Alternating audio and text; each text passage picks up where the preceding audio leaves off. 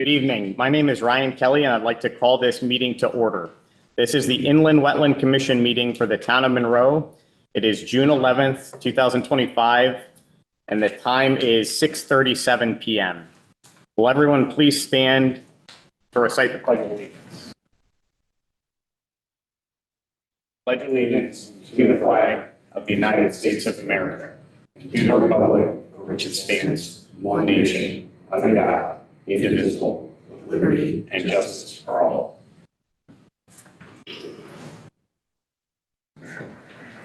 I will take a roll call of members of the commission and staff present during tonight's hybrid meeting. Please answer here or present, starting with myself. Starting with Eric Lindstrom, chairman, who is absent. Ryan Kelly, vice chairman, acting as chairman tonight, present.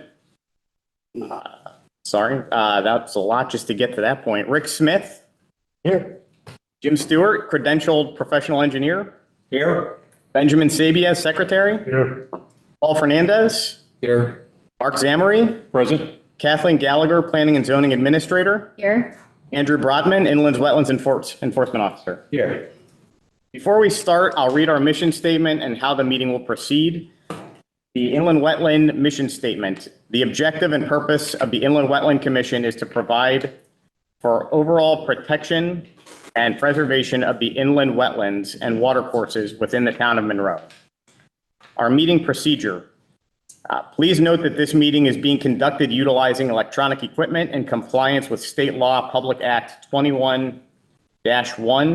As such, this meeting is being recorded and will be available to the public in compliance with state law. If you are attending remotely, you'll be automatically muted and unable to unmute yourself. If you wish to speak during the public participation portion of the meeting, please use the raise hand feature. If you are participating via telephone, press *9 to activate the raise hand feature. Staff will announce your name and unmute you when it is your turn to speak. The video feature has also been disabled for public participation. Anyone participating remotely should state their name and title, if applicable, at the outset of each occasion that such person is speaking. All votes taken during which any member of this body are participating remotely shall be taken by roll call unless the vote is unanimous.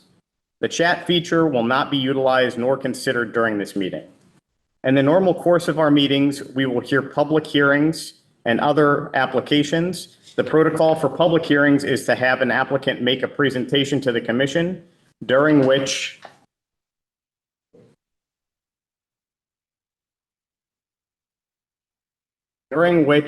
and after which the commission will be asking the applicant questions. I ask that the applicants keep their presentations as concise as possible. The commission will then review town staff and other independent comments. The meeting will then be open to the public for comment. I will ask that all comments be made to the chair of the commission. After any and all comments pro and opposition or of a general nature are made, the applicant will be given an opportunity to respond. Please keep comments or questions direct, or a time limit of 3 minutes may be imposed. It is not necessary that the applicant respond, but generally in their best interest to do so.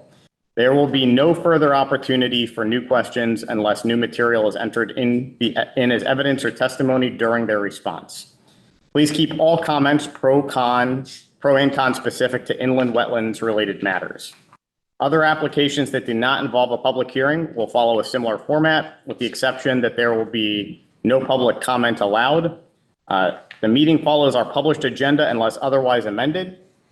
Staff, Andrew, are there any changes to the agenda tonight? Yeah, I'd like to add two things to the agenda. IAA 25-17, file number 1542, which is 98 Benedict Road, was an agent approval that just came in late, but wanted to get it on the agenda. Then there is IWR 25-02, file number 1504, which is 30 Pepperidge Road. It is a remediation application. And I'd like to add that to the agenda. And where would that go? That would go under application acceptance so that we could decide whether it is regular or public hearing. Okay, so application acceptance, 30 Pepperidge. Let me just make sure. I think I have that here so I can make note of the, Yep. And the agent approval I wanted to add was 98 Benedict Road. Benedict Road. Okay. For agent approval. Motion to add those items to the agenda. Motion to add those items to the agenda by Commissioner Stewart. Do we have a second? Second. Second by Commissioner Sabia. All in favor? Aye. Aye.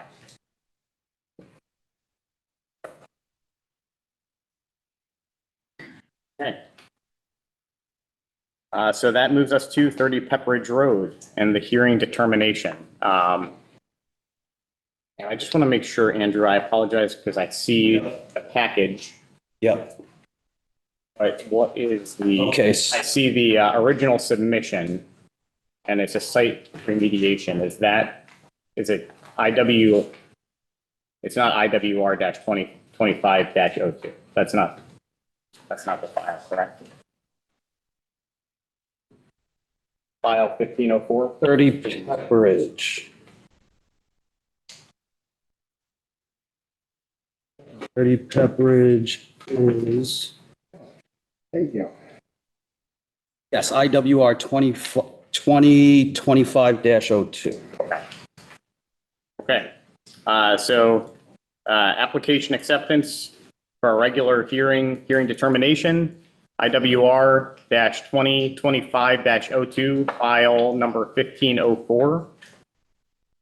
And correct, that application that was on your desks here tonight, it's in response to violation IWV 2024-04, file number 1504, which is 30 Pepperidge Road. Yep. This is the one that Commissioner Smith, you and I went and saw last. Correct, that we did a site visit for. We gave them a deadline of early July to present a plan for the remediation of the violation. The owners and their representative, Jim McManus of JMM Wetland Consulting Services LLC, are here tonight. We have someone on a. Are supposed to be here tonight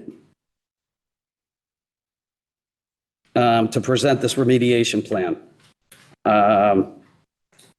Although tonight's decision is solely for the hearing determination, I wanted to let the commission know that the representative is not going to be available for the next two meetings, and respectfully ask that if there are any major concerns to this, that we get answers tonight. And the owners will be at the next two meetings, but their representative cannot be at the next two meetings. And it is, just to confirm, is their representative online, if not in the chambers? If they are online, we ask that you use the raise your hand function as you're able to unmute yourself. Jim McManus, are you online?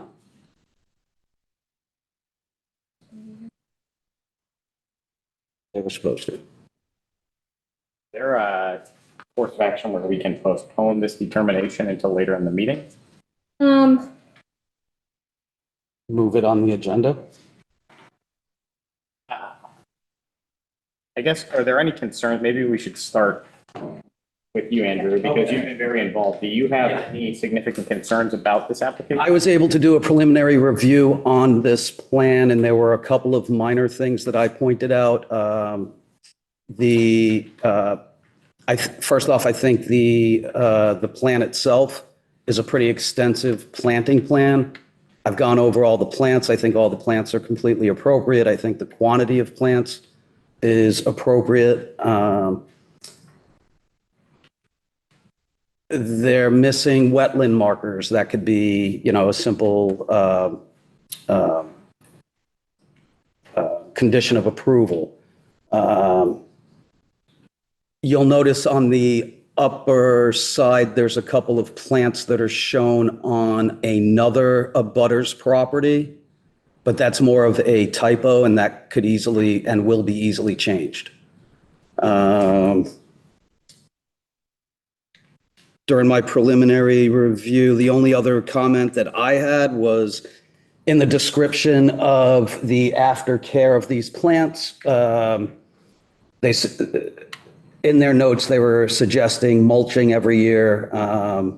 So I asked them to change that to just mulching the first go around for the first time when they plant the plants for the health of the plants, and then leave the area to go back to its native, natural state. Have both property owners seen this plan? We have, they spoke with the one property owner who, all of this violation took place on his property. I don't know if he's seen the plan, but he has given permission, at least verbally, given permission for this violation to be remediated and for them to be on his property. It does have to go through the legal process. So I would say, when you're taking into consideration for a public hearing, if you want to be able to hear what he has to say in person and ask him questions, a public hearing would allow you the ability for him to come and have that conversation. If not, he can always still submit a letter. I think you guys would take that in consideration, but a public hearing is the easiest way to have a. Is this application, I know it is 30 Pepperidge, but technically the property is not a 30 Pepperidge address.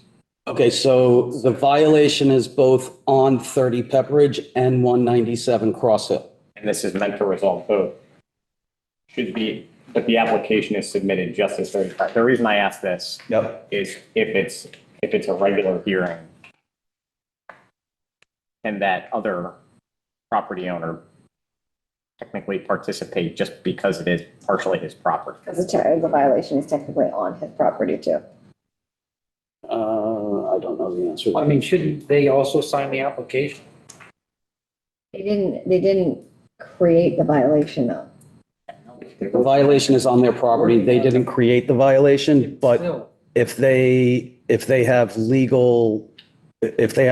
legal authority to fix the violation, Well, yeah, we do, but to 197. that point, we do need agreement from them. We should probably get an updated application where they sign as the owners as well.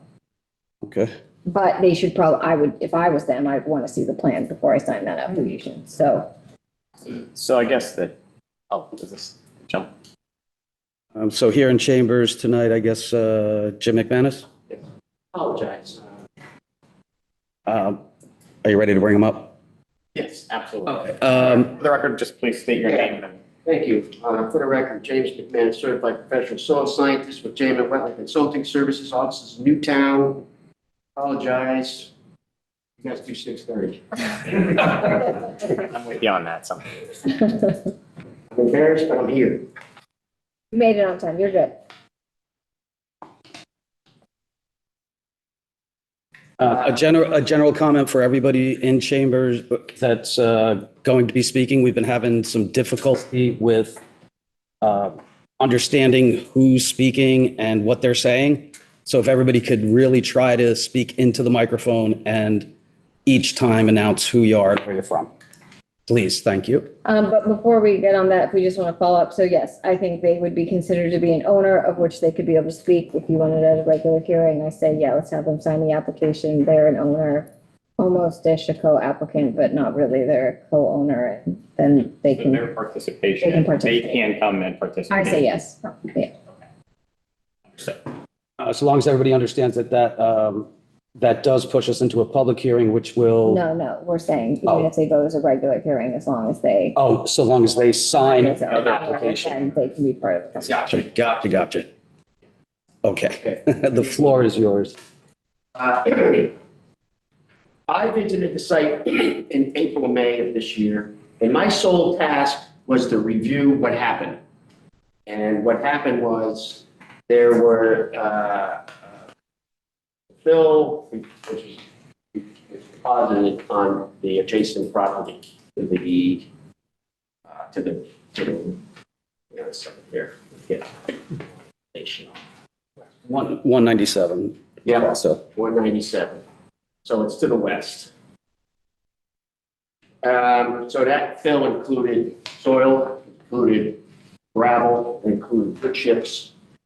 It included a couple of structures, 2 sheds, some landscape debris, planting that were in planted pots that were not in the ground, but in pots, and a trailer, and some other miscellaneous debris. So my task was to, well, we asked if we could purchase a part of that land and then kind of devise a plan around all that. That didn't go well. So I developed a plan that's hopefully in front of you, which included the removal of everything I just stated, and then regrading as needed, and then plant accordingly. So we got wetland, native trees, shrubs, and perennials. We have upland review area of trees, shrubs, and perennials, all laid out on my WR1 plan. And my trees were red maple, yellow birch, and wetlands, sweet pepper bush, which is out there right now, spicebush, which is out there right now. And the perennials we chose, tussock sedge, which is out there, cinnamon fern, sensitive fern, and we threw in some cardinal flowers, but it's pretty and it's unusual, and why not? The upland review area, we did shadblow, which is a tall shrub, has fire-like berries. Flowering dogwood, again, flowering for insects and also berries. Shrubs, again, all have berries from wildlife, the red chokeberry, the winterberry, the arrowwood, and then the perennials. There's the milkweed, the Joe Pye weed, and the New England aster. And the areas in the wetlands are all to be seeded with a New England seed mix, wetland seed mix out of New England plants that I like to use. So that's kind of it for what I came up with for a plan to restore the area back to its original condition.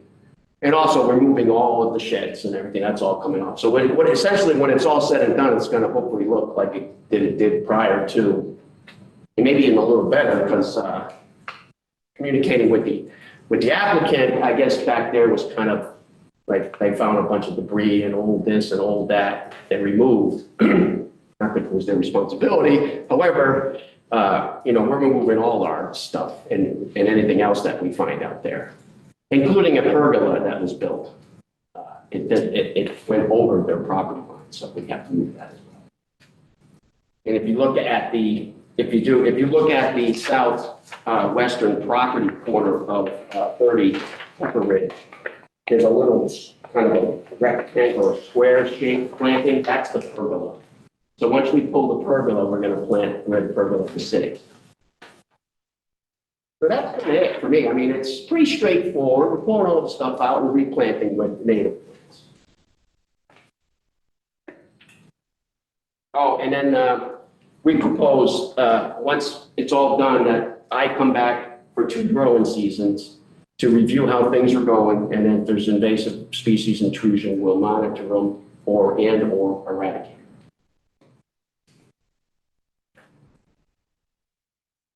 Quick question on that. When you come back, will you provide us with any kind of? Yes, you will have a report with photographic evidence, what it looks like, what I saw, what it looks like. It'll be in a report that will be handed into the town agency, and also the commission's going to have an opportunity to review and or comment if necessary.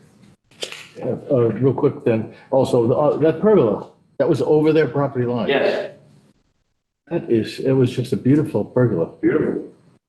I mean, come right out of northern Italy or something, I don't know. Really lovely. But it is what it is. The guy's not talented. Yeah, no kidding. That's why I'm saying I think it's going to look fantastic. He's not going to be happy about it, but it's going to look fantastic when it's done. It does look good. You agree, Andrew? Oh, I agree. Yeah. Really? I do. It's an extensive plan. It's, I think it's both aesthetically, it's a good plan, and functionally, I think it's a good plan. Why don't we, just as a reminder, this is just the hearing determination. Why don't we run down the line and see if there are any questions? Mr. Chairman, I'm going to be out of town for the next few meetings. I'm not asking you to ask me any questions, but if something glaring comes out at you, fire away, please. Okay. Commissioner Hernandez? Some questions here? No. No additional questions. Commissioner? Just wondering if this could be a staff approval. Can it be a staff approval? Well, at this point, can we change it now? Because you asked for it to be an IWC remediation. I think because it came from, Okay. That was the request, but I don't see any reason why I can't change it to an IAA. Since it's a Remediation. violation, it is in the- We do. We do. We have administrative- remediation for violations.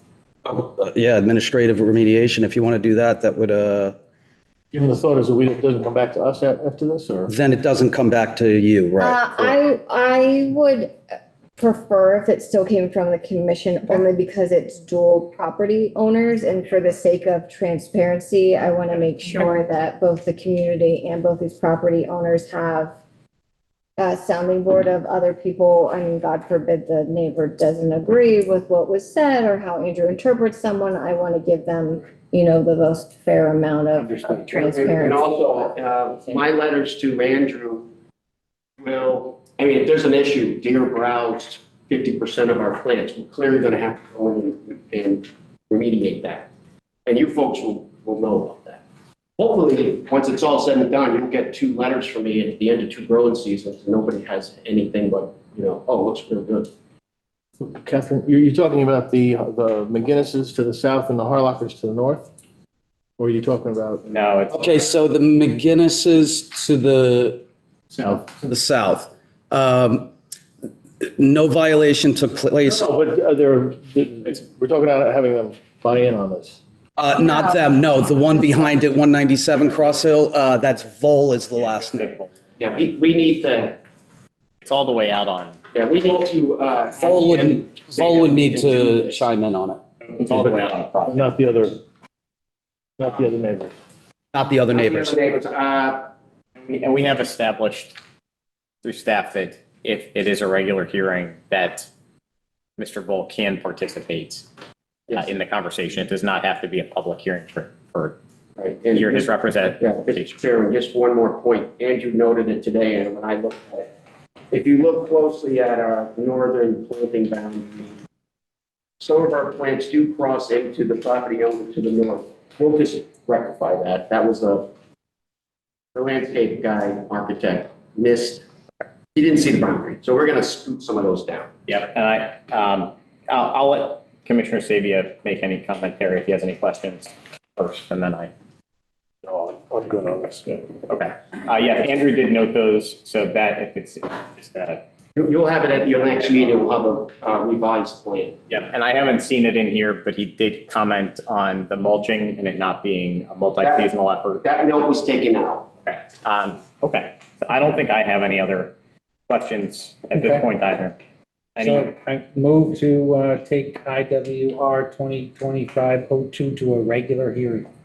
A motion from Commissioner Stewart to make this a regular hearing. Do I have a second? I'll second.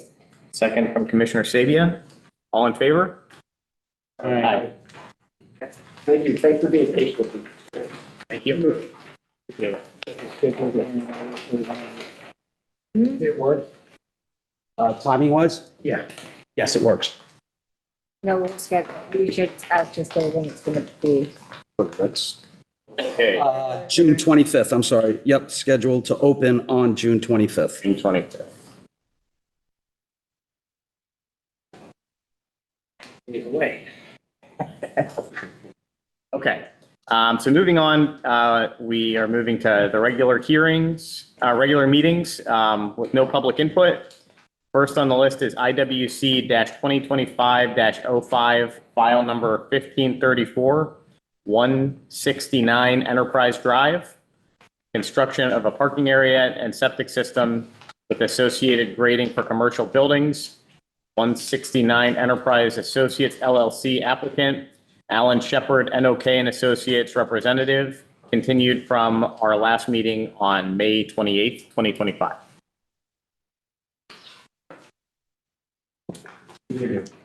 It's for the record, Alan Shepard, professional engineer with the firm Noakowski in Chongqing, 415 Howard.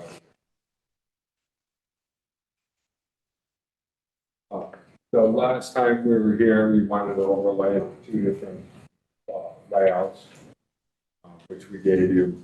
You know, there's one building's a little longer, one building's a little shorter. I rotated the story page, what we talked about. Now you got it in the overlay.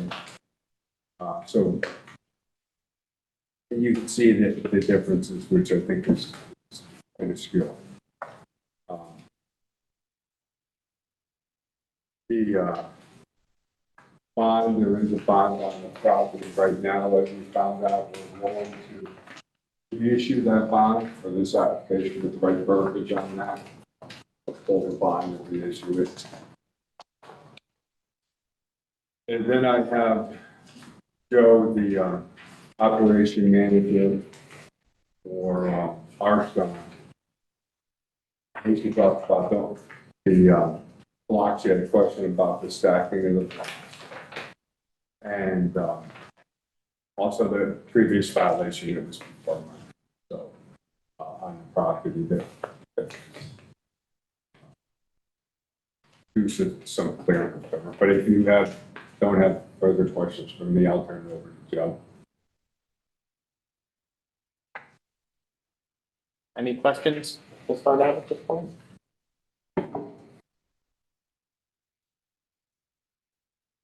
Okay, you said you turn it over to, yep.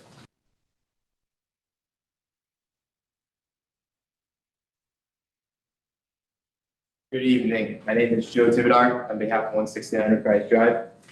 I believe at the last meeting, there's a few questions that arose in regards to the concrete blocks that will be used for storage bins. Based off of our years of experience and conversations with Alan and other people in the industry, we have a few potential ways that we can, let's say, secure them to address your guys' concerns about the potential shifting of the blocks into the further into the regulated area. The first avenue that we could pursue is staking of the blocks, which would mean that we take rebar, we drive it into the ground immediately behind the back course of blocks. That would prevent the blocks from shifting. You usually use a 6 to 10 foot rebar to stop them from shifting. Next alternative that we could use is to set the bottom course in concrete, thus solidifying the base. It won't move. And the final option, which we could look into, and based on availability, cost, and your guys' input, we're willing to entertain any of the three options, would be interlocking blocks. In our current operation, we do have interlocking blocks, and we do have the standard, I'm going to say Mafia style blocks that don't interlock. We personally have better luck with the standard Mafia blocks. The interlocking blocks are a narrower but taller design, and over time, they actually have become more prone to shift than the Mafia blocks. We have Mafia blocks that have been installed for 10 years and none of them have moved. So we're going to leave that up to you guys, and as condition of approval, we can modify the plans to have a detail on the type of concrete blocks that will be used.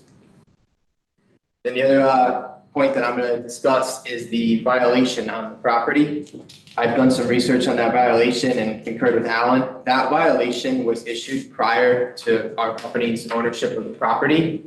And from what I can uncover, that was in regards to mowing of brush that was already been mowed, and it was just maintenance by the previous owner within the 100-foot regulated area, which at that time, the violation was issued for the mowing of, I'm just going to say it wasn't trees or anything along those lines. It was just high grass and brush. If anybody has any questions, feel free to answer them. Commissioner Fernandez, you want to start us off? Any questions? No questions? Just because there's Yes, brush now, it doesn't mean that the brush wasn't, that the shrubs and other things weren't taken away previously. So, like I said, the violation was prior to our ownership of the property, Yeah. and that was done by the previous owner, and it had already been cleared, and I think they were just more so mowing brush. They weren't clearing any heavy shrubbery. I don't have any questions. I'm good with the modifications. I don't have any questions. Good. You good? Also good. Okay. Commissioner Stewart, I think you raised the question about the blocks in the last meeting. It sounds like the applicant is willing to consider any of the three options they presented. I think you brought up the interlocking. Do you or does anybody else have any input or feedback on? I would just leave it up to the town engineer and staff to determine what they think is the best. That's something, can we make that a condition? Or do we need to determine that ahead of time? Was there feedback from James? You can say it to the satisfaction of the town. Oh, is James online? James is not online. I think you could say to secure To prevent areas to shifting, you know, prevent shifting usage to or the whatever. satisfaction of the town engineer. I think that could be in a condition. Selection of blocks. Prevent Shifting. shifting, prevent movement, you know, throughout Okay. the operations. Okay. I think I'm comfortable with the application otherwise. Commissioner Sabia, I apologize. Did I ask you? Yeah. Do we have a motion then? We are in To a, move that into yeah, deliberation. we're in a regular hearing. We're in a regular. We need a motion to we need a motion to close the regular hearing, and we don't need a motion, but we'll move it into deliberations if you're ready to move it into deliberations. Motion to close, Motion to close. and then we will move into deliberations. Okay. I second that motion. Oh, Who initiated So it? we need to make the motion. I'll make the I motion. can't make the motion. I make a motion to close. We have a motion from Commissioner Zamory to close. I'll second. Second from Commissioner Smith to close. All in favor? All right. Aye. Thank you, ladies and gentlemen. We'll move that to deliberations.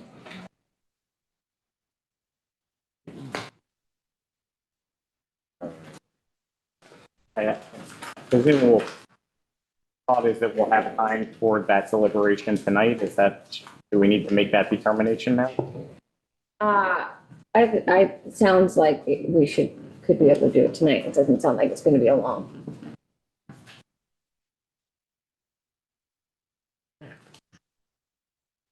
Moving on, our next regular meeting is IWC 2021-09-A2, file number 1382, 1271 Monroe Turnpike, proposed modification of location of units 20, 21, 22, and 25 to be 5 feet closer to wetlands.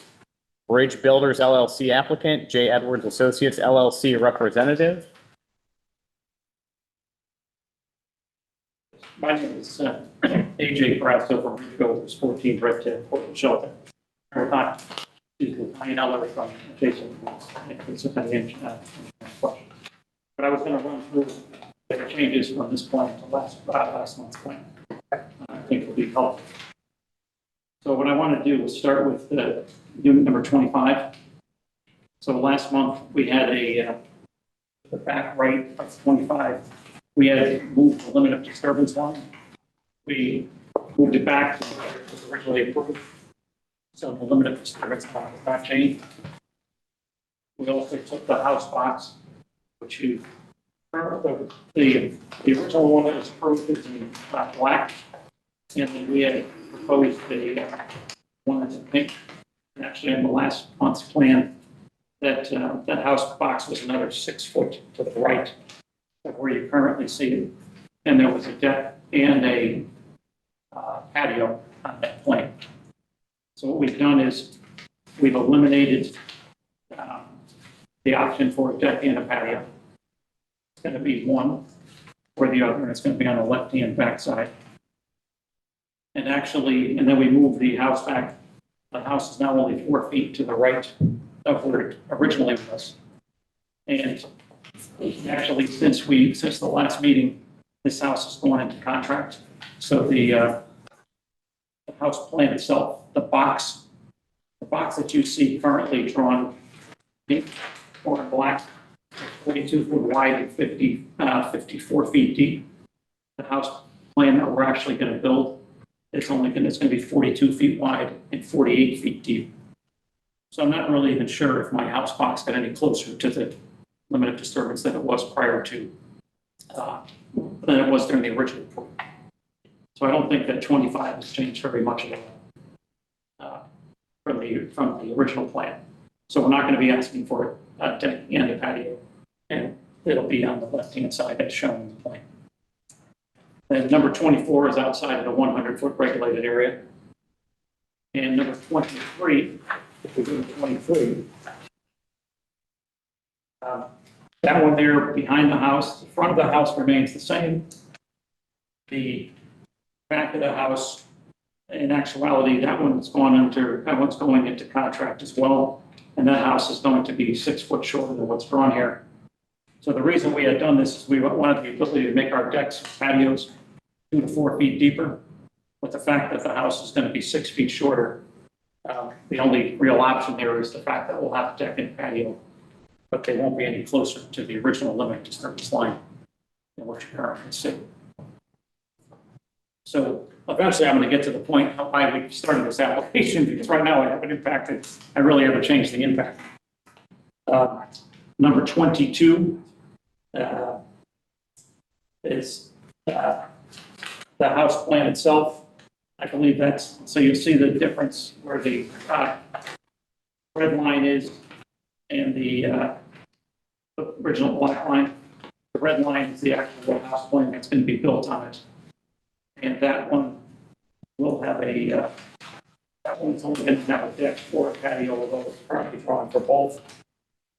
And I think in that case, we would be 2 feet. If they were both built, it would be 2 feet closer to the regulated area without changing the limit of disturbance. 21 is the reason why we came in the first place, because that one is going to have a deck and a patio. And the black, the heavier outline that you see is the actual foundation. That's the actual as-built to the foundation. And that one, the deck is going to be 2 feet deeper, and there will be a patio. And number 20, we actually slid number 20, the same scenario, where the lighter house box, it was the approved one, the darker is what we actually are building. And so the house box slides 2 feet to the left if you're looking at it from the street. And the deck, I believe on that one, is 2 feet larger in depth from front to back than the current one.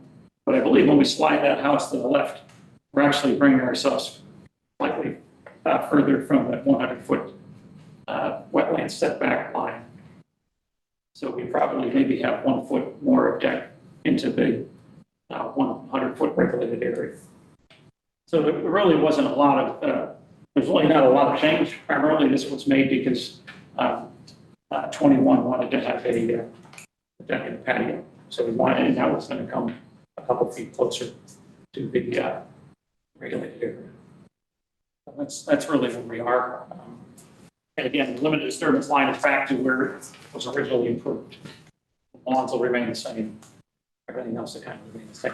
I think the actual footprints of the house, we probably lost some square footage of footprints, and we have decks that are a couple of feet bigger, and possibly a patio or two.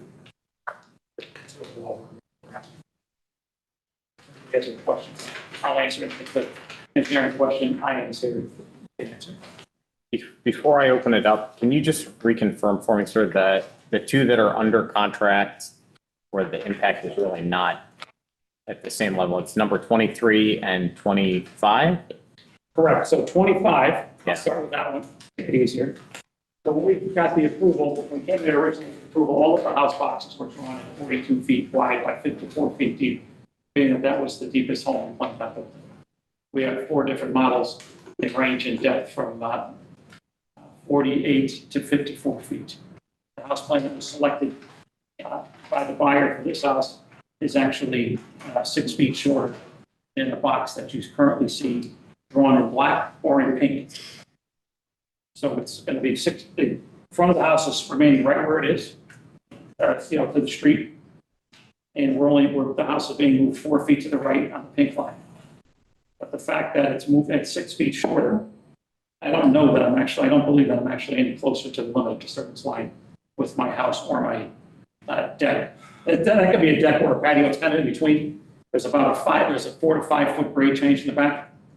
So we're trying to decide whether it's going to be a patio or deck. I think it's just going to be. Well, the northeast portion, northeast corner of the building itself is a little bit closer to the upland review area, right? Which, Well, just to align in terminology, you're calling it the WSB, right? Same terminology, same.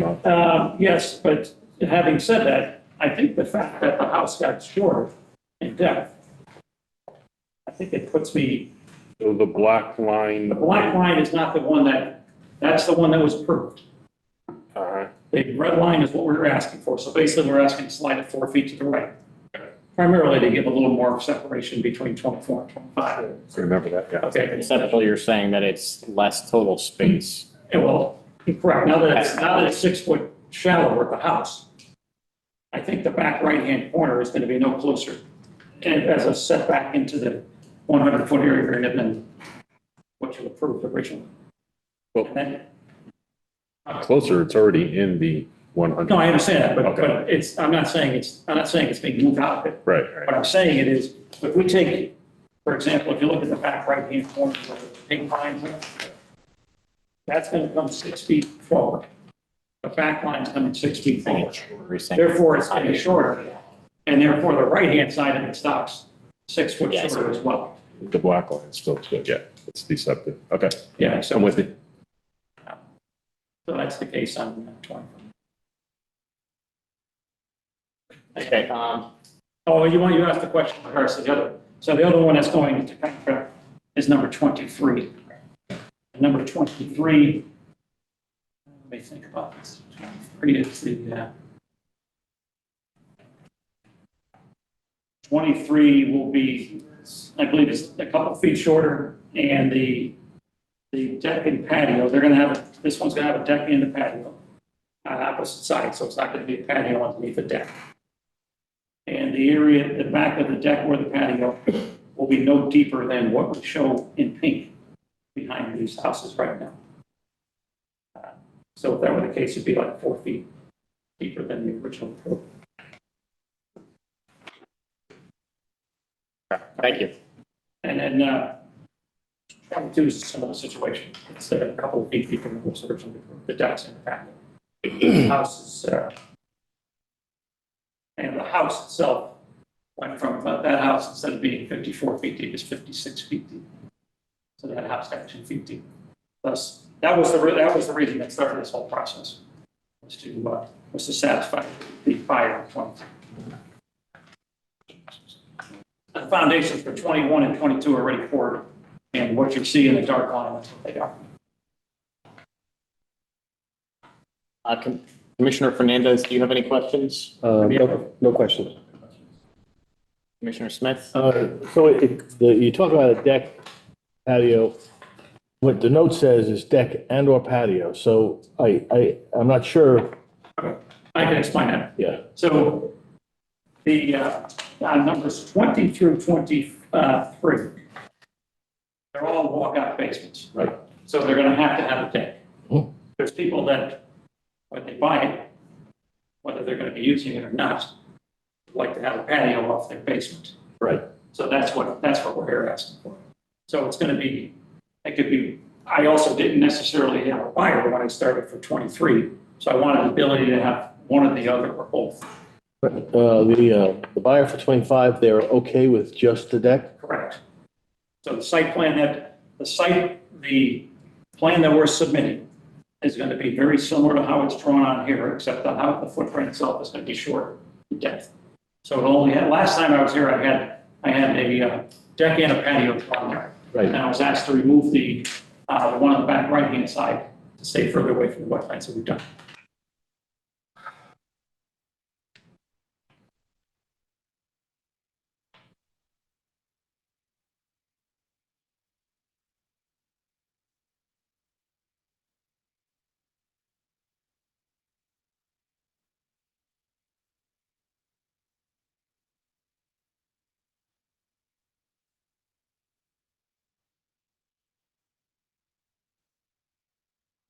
I can give you more time. If you want me to let it go down the line, I can come back. No, I'm sorry. I'm just, I'm not, I'm trying to put this together. My problem can't be resolved tonight. We're so far down the road on this one that, it's just.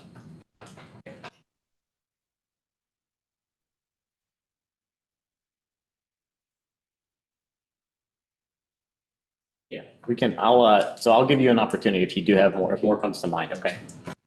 Commissioner Zamery? Yeah, I don't see or have any issue with the movement of the buildings or anything like that. Any commentary on, there's about a half a dozen leaching systems that are in the upland review area. Do you Yes. have any commentary around that? I can address that.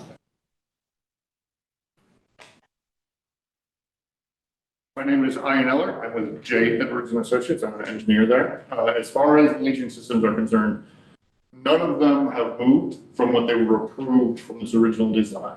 None of this movement of the decks and stuff has impacted septic systems in any way, so they are remaining as they were approved with the design of the. Yeah, so that got through before you and I. Yeah. So I don't know when that was approved or who It was approved. Right, I know it was approved. I'm not sure when, but I guess if it was approved, then it was approved, right? So I don't think I have any other questions because I don't have any concerns with the rest of it, so. Just write your name down on that. Thank you. Mine Xavier? Yeah, the plans that were just presented to us today, that is not the 25, the pink lines, that's not accurate. It's going to be smaller, or it is accurate Which one, 25? on 25. Yeah, 25, so today's the actual day I signed the contract. Once we sign the contract, then we submit the plans. We send them over to Ian, he puts together a new site plan. The Okay. new site plan's gonna show that house plan beach. Okay, so it's not. That's why it's not on here. Okay. The only difference between the plan that we'd emailed in the other day and today was the fact that behind 23, I thought that the buyer for 23 was not going to have a patio. So I had asked Ian to remove it. They decided to have a patio, so I asked Ian to put back on. That's the only difference between this map and the one that we sent you earlier. Okay. When I Okay. dropped up on Friday. Yeah, because I was lost there for a second, but yes, if that's the case, then yeah, I don't have any. Ian Eller again. Just for clarity's sake, best way to think about this is the pink lines you see on this plan are the, for lack of a better term, the worst case scenario as it relates to how close we will get to the wetlands line or deeper into the vegetated area. My only question is really more for staff. For lot 25 in particular, I understand the commentary around the house being, I think you used the term shorter, not as deep.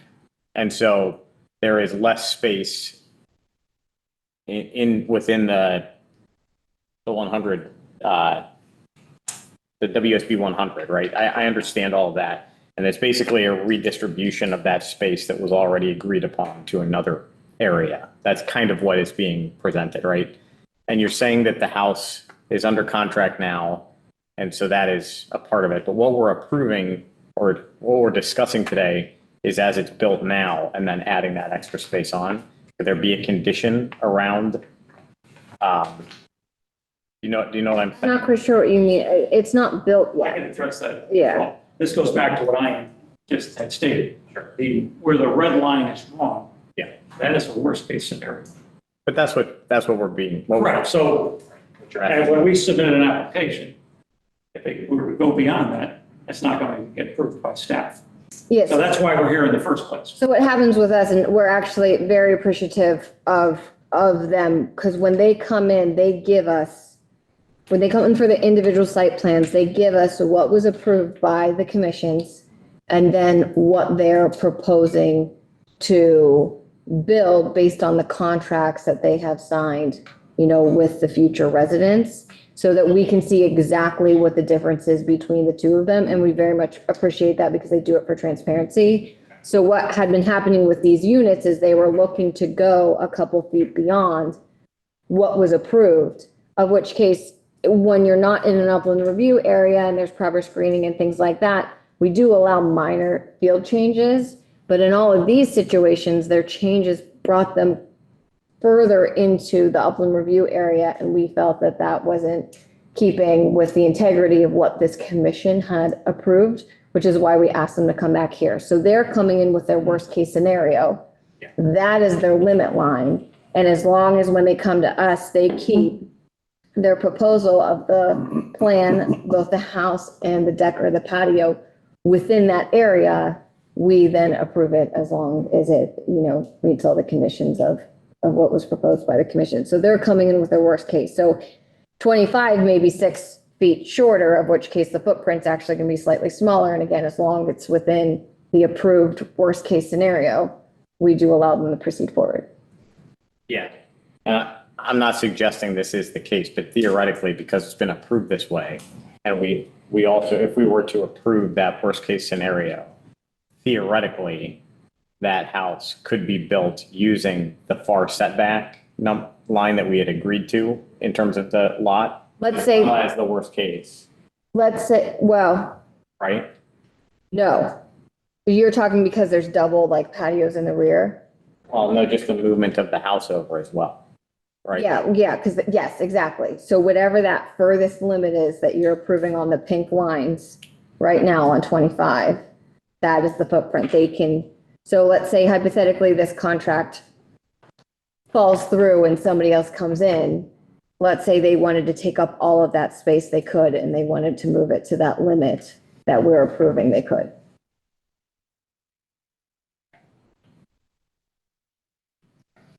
So if you have an issue where that line is, No, it was more so just the total volume of space. oh, you're saying, can you take, so if we're just like looking at the page, could you take the furthest line to the far right and the furthest line to the far left? Furthest line to the far right and the furthest line to the back. Is he saying that it's not as far back?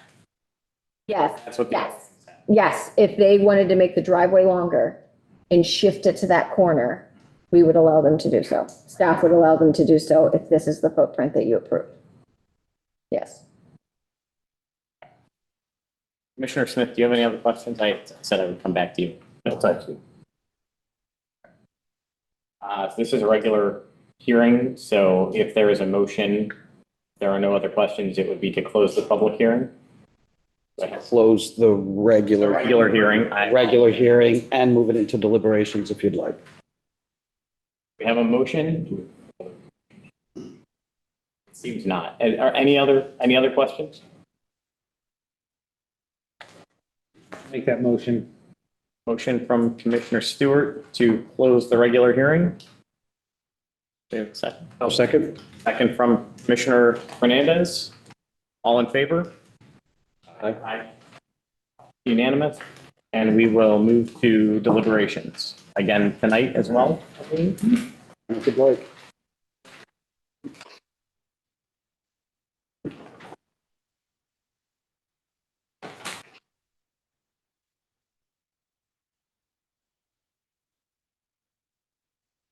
Okay.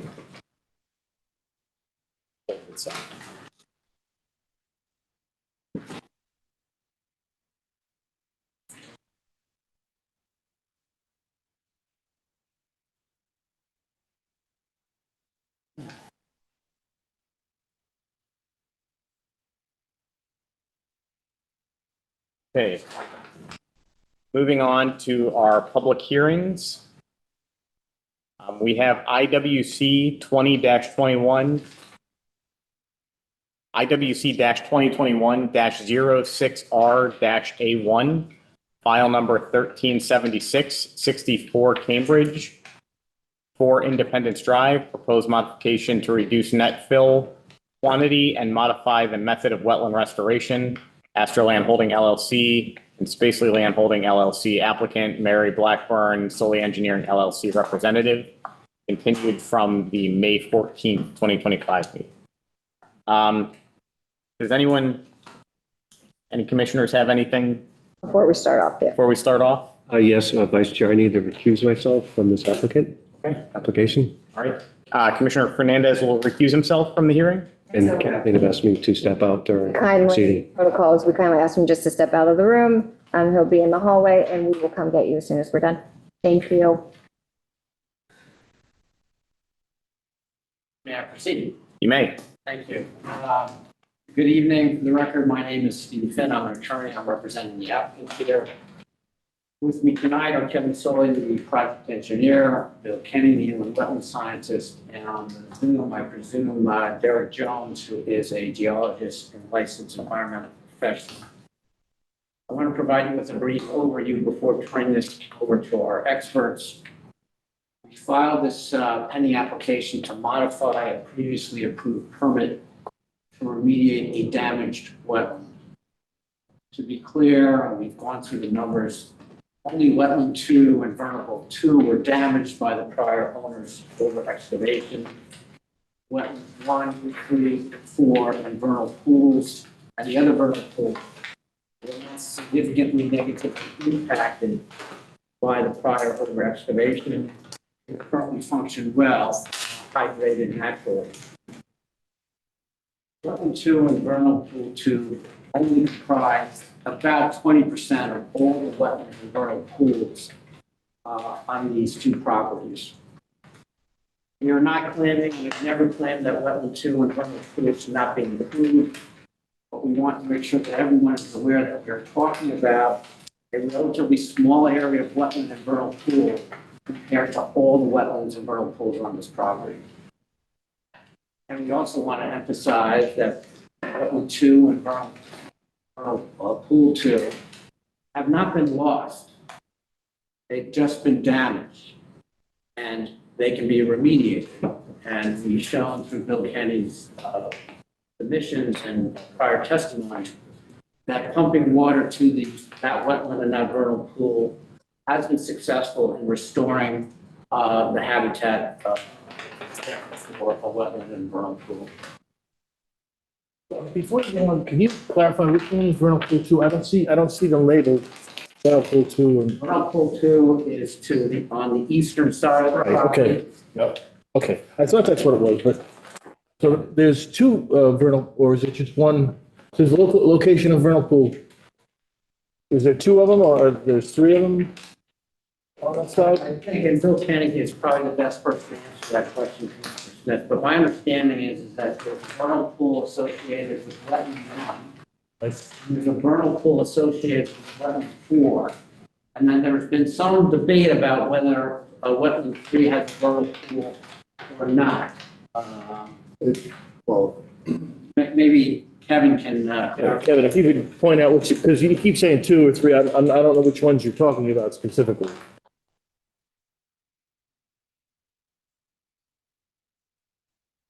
Sorry to interrupt you, sir. You keep saying No, that. it's important that Right. has a bearing. So. You have the phone. I'm using my magnifying glass. Okay. The bigger paper.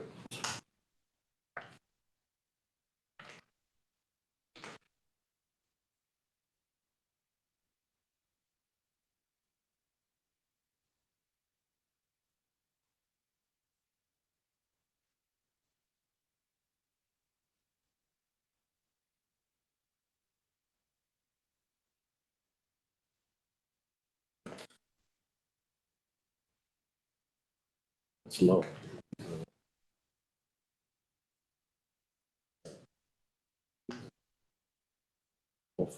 Well, 3.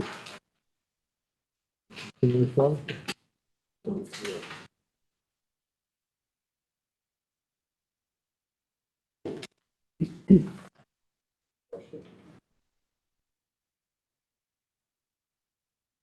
There we go. So, Kevin Soley, licensed professional engineer for the record. We're discussing vernal pool 2 or vernal pool 1, 2, which is up on the eastern side of the site. It's one long one, and right there, Kevin. And then there's a second vernal pool up on the top of this hill, which has a contributing watershed that runs east to west. And what number are you assigning to that? That's 4, yep. Yeah. Vernal pool 4 within wetland 4, vernal pool 2 within wetland 2. And then the one up top, the smaller one. So that's labeled as vernal pool 3. That area actually doesn't, according to Mr. Kenny, that area isn't actually a wetland. It did show evidence of, and I believe there were buried shrimp observed there in one of the previous delineations of one of the previous applications.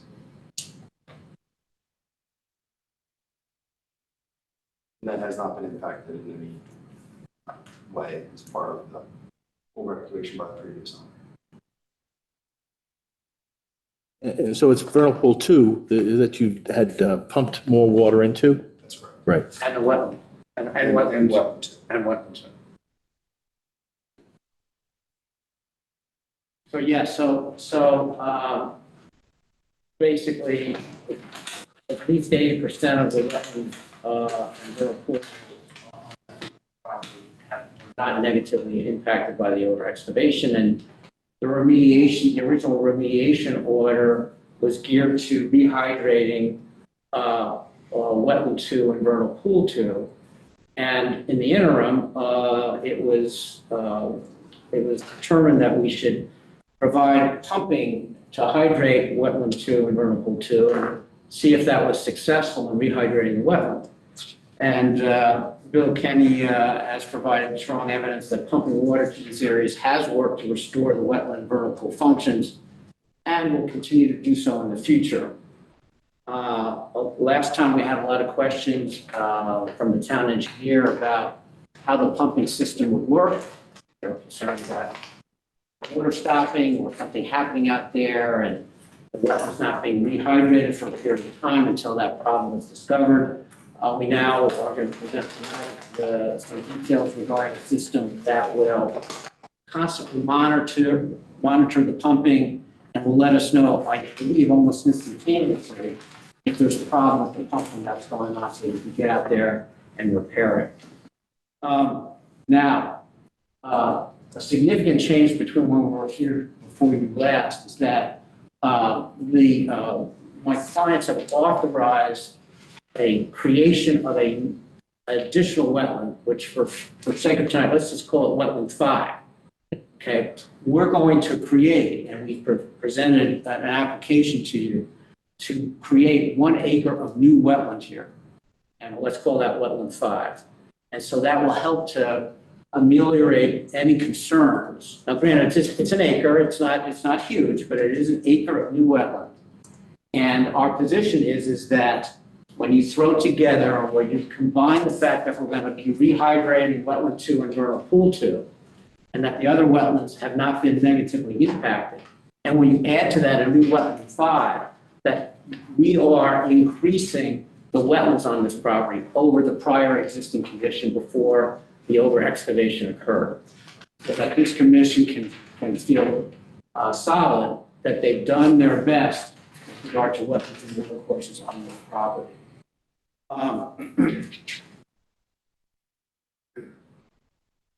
As you know, we're before you on this proposed modification because it became extremely difficult to find fill that meets the material acceptance procedure set forth excavation and fill permit from the Planning and Zoning Commission. And I know some of you have not been involved in this the long history of this property, but when we originally got the restoration order from your predecessor, Mr. Steele was on at that time, your remediation order required us to go to the Planning and Zoning Commission to get an excavation and fill permit to bring in this material, bring it back up, bring up the natural grade.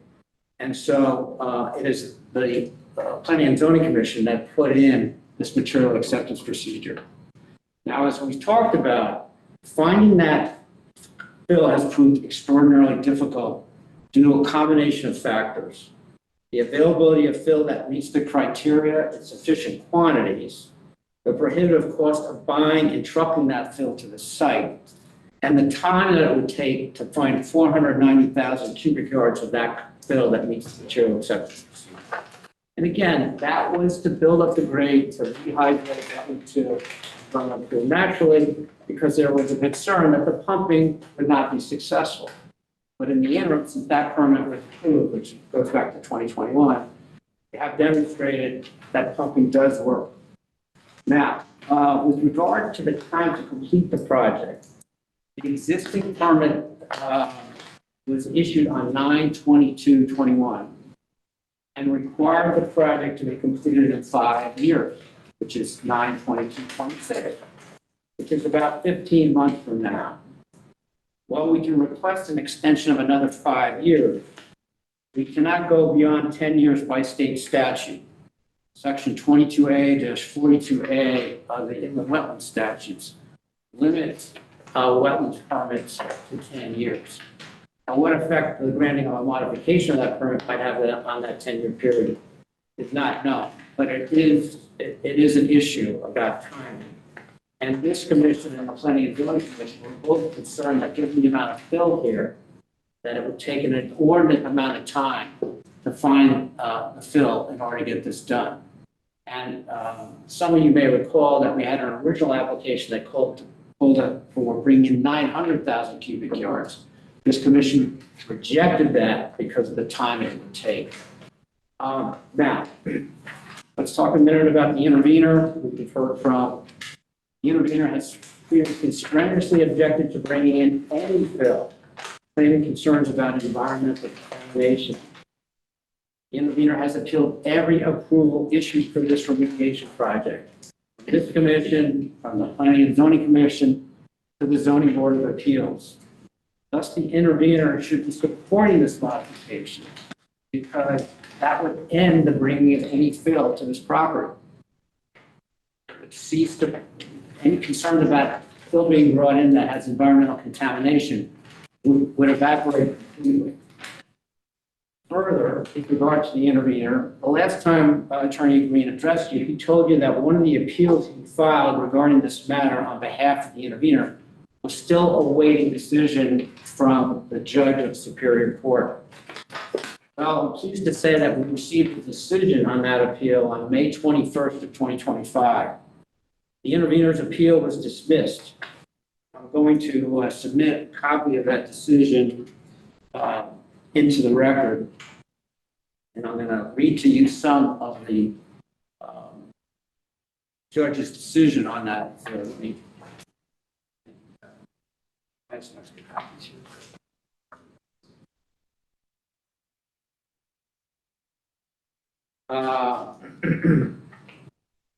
So in the judge's decision, the court rejected many of the same arguments that the intervener is making to you just recently. For example, the judge stated in his decision on page 2, it's acknowledged that the violations and environmental degradation occurred many years prior to the purchase of 64 Cambridge Drive and 4 Independence Drive by the current owners.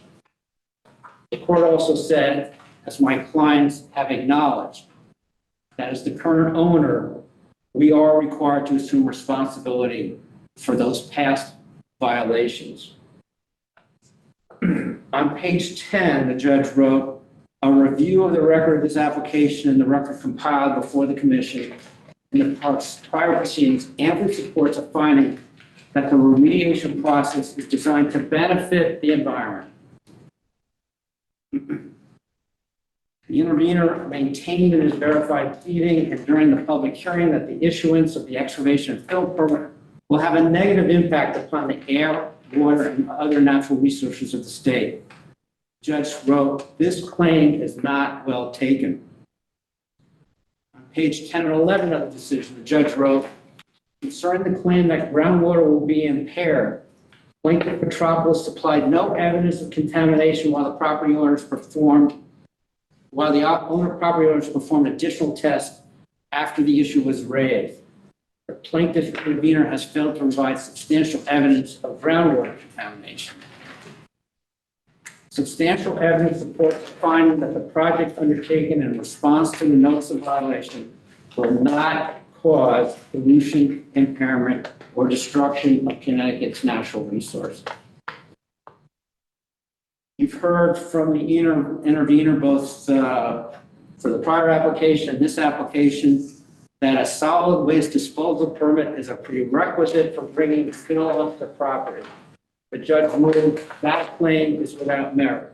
And lastly, on page 13, the court stated the plaintiff's latest attempt to avoid the ability of the property owners to comply with the terms of the notice of violation and restore the property in an environmentally sensitive manner must fail. Now, we can debate whether that decision by the judge is binding on you. I would submit that it probably is not binding on you. Okay? You're free to make your own determinations.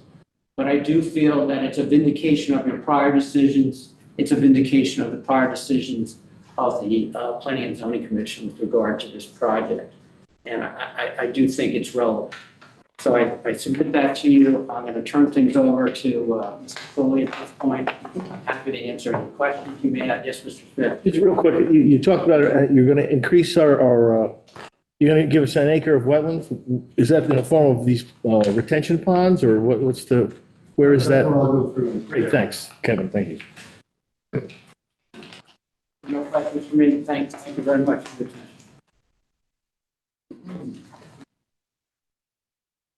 Good evening, members of the commission. For the record, my name is Kevin Soley. I'm a licensed professional engineer in the state of Connecticut. The Soley Engineering office is located right here in Monroe, 501 Main Street. So just first, I am going to submit some technical information regarding the pumps, and the solar power, and the controls for those pumps. I'm going to go through this in detail, but I want to get these.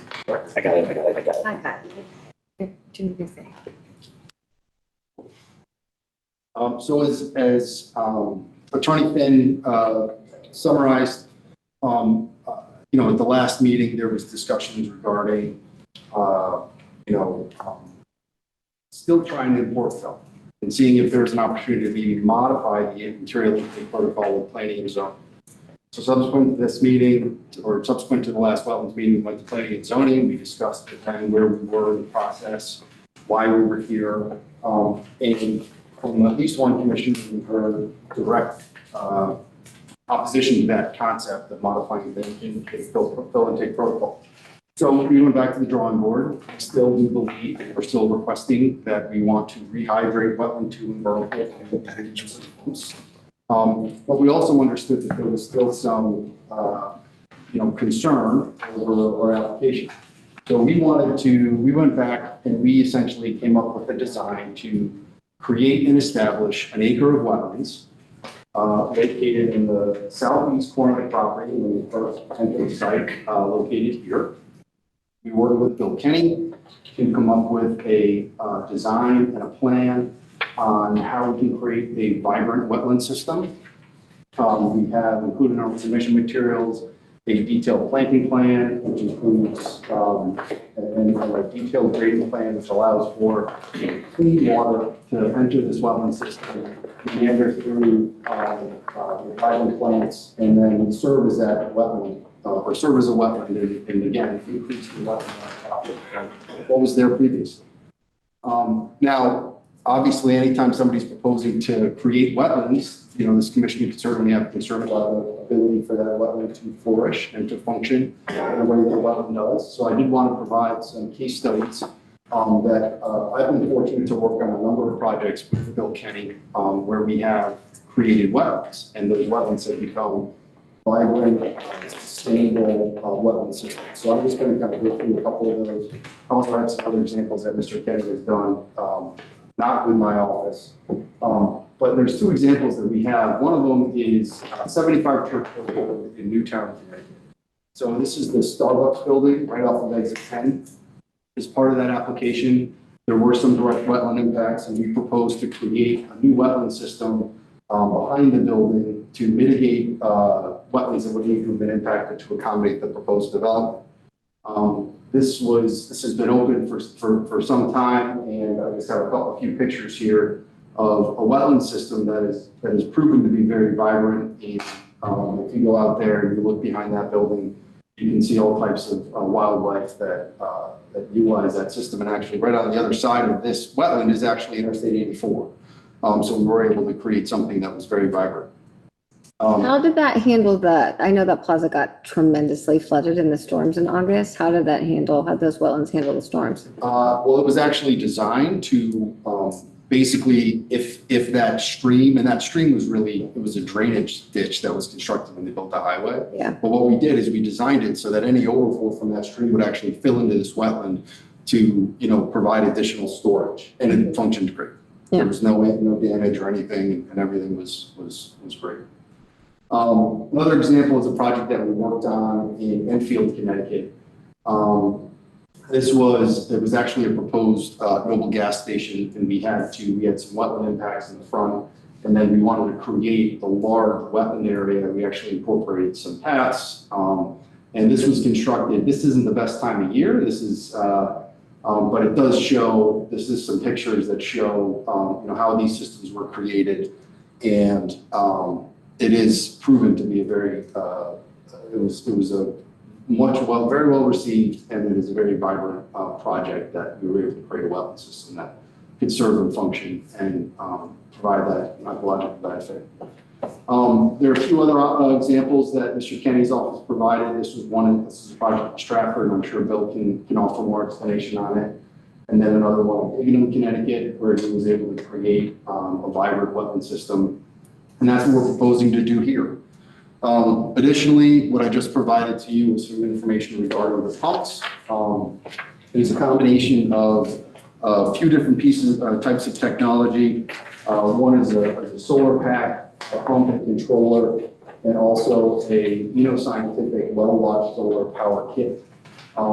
And there are some additional specifications included in the packet, but this is what we're proposing to use to install today, which would be, serve that rehydration of wetland 2 to pump that water up the hill. This is remotely monitored, and it offers, as you can read here, the well-watched solar power kit offers a complete power solution to off-the-grid or remote well monitoring applications. And it has extensive batteries, so it can operate for days, even if there's no sun. And we believe that the implementation of a system such as this would prove to be very correct application for this project. And again, as I stated, in the future, any future applications for this property would be proposed to have those wells wired directly to any future buildings on the property. So there's an additional continual maintenance that goes well beyond just the solar power and the remote monitoring that we're proposing as part of this application. In addition to some other minor revisions that we made, of course, obviously, in order to make sure that we can create a vibrant wetland system, we need to ensure it has the correct watershed drain to it. So we did work with Mr. Kenny's office. We did propose some minor regrading within the limits of the 64 Cambridge Drive to ensure that there was a berm so that we could channelize and direct the correct amount of water. We are proposing a sediment forebay, so that any water could drain into that forebay, would allow for sediments to settle out, and then only clean water would be then directed into that wetland system to ensure that the plants we're selecting and the path we're creating for that can serve in a very viable wetland system well into the future. Those were, I just have another more detailed plan here. You can see, we did design this so that, clean water again can enter in, it can kind of meander around, and there's some hummocks and some paths for that water flow so that our proposed plants can be vibrant, and this really can prove to be a good, viable wetland system well into the future. So again, in summation, we've modified our proposal to not only include the pumping as a means to permanently rehydrate wetland 2 and vernal pool 2, but we're also now proposing to create an additional acre of wetlands on the property to further mitigate the prior bad acts by the previous owner and to amend our remediation application to include the scope of work we've described here. It is included in all your submission materials. And with that, I haven't answered any questions that the commission may have. And again, Mr. Kenny is here if you do have questions for him specific to the wetlands and the systems and our proposed wetland creation. I do have questions, but I'll start. Commissioner Smith. The system you're talking about, the solar pack, I see that it's a AC generator, but is it standalone DC, or are you going to bring any power from the power company to? We are proposing that with the solar system, it is a remote off-the-grid system, and then there's no AC. No, we're not proposing to have it permanently powered, but obviously any future applications for this property that will come before this commission, that would include a permanent power connection as well. So if there's a failure of the 12-volt or the DC batteries that you're using, how do we know?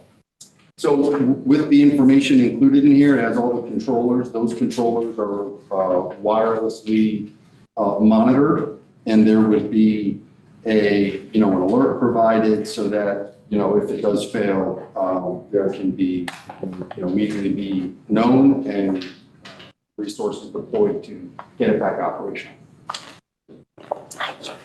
I do have a question about the wetlands as far as the time it would take, what kind of timeline we're talking about. You're going to do an initial planting, but how long till we really can call it a wetlands?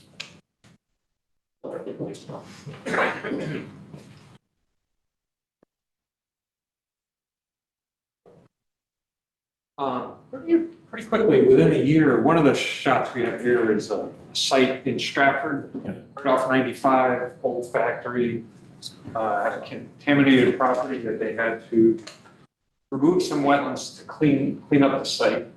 So we designed and they built these wetlands. This is just a year after the wetland was graded and planted. So it was graded and planted last year, and I was out there. There's pictures from 2 weeks ago.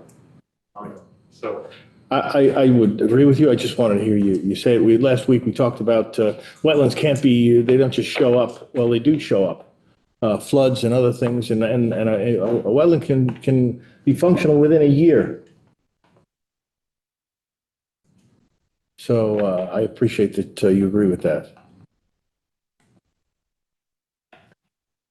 I don't have any further questions on this. It looks pretty packed though in there. You got a lot of overstory trees. Yeah, right there.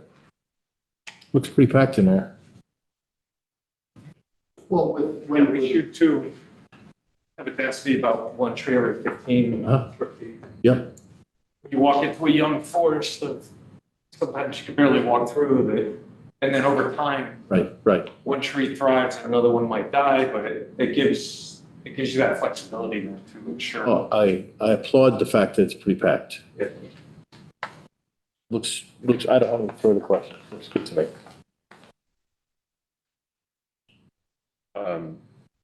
I do have a couple. So first of all, I'm not going to pretend to be an expert in the well-watched solar power kit systems, right? But excellent presentation and very informative. So thank you for that. Very well put together. So just a couple of questions. One is, which size are you planning to use? One size, the 5, the 10, or the 30 throughout the location? Sure. So I believe, we worked with Mr. Kenny's office regarding the plans for that. We're actually proposing 3 wells, so 3 pumps, each with its own independent power source. I believe those are designed to be 30-gallon per minute pumps to, again, match the rehydration that was done previously. It's 15-gallon per minute pumps. Okay, so how does that map to the, what is this, 10 watt, 30 watt, 5 watt, or that's, yeah. 1,000. For the name for the Paul's telling Pastor space and landowners. In our conversations with the well company, it would be a 1.5 horsepower that you're going to see in that. And the amount of sunlight, they're still going over the system, which one? It could be a 10 watt or 30 watt to get that.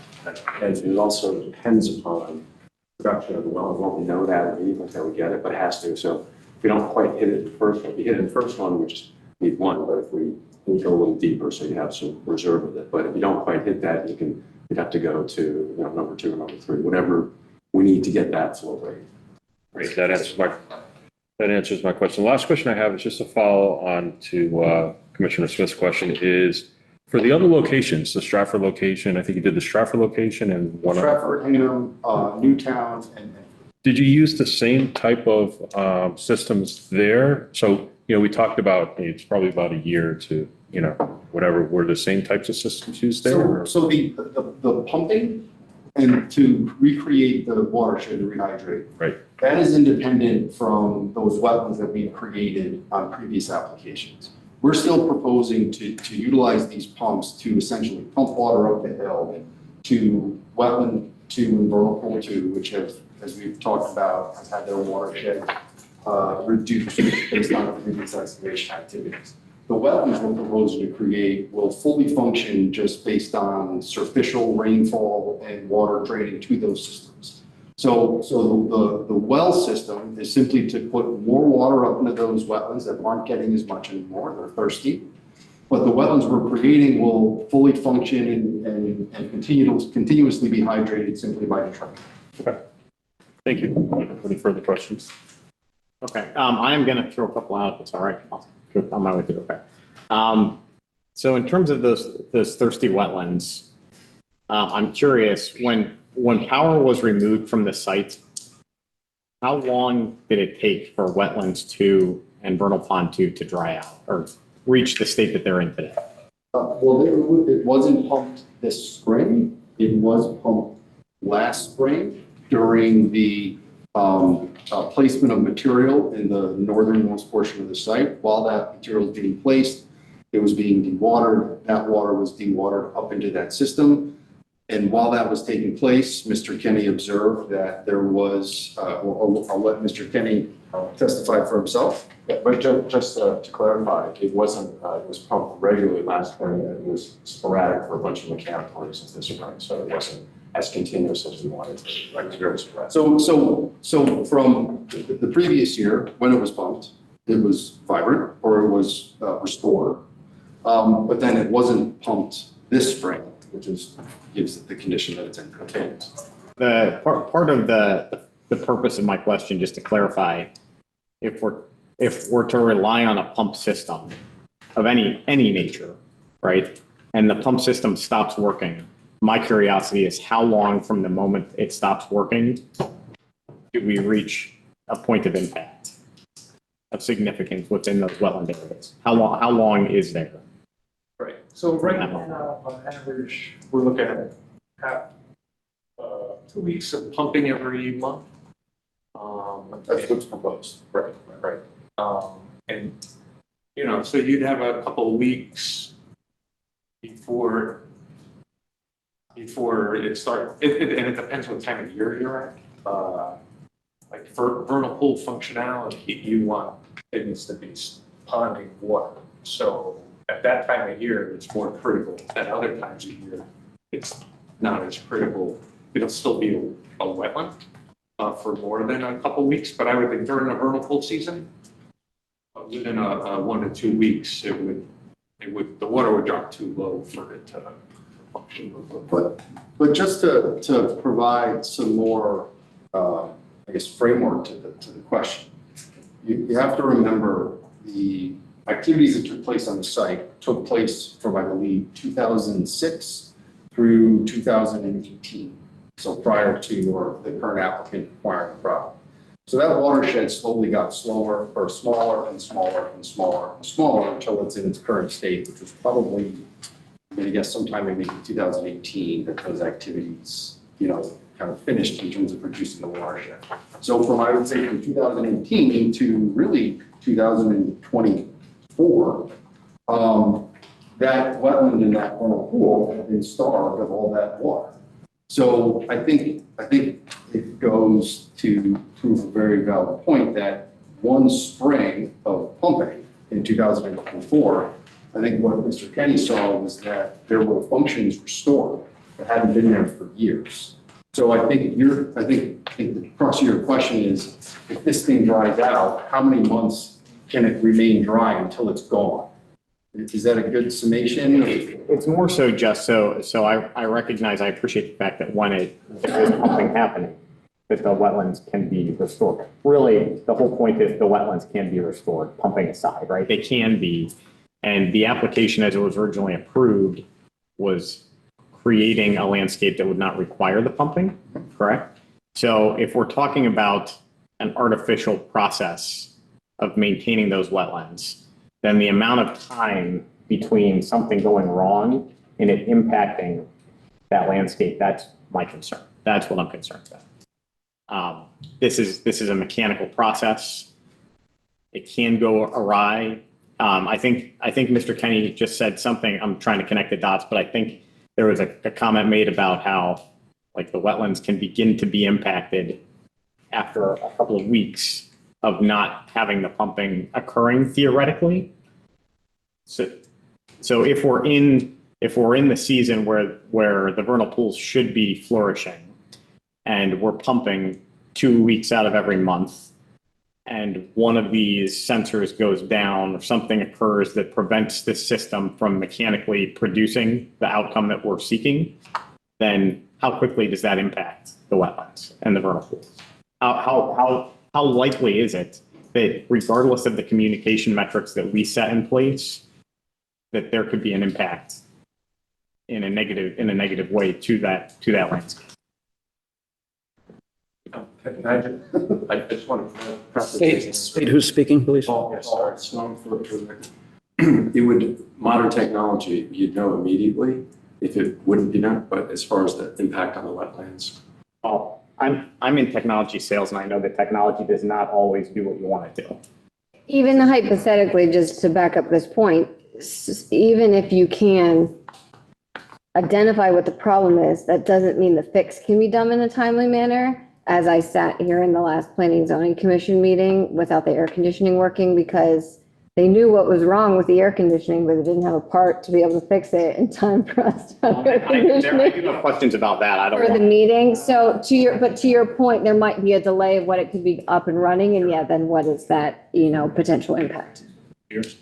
So I think maybe what would be helpful also is not only the beginning of the impact, but what's the beginning, then that point forward, what's the beginning of the detrimental impact, right? So there may be an impact in 2 weeks, just making it up, right? But it's not really detrimental until X amount of months, right? And again, I'm just making these timeframes up, but I think those two factors are important too. It's just my own personal opinion, but I feel, I think that's really the answer to. There's a variety of things to consider, and not every year. I'm so sorry. Bill Kenny, Yeah, sorry. thank you so much. Sorry about that. Bill Kenny speaking. And then you have drought years and wet years and average years. So the volumes that we designed to, we ignored the dry years. So we're going to have that pool be wet on more years than it otherwise would be, and which I think is, I would rather be that way than the other way. If it fails, piece of technology fails during one of those years, so we're going to be wet. Because sometimes on drought years, many pools don't support the breeding. You get breeding over on average years or wet years, but on dry years, you may not get breeding. And that's why often when you're doing a vernal pool evaluation, 1 year of evaluating isn't always enough because you may be during a dry season and you find that there's no breeding, but it's because it was a dry season. So as I consider this, if we had 1 year where the equipment did fail, I would say, well, that's falls within that range of when you're going to have a dry year, because otherwise we're shooting for average year of wetness every other year. But what if that happens on a year that should be a flourishing wetlands year, and it's impacted, and then the next year is a dry year? Well, the next year, if it's naturally a dry year, we're going to be wet. That vernal pool will be wet. And so you follow it because we're pumping from the well. So I understand. And just to again, to kind of further, for those of you who went on the sidewalk, so there are two vernal pool systems at the top of this, in this location. The vernal pool to the east has a watershed that contributes to its wetness from the east. So this water drains this way into this system. And it just so happens that how the geology works, there's kind of a ridge line in between these two vernal pools. So this wetland, which was formerly hydrated by land that is no longer, this drains south to north. And this vernal pool drains north to south. So when you think about a vernal pool and what it does, it provides an area for vernal pool algae species. So, and I think Mr. Kenny saw this in his inspection in the spring, vernal pool 4, which never had a watershed impact, all of those critters were there. The watershed is still intact, and this vernal pool was hydrated. So those vernal pool pools were there for critters to breathe in. This vernal pool, which is again a quick, short jump over some upland from the two vernal pools. What By rehydrating this, it's gonna be the same obligate species that are essentially living in two very nice neighborhoods. So even if this happened to be dry one season, it doesn't, there's still a very well-functioning vernal pool to the east, but there's less pool for them to breed in. So the rehydration essentially just creates a much larger neighborhood.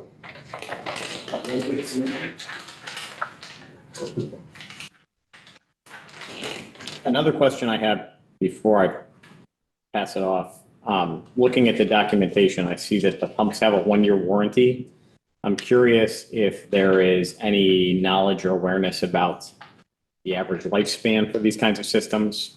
I'm curious about the costs because theoretically you are the owners today, perhaps you are not tomorrow. What is the commitment to maintaining this system? We would commit, Paul Stone for the record, we would commit to having that as part of, I mean, if we get the approval we're looking from this commission, it would be part of any future work, it would be part of any future development on the site.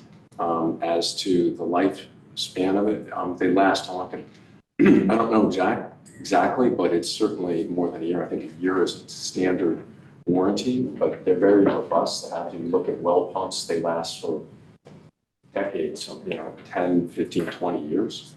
I think they'll have like well pumps in a home have to be replaced periodically, right? So it's more than a year for all practical purposes, but it's just like septic pumps, you see pump systems, anything like that that's mechanical.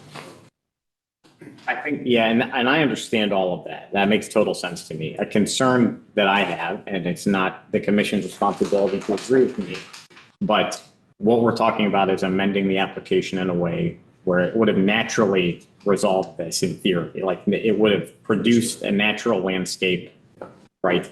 And we're talking about a manual mechanical solution. And so things like that do matter. And 10 years sounds great. Sounds like we're talking about way down the road. I hope to not be a part of the conversations a decade from now if there is a problem with these. But I do have a concern. That's not long enough in my mind. The natural landscape is longer. So how do we maintain a continuous? So there could be, Who's speaking for the record? Sorry, Paul, Paul Stone, record, Mr. Wetland, it's spacing. Condition of approval could be, physical monitoring. The monitoring that we're doing is real time. You'd know instantly if there's something, and it could be fixed, just like very similar to a low temperature sensor in your house or break-in. You'd have a monitoring company that will call the right people and we get somebody out there. But as owners, we would commit to maintaining that in perpetuity. So for as long as you're the owners, though. And I think any approval granted by this commission, any future approvals that would consider this is going to run with the land. It's going to encumber the land in perpetuity. And we would commit to that. And it can be filed on the land record, so any subsequent owner would get notice of this. I think we did an analysis the last time about these retention devices that have to be cleaned out periodically in order to function correctly. And that these are routinely used by commissions and by engineers to control drainage. They have to be maintained forever. And that's a condition of approval that gets filed on the land records and is binding on subsequent. And again, we still feel strongly and confidently that this means that rehydration will be effective. We're willing to commit to any conditions that this commission sees fit to ensure that those are maintained from a lasting standpoint, but also to assuage those concerns. We're also proposing to build another acre of wetlands on the property. Yep, I understand that. Okay, my last question before I pass it.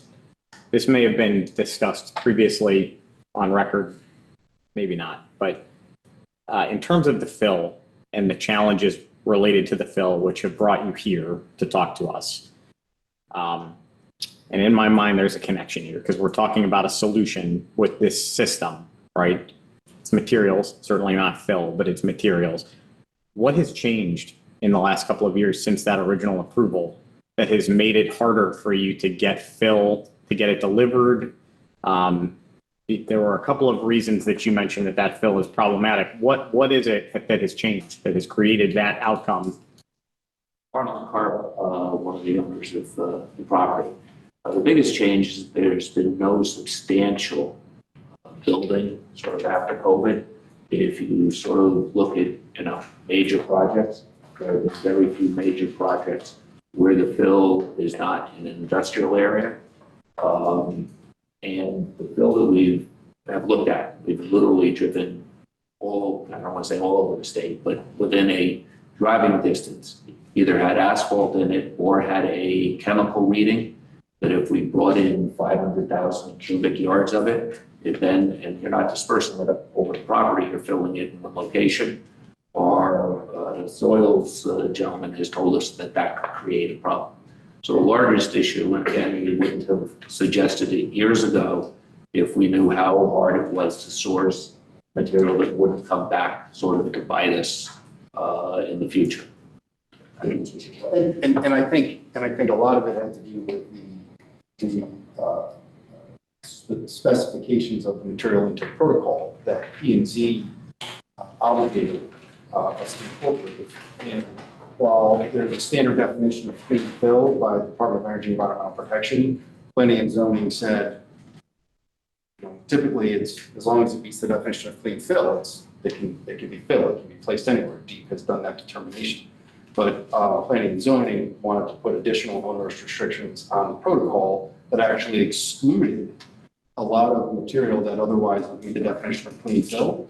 And in doing so, I think added to the complexity and the challenge of trying to source material that would fit the specific parameters within our protocol.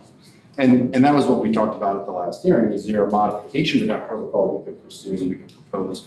We went to planning and zoning, and at least one commissioner was not into considering that at all. And I think because this project has been so highly scrutinized and we have a neighbor and an intervener who is so highly litigious, I think the concept of trying to reduce those standards is just going to further perpetuate a continuous legal battle that we're trying to avoid. Is it the applicant's position that if the standards were modified to meet those clean fill, the clean fill definition, according to DEEP, is that who you said it is? Yes. That definition? If that were to be modified, be approved, would you be able to get the fill done?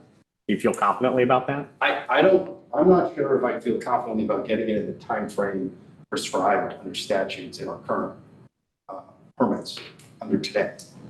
I think that would be the challenge, trying to get it done in that timely manner. And one, Arnold Carter, Commissioner Kelly, the other thing is when we discuss the solar panels for these pumps, at some point we are hoping that this property gets developed. When it gets developed and there's electric brought back in, again, the reason there's not electric there wasn't our choice, it was the utility company's choice. And they're not using it, we're not going to leave a transformer on your property. We would have those pumps taken off the solar grid and put into direct current. So the solar panels that we're suggesting are not a 50-year solution. They are until we're able to build and tie into direct current. Is that stated in the application amendment? Oh, I should know that. I know we've testified to it. I don't know if we specifically included it in any of the documentation, but we're certainly testifying to it, and we respectfully request the commission consider it included as a condition of approval. That's subjective information though, right? So it's not a guarantee, it's just. Yeah, right, they have it proposed to, the last sheet is a potential development, but we're not talking about any kind of future We development. are, but I think the commission could certainly include a condition that, again, would be tied to this permit, which would run with the land. Say any future land use applications that includes a building on this property needs to be direct connection for power to the wells used to rehydrate wetland 2 and vernal pool 2. And I don't know if it would technically be a condition, but we can definitely make sure it's noted in the approval that that was an item that was discussed so that when someone comes in front of us in 5 years, 10 years, we usually pull all the approvals and look at them, and there'll be something that, And again, another reason for us being here, I think the town would love to see this property developed. It is a big, large, empty piece of property in an industrial park. It would add to that space. I'm sure the applicant would love to see the property developed. But at this point, because of our current approval with this commission and our current approval with P and Z, we can't even apply to put a building until both conditions of both permits are fully satisfied. So given the challenges with the fill, you know, we're trying to create, this application is trying to create an opportunity for us to address the issue, address it with urgency, and to allow for that to happen in the future, in the near future. Arnold Carp, one of the questions is about future development. Well, that's not part of this. On any future development, it may not be you gentlemen who are here, but we have to come back to wetlands because we will have wetlands within enough footage that we're creating that will cause us to come back to this commission basically for anything that gets developed on this property. So this isn't that you guys get to look at us now and we sort of disappear. You look at it as now and we come back almost here for anything that we want to do. So creating this acre of wetlands and making the pumping become part of the record and on land records means that we are forever tied in at the hip together. Commissioner Stewart, do you have questions? Yes. Do you have, or did you submit any evidence of your efforts to locate Phil, emails, advertisements, phone logs, anything like that? Paul Stone, Commissioner Kelly, Commissioner Stewart. Commissioner Stewart. It's okay. It's a compliment. So the calls that we've made, it's been, we have actually, Mr. Jones, he can testify. He's a geologist and he has knowledge of the market of fill and what's available. And the call, to answer your question directly, Commissioner Stewart, we've made calls and we field calls for people that want to get rid of fill, but having the way the market is, it's not as quantifiable as we were hoping to, and it's just not out there. So, you know, I believe you. I'm just wondering what you did to try. I mean, because you came in front of us and said you could do it, and then you can't do it. I'm wondering what you did to, and can you prove to us what you did to do that? Arnold Carp. I can tell you that I have been over sort of lower Fairfield County and up the area, everything from 86 down.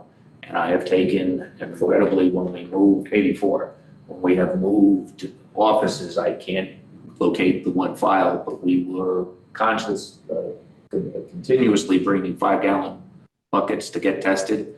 And as Derek Jones will testify and add to the record, we would send him the results and he'd say, you can't take it for one reason or another. We had lots of people who wanted to give us fill, but none of it met the fill protocol.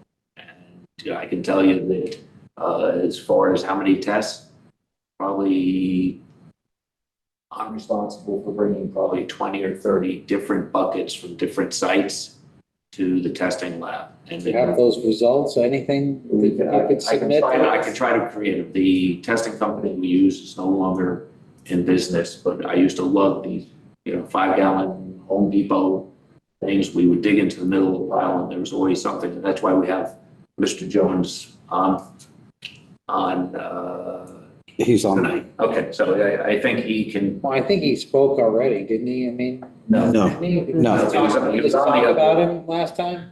Is Derek Jones WSP? Yes. Derek Jones He's here, is Derek Jones. right. But is he Oh, from yes. WSP? Yes, yes. Okay, so we do have a And he could report speak from to that. The availability or lack thereof in the market of. There's a report, yeah. So- Okay. So then my next question is, did you guys say you wanted, how many gallons per minute for 2 weeks a month? 15? 15 total, or was it three 15-gallon? Well, until we drill the wells. You don't know how many gallons per minute you're getting, So we're picking it. but you need a total of 15 gallons per minute. Yes. Okay, round the clock? Yes, that's, for the way we calculated, we said, all right, let's see if it's pumping nonstop, how many days out of the month would it take? So we submitted a table where we broke that down. Okay, so, obviously you're gonna need solar panels in addition to this, correct? Does anyone know how many solar panels? The solar panel, also, the solar panels are in that package I and don't think they are, because, It's still a little, that's not gonna power a that's the 1.5 power question. so pump. we're still designing the system, but it's totally doable. Along with I understand, but I just wanna make sure in this case you analyzed it enough so that you don't come back and say, hey, we need 50 solar panels for this thing and a battery pack that's gonna run this all night because it's not enough, and now all of a sudden it's $100,000 system, and we'd rather bring in electric power and hook up So the Scientific Well Watch Solar Power Kit, yep, it actually says there, the system works best with 6 hours of peak sun per day, but has enough reserve to operate the well watch on continuous logging for over a week with no sun. but that's a 30-watt kit that just monitors the system to make sure it's working or not. It doesn't power, that little thing doesn't power a 1.5 horsepower pump. You need, according to your chart back here, to pump 12 gallons a minute, and need like 2,000 watts. We're still working with the supplier, designing it, but they've done this many times, so this is. I just want to ensure that you know what you're getting yourself into, and I'd love to know how many solar panels and what kind of battery you're proposing, and. Right, that, totally understand.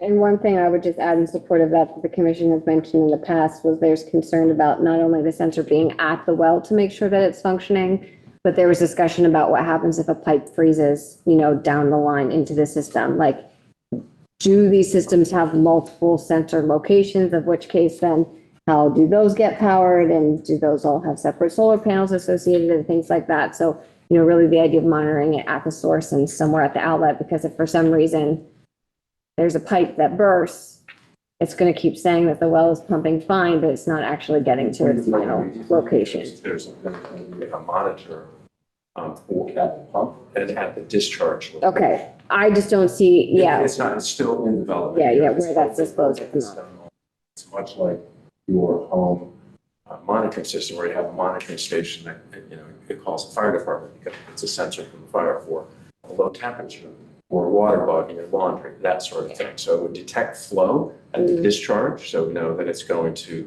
the south end of the ice tube to discharge. And if there is no flow there, then it would send a signal to the monitor. We'd know immediately. Is that something you're going to be able to update to provide to the commission, those type of details? Yeah, yes, it's very soon. This has been a work in progress.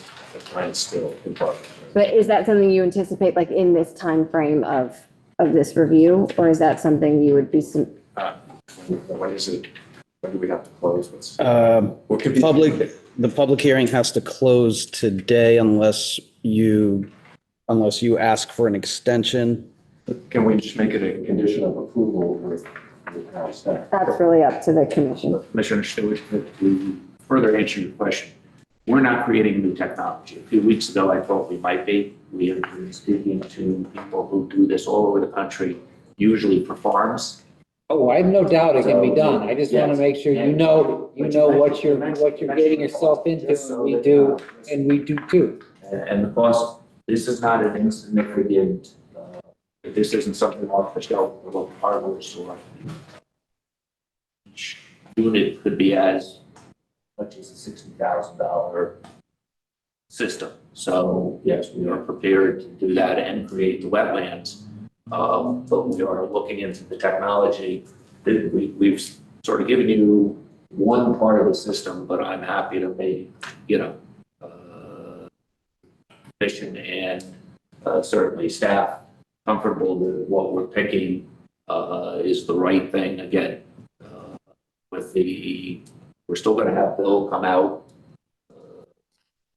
There and make sure that our wetlands are hydrated.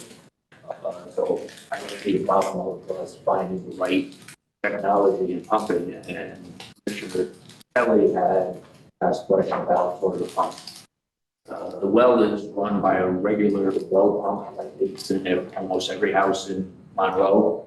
So yes, they should last unless you're not getting the right flows for at least 8 or 10 years. And again, we would know that well ahead because we're going to get notified. The system is no different than a home alarm system.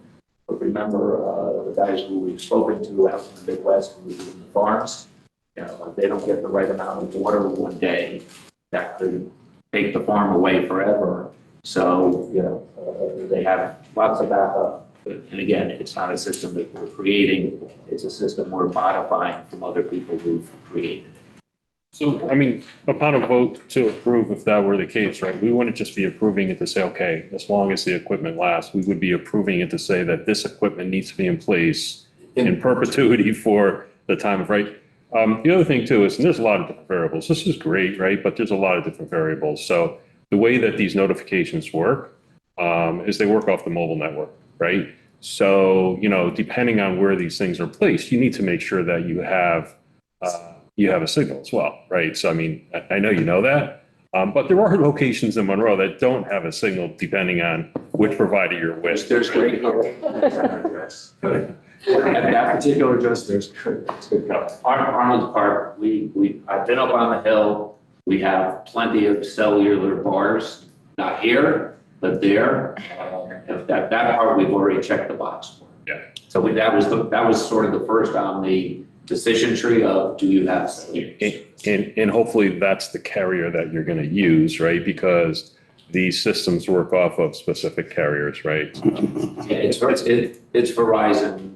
It's worth a now they'll charge me $230 a month for that one cellular service. Just for the record, Steve Finn, some of these issues about the pumping were raised by the town engineer when he was on the Zoom last meeting.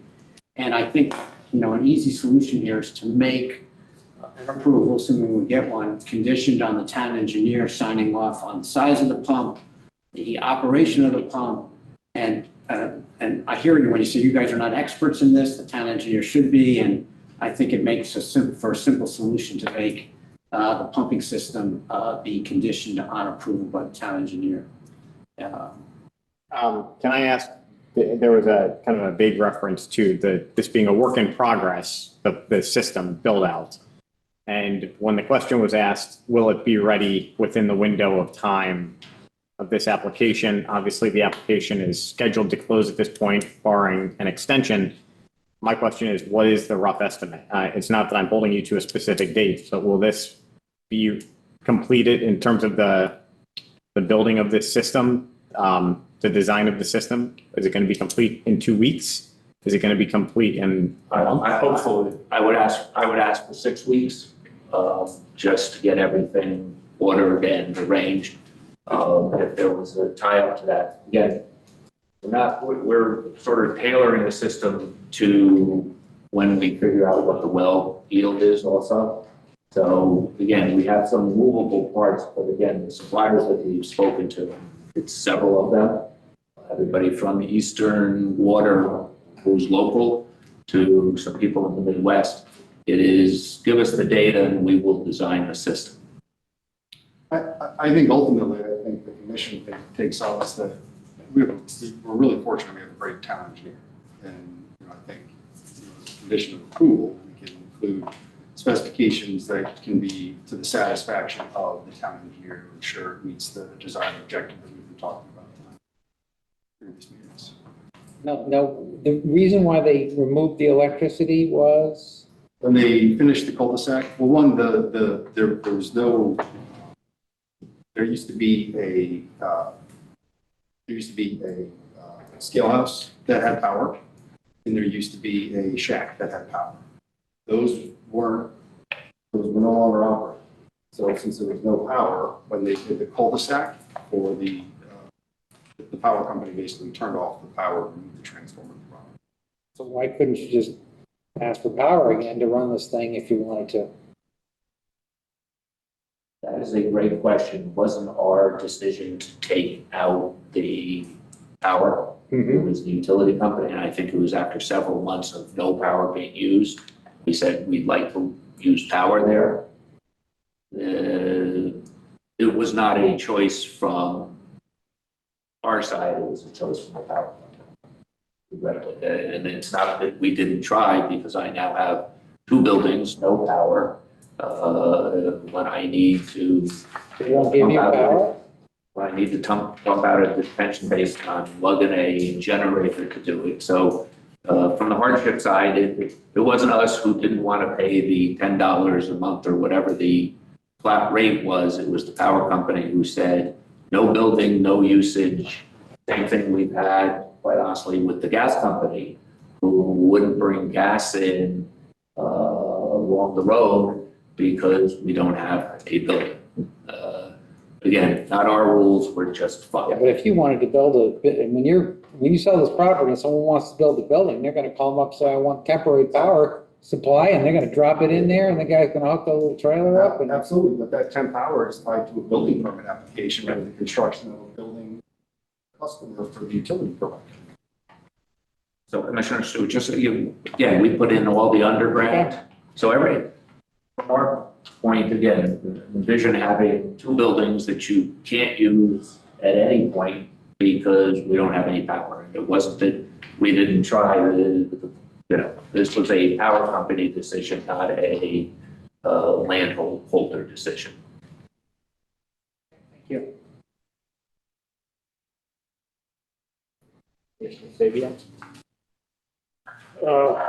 Actually, my question was stolen by Commissioner Stewart I'm sorry. about the solar panels, so I'm okay.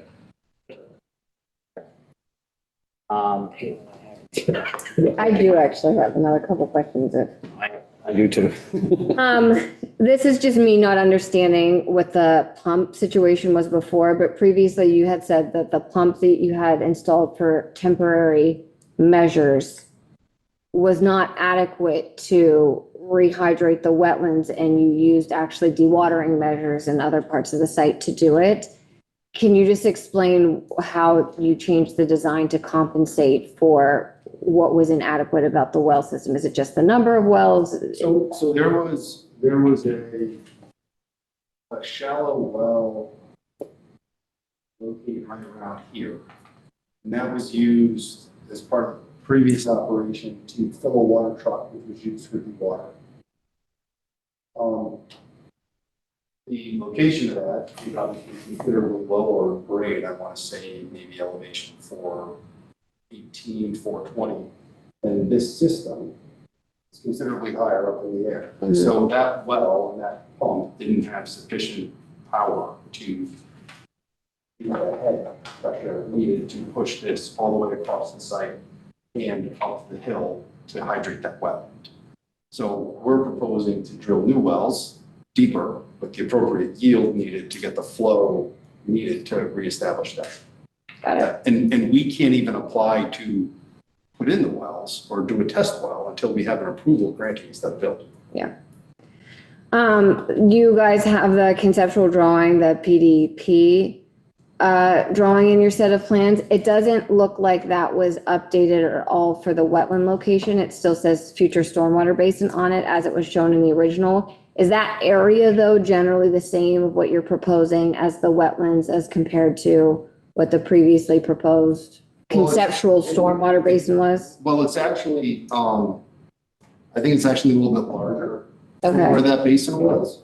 So the real crux of this is that's going to be a wetland And we now have to design around it, and now we have to find additional area on the site to provide that stormwater detention to offset Understood. the increase in flow. So really, again, we're taking an acre of this property and making it, not developable in the future. We're gonna have to offset that.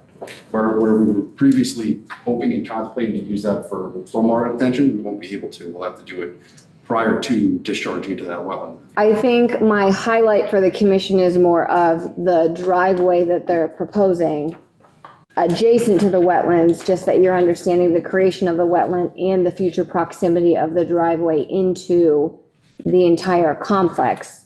Just making sure you understand the relationship between those two, because although it's very standard practice to have a stormwater basin, that close to it, you're actually now changing it to a wetlands. So just your understanding that when they do come back in eventually for a site development plan, they are going to be looking to put that driveway in that proximity to the wetlands, and just making sure that this commission is comfortable or has any other questions related to that. And then you said that you're adjusting the watershed in order to hydrate that wetland. Did you do just a preliminary analysis of the grading of a potential future development that you'll be able to keep that watershed and quantity intact? Yes. For that. Given the existing, surface treatment that's Yeah, there. exactly. Future application that will hopefully include buildings and pavement, the water that will come off that will be incorporated. And just like the proposed future grades of how you think that's going to work, we'll still be able to divert the waters into the correct locations to get into the Continue to forebay and then maintain eventually into the wetland. The water needed for that acre of well. Okay, those are my only questions. And just to friendly remind you to read the exhibits before you're done, the new exhibits in the record. But I would ask some questions first. Okay. One question as far as the monitoring of the water going into wetland number 2. Did we find out the duration of checking the quality of the water, not just the quantity of the water, but the quality of the water that would be feeding that wetland?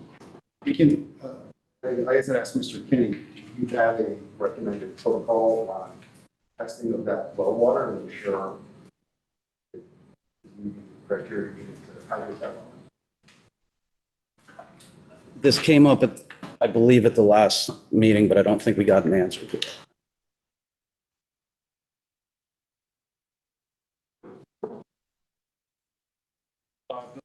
We could certainly submit a protocol, but if it's drinking water quality, I think that would be adequate. My only thing that jumps out at me that could be different, you have to remember, no matter what we do, whether we build the mountain back up and have water drain back to this wetland, there's no way we can make it exactly like it was. So I'm confident with this well water, it'll function very highly, but it's going to have a higher pH.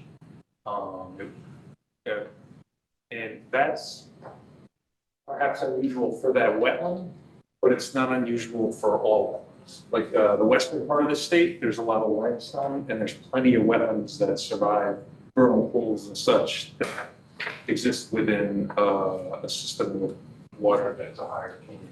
But typically groundwater has a higher pH than rainwater that's coming down from the forest river and making its way through. And I expect the leaf litter and the organics within the wetland itself will modify the pH of that water. But plenty of wetlands along the western part of the state and into New York where we have limestone. So would you recommend an initial testing of the water and then 2 years, or? Yeah, we get tested once a year. Or are you saying that it doesn't matter, the wetlands won't be affected by what the high irons, if there was high iron or a higher pH, you're saying that it won't matter? The pH, I'm not concerned about, yeah. But we, and also there's a lot of iron in our soil around here that makes our soil brown and orange. So we could certainly run a test and then do it once a year. But you're not concerned about what the water quality is for the health of the wetlands? Correct. And again, the groundwater on the site was tested as part of the previous application, and it was all clean. Okay, and another question as far as the new wetland goes, wetland number 5 that you're calling it. What's the watershed that's feeding that wetlands is coming off of that site? With the original proposal, what are we taking away from other areas? So are we taking watershed away from the wetland area to the west in order to feed the new wetland to the south? Yeah, is the Does that change make in sense? watershed going to Yes, have impact on yes. the other wetlands? So does the change in the watershed, right? So is diverting water to this wetland Yep. going to degrade any of the existing wetlands to the west of the property? Correct is the yes.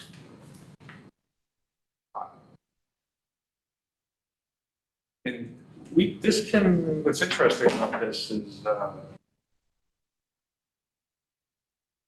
there's wetlands that this abuts at the southern end of the property that flow. It flows this way. It flows to here and then south and then under, actually down and then under over here. Right. So Wetlands in that area, I think they go to the southeast and they're tied to. they go to the southeast, they wrap around axle plastics, and then they merge again south of that, kind of by Karuba, and then out to Pepper Street. So this water, if you look at it, the watershed that was going to wetland 2, it's not going there now, will essentially go to this new one. It's very similar, I think, in size. Yeah. And especially once a future application comes in and this is proposed to be pervious, there will be ample water to distribute and match all the previous flows that were established. Including wetland to the west. To the west. Yes. So the watershed that's feeding the wetland to the west is not going to be affected by creating and having the watershed go to wetland number 5. I don't believe so. Yes, it will not, yes. We have that extra watershed area that we're going to, we're using that to create this new one. Because otherwise that would be going to 1, which would be extra water going to 1, if that makes sense to you.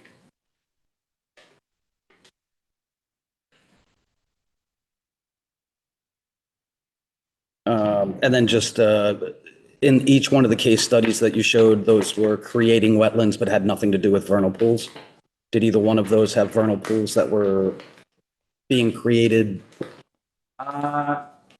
If they were, one of them in Stratford is in an industrial area. If it had a forest around it, that wetland had plenty of water that it could support vernal pool breeding. You know, one, you first create the breeding pool, and it's how much water and the depth of water, and then, but then you need the forest around it to support the rest of their life cycle. But yeah, they weren't designed specifically for pools, primarily because they're not in a forested habitat. Thank you. Last question. Can you read the exhibits? Just the new ones? Just from the last meeting, yes. Reading exhibits into record, we have exhibit number 19, which is the engineer's comments by James DeLeo, town engineer. No. That's the other one. And then there would be 2 other exhibits on top of that 2021, which were submitted here tonight, which is the solar panel system for the wells and the memorandum of decision for the case via Peter Metropolis via the Planning and Zoning Commission of the Town of Monroe. But due to bring to this commission's attention that we did receive a memo from James this afternoon, a 3-page memo. I didn't see that. It just came. It just came this afternoon. It's entered in as an exhibit. So it's already entered in as an exhibit, so you can see it. I know, but it's very important. I know it's very. It'll be sent to you as well. Did he not send it out this afternoon? So the only thing to this commission and to the applicant is, I don't think we've had a chance to thoroughly review that memo, and unfortunately, Town Engineer DeMayo is not on tonight. I don't know if anything on here triggers the resubmission of any material that the town engineer would feel is important to have prior to this commission going into deliberations, or if everything on here is things that can be handled as conditions of approval. Unfortunately, I just don't have that information. Can I read it quick? And I I do did know that, just try to text him to see it. I do know that Town Engineer DeMayo made reference just to some of the maintenance and tracking around the pumps and kind of asking us what we think those requirements need to be. I think we have discussed that and we can deliberate on it, but I would also love to hear if James has any thoughts or suggestions. Yeah, and I think he can be part of deliberations. I definitely, I don't think this is going to get deliberated on in one night. I think it's going to be deliberations, a draft, and, if this commission, was looking favorably upon the application. And then, I think we work through those details. Do we have the intervener on? He is on, or his And it looks like his his hand is up. representation. Yep, his representation.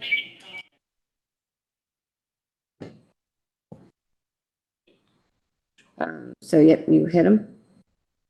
And you can, that's unmute, and then he has to unmute himself. You are permitted to talk, Joel Green. Can you hear me? We Yeah. can, yes. Thank you, Mr. Chairman, members of the commission, staff. My name is Joel Green. Once again, I appear before you on behalf of the intervener, Peter Metropolis trustee. I really don't know where to begin here. I mean, well, let me begin by addressing the comments by Mr. Finn so we can just get that out of the way. He is cherry picking some materials from a memorandum of decision, and that's fine. And I'm pleased that he'll be submitting a copy of the memorandum into the record, although it's kind of a bit irrelevant, but I think it would be helpful for the commission to understand the context of his remarks. Certainly the focus of the decision was not the issue that Attorney Finn spoke about. And if you have any question as to whether the applicant continued to operate after the applicant acquired the property, then you only need to look at the notices of violation, not just one, but 2 notices of violation and a cease and desist issued by this commission or by staff in response to the continued operation of the facility. I mean, how often does this department issue notices of violation and cease and desist orders? And yet it happened in this instance. So there's no question that those with the best ability to know whether this was still operating, being staff, issued these orders with the authority of this commission. And if you look in the materials that were submitted in support of this application, you can even see that, and I don't have the page for you, but it's in the latest submission that was made by the applicant. They have their material intake protocol from August of 2020 that was revised. And if you look in the records that were referenced and incorporated herein by reference, and I'm sorry, I couldn't get my fingers on the document because the record is too vast. There's a price list for Rockhead for their selling materials that was from, I believe, 2021. So there's no question that they were continuing to operate and continuing to run this. And we don't need to quibble over that. That is a fact. Now, the thing that I find curious is when we concluded in this matter was continued, but 2 meetings ago, the clear message from this commission, and I thank the commission tonight for your questions, because the message was, we need to see more about this claim that you've made that we cannot acquire fill. And that was a specific discussion, and the chair was very pointed on that issue about if we're going to trigger this sort of a application and this sort of relief that the applicant seeks, there's got to be something, there's got to be some proof, some robust evidence that proves that that's the case before we start reversing and modifying decisions by this commission. Did the applicant bring that before this commission in the 1,000 and some odd page submission that it made? No, nothing. There's not a single document. And yet even my client was able to reach out, and I believe to a firm named Grasso that had fill available, but unfortunately it had a 1% asphalt component to it. So, my client was questioning whether that would qualify. So we had a discussion with this commission, and there was a discussion about potentially gently relaxing the protocol as a means of acquiring fill. What this is really about at the end of the day is it's an economic play by this applicant, because the fact of the matter is the fill that my client was able to locate has to be purchased. Then you can't just go to a project, and that seems to be the play here by the applicant, is they're looking for free fill or low cost fill, I suppose. But the reality is that based on the evidence that we have, you can purchase fill, and you can purchase 1% fill, but the applicant has the burden of demonstrating that they need the relief that they seek. And yet, despite that whole discussion last time, they produce nothing. And instead, they appear before this commission with kind of this dangling, this shiny thing, being this fifth wetland suddenly. And this commission has asked a lot of great questions, and there's just so many questions that arise when you start mechanically flooding wetlands and running an operation like this. And in fact, when the pump died on this site before, like nothing was done about it. So we're in kind of that, fool me once, shame on you, but fool me twice, shame on me situation. And it's just, if you really back up and look at the context of this request, it's not right. And it sets a terrible precedent, in my view. And it's really strictly economically motivated. So at the end of the day, as I've indicated, and Attorney Finn can, be critical of my client as long as he wants, it doesn't matter. At the end of the day, my client is going to all of this effort and incurring this expense and spending this time because he is extremely concerned about the water quality on this project that is directly adjacent to his site that he hopes to develop someday. And when there's a comment made that my client was against filling the property and against filling the property, that's right. In a perfect world, my client would have been happy to see this turned into a lake or a pond at this point, because it probably would have been the best outcome. But obviously that's not happening. So we're proceeding with this development. So if you're going to fill the site, then the fill had to be extremely high quality fill. And, we can quibble about that.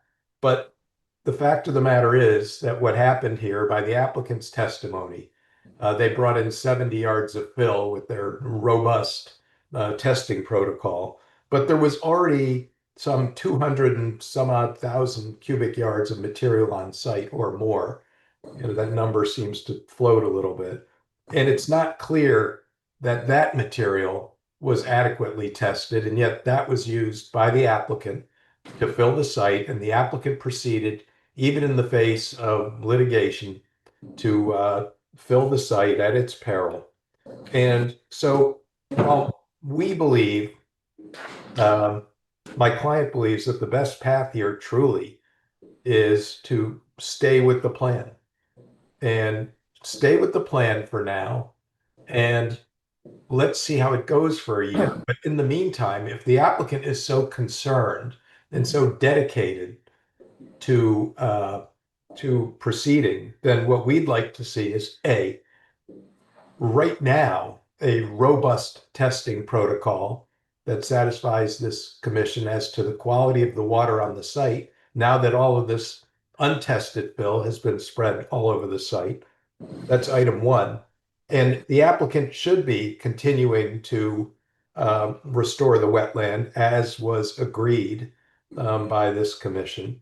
But to simply, on the word of this applicant, hat in hand, as part of an economic play, to now relax the billing requirement once again is unjust. And just we would urge the commission not to do that. But if the commission is at all inclined, then the first thing that should happen is the applicant should be coming in with with really comprehensive testing of the groundwater that it proposes to use under any circumstances. And certainly the applicant should have brought something more than just mere statements that we can't get fill, when once again, we know, and I think this commission is aware, that this is strictly an economic play, and the applicant doing what is, you know, economically expedient and benefits it the most and brings it to a developable, saleable site as quickly as possible. So I don't know, my client is present and he may have a comment for the commission. I don't know. And I don't know whether the commission has questions of us at this point. Attorney Green, I do have one question for you, just a clarification. You made a comment about your client seeking out on his own to see if fill was available, and you referenced Grasso on the other side of Pepper Street. But I think what you said at first was that fill did not meet the qualifications. Correct. But you you said that it was there, and the issue is that they don't want to buy it. But just to clarify, it's that it was actually not meeting the requirements. Is that correct? And my client is present, but as I understand it, the material he had something described as, I believe, a 1% component, which was 1%, I believe, asphalt, and therefore it did not meet the present protocol. So okay, thank you. Thank you. I do also want to just say on the record, we talked a little bit about evidence of the effort to find the fill, and I know that there are some challenges there with the agency that you worked with going out of business, I think was one of the explanations. You referenced a Mr. Jones and Mr. Derek Jones. I would like, for the record, for you to provide to us whatever you can in terms of that effort. Can I just make one more comment? Throughout our proceedings before zoning and wetlands, the applicant represented that it had robust records on the materials that were on the site and brought to the site. And at various times, the applicant repeatedly represented that at the appropriate time to produce the records on the fill at the site. And now, I think I heard a comment tonight that there was some issue with the records now being available. And I just have to shake my head on that. And it's so disingenuous because the records were never produced, and now there seems to be some issue on the availability of those records. So that's all. Kelly, Derek Jones is on. I don't know if you If he can provide testimony, again, Yeah. just evident, I think it was said that there were 20 to 30 different loads of materials that were tested, but that data is not necessarily available. So if he can testify on record that is accurate, that I think is sufficient. Commissioner Stewart, would you agree with that? You asked the question as well. I don't know, I would say when you got something tested from a lab, they would email you the results, so I would say that he could search his email for those results and have them.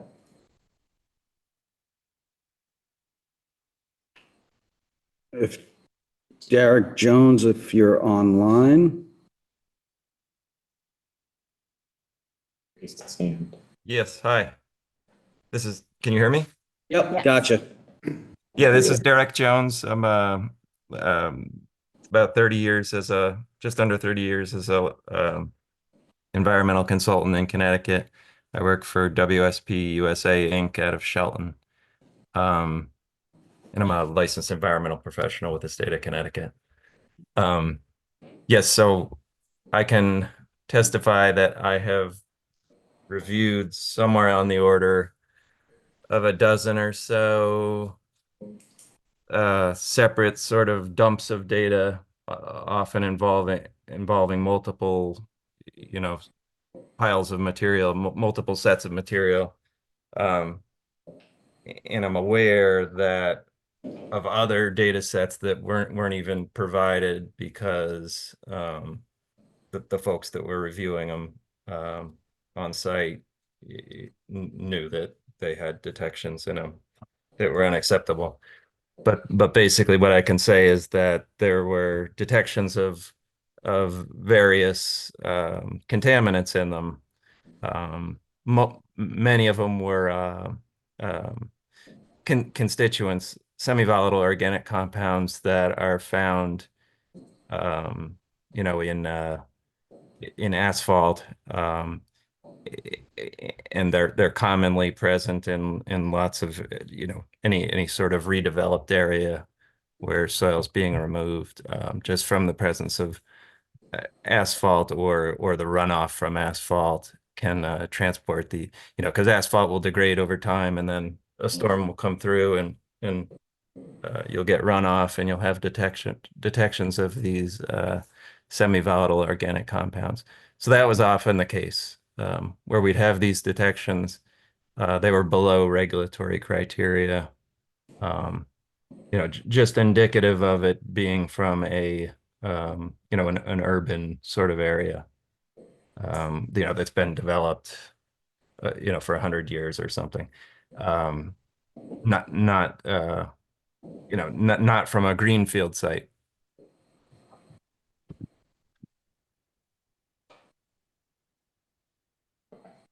There is no reportable evidence of those tests, Mr. Jones?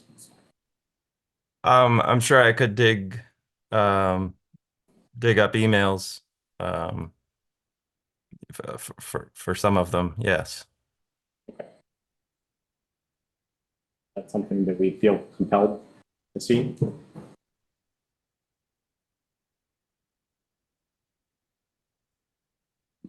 It's tough to say because don't we have to close it unless they request? Yeah. Well, your option. So first off, I did talk to James DeMayo via text, and he said that the majority of his comments are more things that he wants the commission to look at during deliberations, and that if they did look at it favorably, he could do it as conditions of approval. We do have to close it. However, if you do have serious concerns that you're missing specific pieces of information, please state that on the record and what those are, as that can be used in determination of you. If you choose to deny it, you're denying it because you feel like you're missing, specific pieces of information that you feel like is necessary in order to make a decision. Of which case I would say let's put a discussion of what that includes. And then we can revisit it with the applicant if that's something that they could provide in 2 weeks, of which case they would also have to grant the extension, or they can ask for it to be closed. Does the applicant have any response that they feel compelled to give to the intervener's comments? Yes.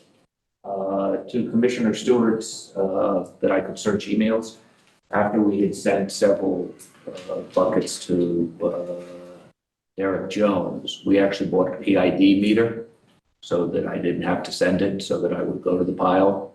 I'm happy to bring the PID meter, but it doesn't file back, okay?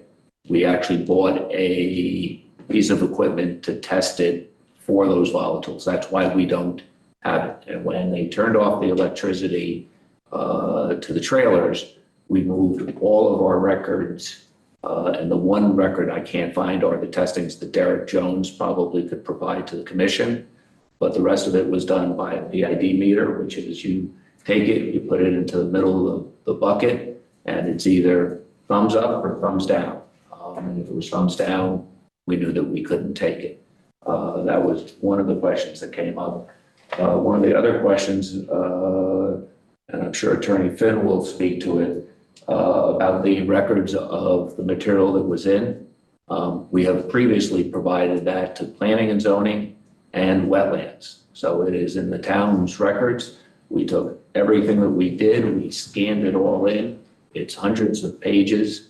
I am sure that it is in the town's records because that was a requirement last time. So that Attorney Green's comment of we didn't provide those records on anything that came in, and it was not that much. All those are documented. There's a spreadsheet. It's numbered. So we'd have to look back on town records. It has been provided at least once, excuse me, if not twice. Yes, and again, you know, this issue about old records from the material that was on site. That was fully vetted by this commission and certainly planning and zoning before the prior approvals. And so what Attorney Green's trying to do is to relitigate an issue that this commission has already decided.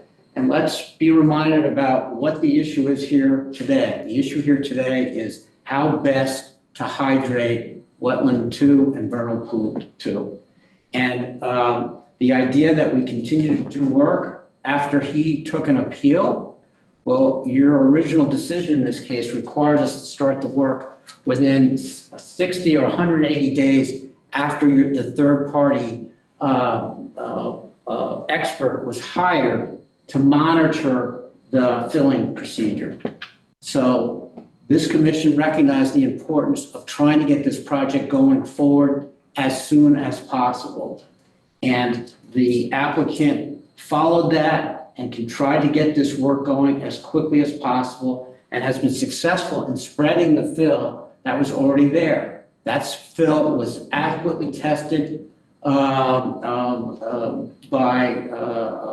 WSP and was shown repeatedly to be safe.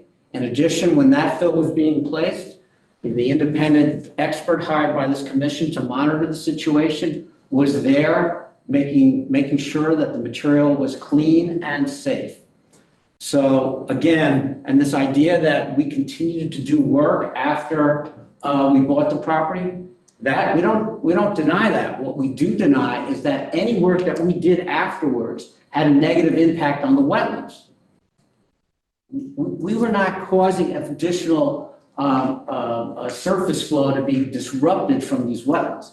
That was all prior, and that's what the judge recognized in his decision, that we are not responsible for the original damage to Wetland 2 and Vernal Pool 2. So again, it's a red herring. Yes, there was continued to be activity, but it's not relevant to what caused the damage to this wetlands. That was done by the prior owner. I do have a quick question and statement. The statement first, you made the comment, the matter at hand is how to best hydrate Vernal Pool 2 and Wetlands 2. That feels incomplete to me because this is a modification to an application that's been approved already. So it's how to do that if you cannot go forward with the approval, with the application as it was originally approved. I agree. Though I will say that the this commissioner originally was concerned about the amount of fill being brought in. But the thing is that the best way to fill the wetlands, the best way to hydrate vernal pool 2 and wetlands 2 is, I think in this commission's mind, the way that it was originally approved, the work that was originally agreed upon. So this is how to do it most effectively. I think that I disagree with the idea that this pumping process is a better path. Is it a satisfactory path is your question? That's what we're discussing. I think that's, Commissioner Kelly, I think that's fair. And when I say, what's the best way, I meant given the circumstances we find ourselves in now. So I don't disagree with your point at all. I think, and if I glided over that too superficially, excuse me. But so I understand your point. It's a valid point. My point is, what's the best way to hydrate these wetlands now, given the time constraints that we have, this 10-year period, given the difficulty in finding the available fill. And one of the things that, Attorney Green said to you last time, my client's going to come in with a lot of examples where he can find fill that meets the criteria. And he's had 3, 4, 5 weeks to do that. Has he come up with one? No. The one he came up with didn't meet the material acceptance criteria. It proves our point. And the other thing I want to mention to you is that I've heard that you might be able to find fill that meets the material acceptance procedure. It's going to be tremendously expensive. I think Derek Jones could probably confirm this. It could be $30 or $40 a ton. And that would, Paul, you have the numbers, that would translate to millions and millions of dollars to fill this hole. And what is that? Can I, just a side note, can I just clarify my understanding here? We're here talking about the wetlands. We're talking about the pump process. There are 2 applications that are a part of all of this. One is with planning and zoning, and that includes the fill requirements. The other is wetlands. So we're talking about a way to potentially hydrate the wetlands without the fill requirement being satisfied. Is that not, so what would happen with the planning and zoning? Like how can the property be developed if the planning and zoning application is not being satisfied? So let's hypothetically say you guys don't accept this, planning and zoning doesn't accept this. Well, let's hypothetically say we do, but planning and zoning does not agree to the fill requirement. Well, if you guys approve this application as they are submitting to it, there's no more fill that's required by planning and zoning. That's There's minimal fill. Our permit before this commission is in response to the violation that was issued. In order for us to perform the work, we need a fill permit from planning and zoning. Our application before this commission is to modify the parameters of how we were addressing the violation. So no longer importing fill, rehydrating wetlands, and building a new acre of wetlands. We have an application in front of planning and zoning to modify our fill permit, which is coincident with what we're proposing to this commission. So if this commission views our application favorably, we will continue to pursue the modification to the fill permit with planning and zoning. And if they agree that they agree with us that we don't want to bring in 490,000 cubic yards of material, we don't want to put all those trucks on our roads, we don't want to have to go through all that effort. The commission, they seemed, I'll say in my experience and my perception, they seemed agreeable to allow us to not import all the material. What they didn't seem agreeable to is to modify the conditions of which if we had to bring in the material. Yes, and But to answer your question of like, hypothetically, let's say this commission doesn't approve it and planning and zoning doesn't approve it and everybody says you have to do what the original approval says. How does that site get developed? Technically, we cannot close out the permit until they, satisfy those requirements, and they're telling us they're not able to satisfy those requirements. So the property goes into a holding pattern until the fill can be acquired, essentially. Well, or they can provide proof that it is only, there's only, you know, this much fill available at this cost. There has to be some proof to me. What bothers me is that I see very little fill has been brought in over years and years and years. There must have been some fill out there that met the guidelines. We've already submitted a letter from Derek Jones. I got that letter for one person. Right. Sorry, I'm sorry, I didn't mean to interrupt you, but let me get out my comments, guys, and then please feel free to speak. So we did submit a letter from Derek Jones indicating the difficulty in finding fill that met the planning and zoning criteria. And Commissioner Kelly, the way I sort of look at this is that this commission is sort of driving the bus. It's this commission that issued the notice of violation. It's this commission that granted an approval to remediate the property to satisfy the notice of violation. In your decision granting that approval to remediate, you made a condition that we had to go to planning and zoning to get an excavation and fill permit to do the project. So what we submitted to planning and zoning for their approval was exactly what you all approved.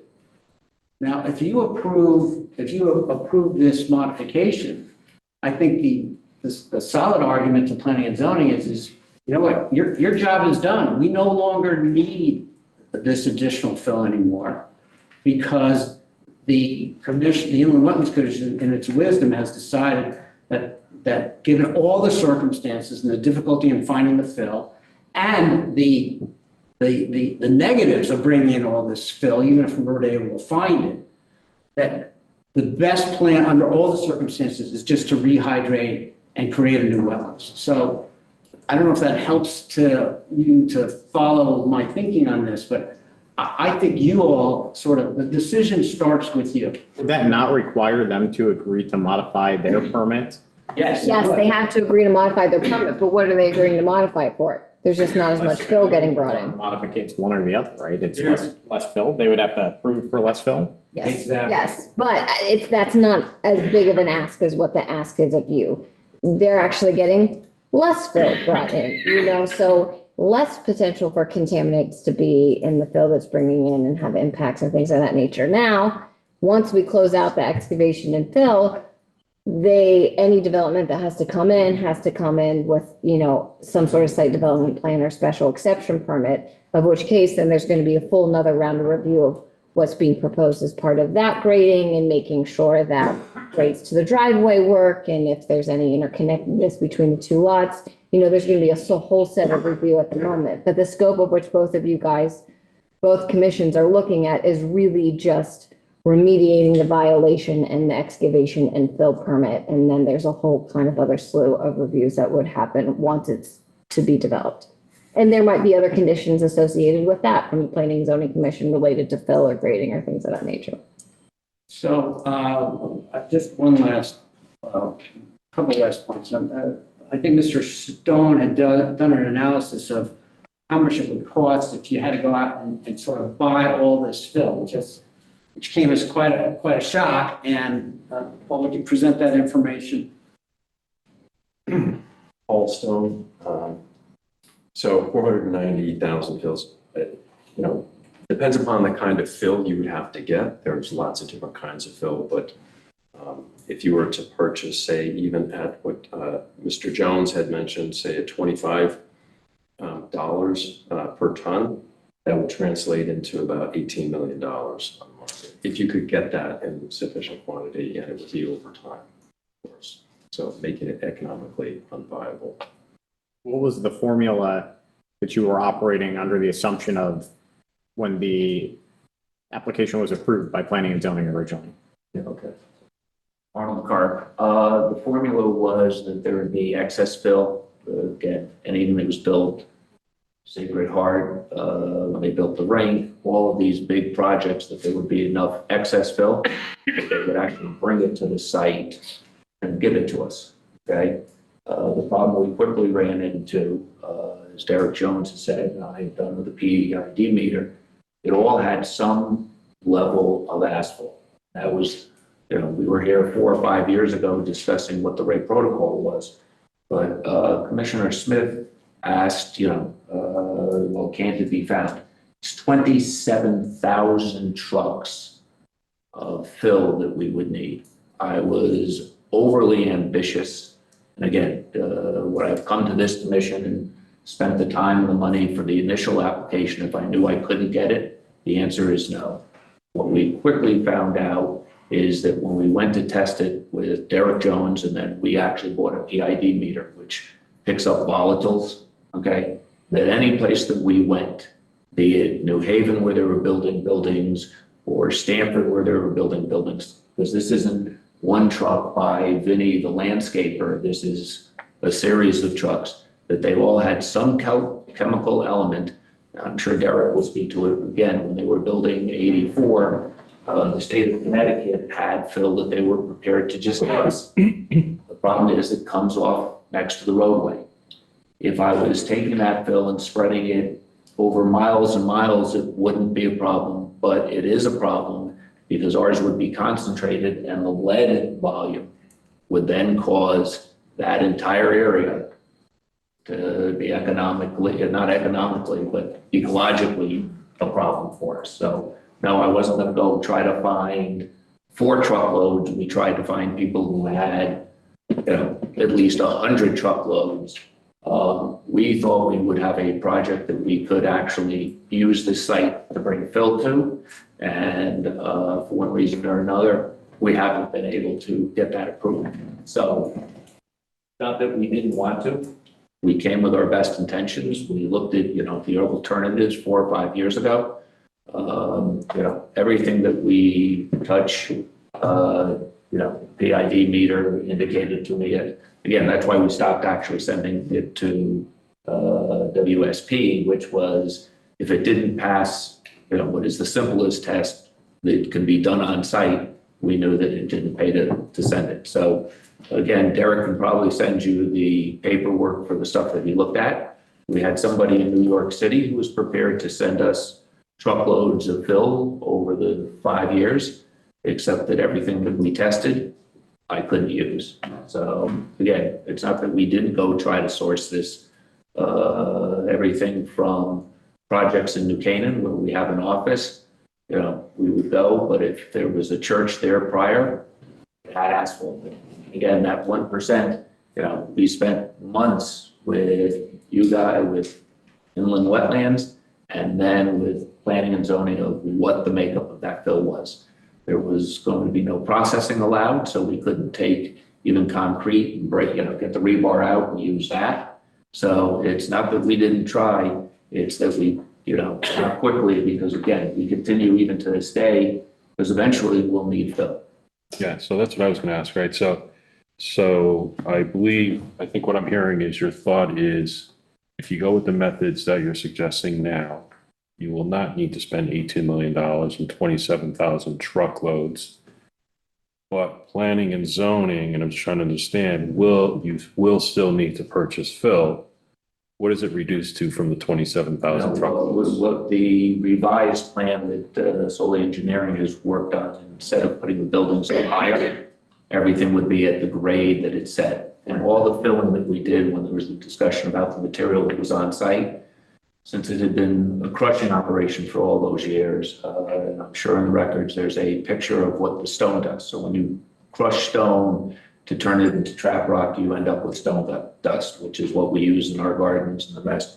We had a pile that was so large that when you stood on the top of it and it was a snowy day, it looked like you were in a ski mountain in Vermont or New Hampshire. That's how large the pile was. That was the pile that we took and trucked from one side of the property and then compacted in lifts because we had, Kevin, help me, how many feet did I have to fill? 40. And again, so while all that was going on, the independent third party hired by the town watched all of that get filled. We compacted it in lifts. We have all of that data so that the property could be used again in the future. But it was, that's where the fill that was on the site went into the large hole. I thought that I heard that if In we order were, to close out the excavation and fill permit, no additional grading or fill is required at this time. Planning and. Once, yes, We were- planning and zoning. Once that's, if this is approved, hypothetically, if this is approved. Okay. If, once that's closed, they will come in at some point with development plans, of which case there's septic and stormwater and other things. I'm assuming there's going to be potentially some cut, potentially some fill. Maybe they'll be able to even out on site. Maybe they will have to bring some stuff in. We just, they don't know. We don't know what it will be at that point. 27,000. But in order to close out the excavation of fill permit, the assumption is if it's approved here and if it's approved of planning and zoning, no, they're done with where they're at.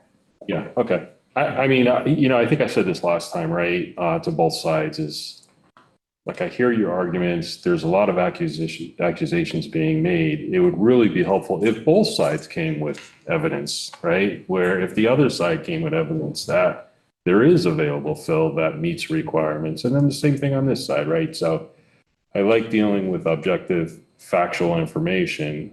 And, I said this last time and I'll say it again. So, but I think that clears up the questions that I had. So I appreciate those answers, right?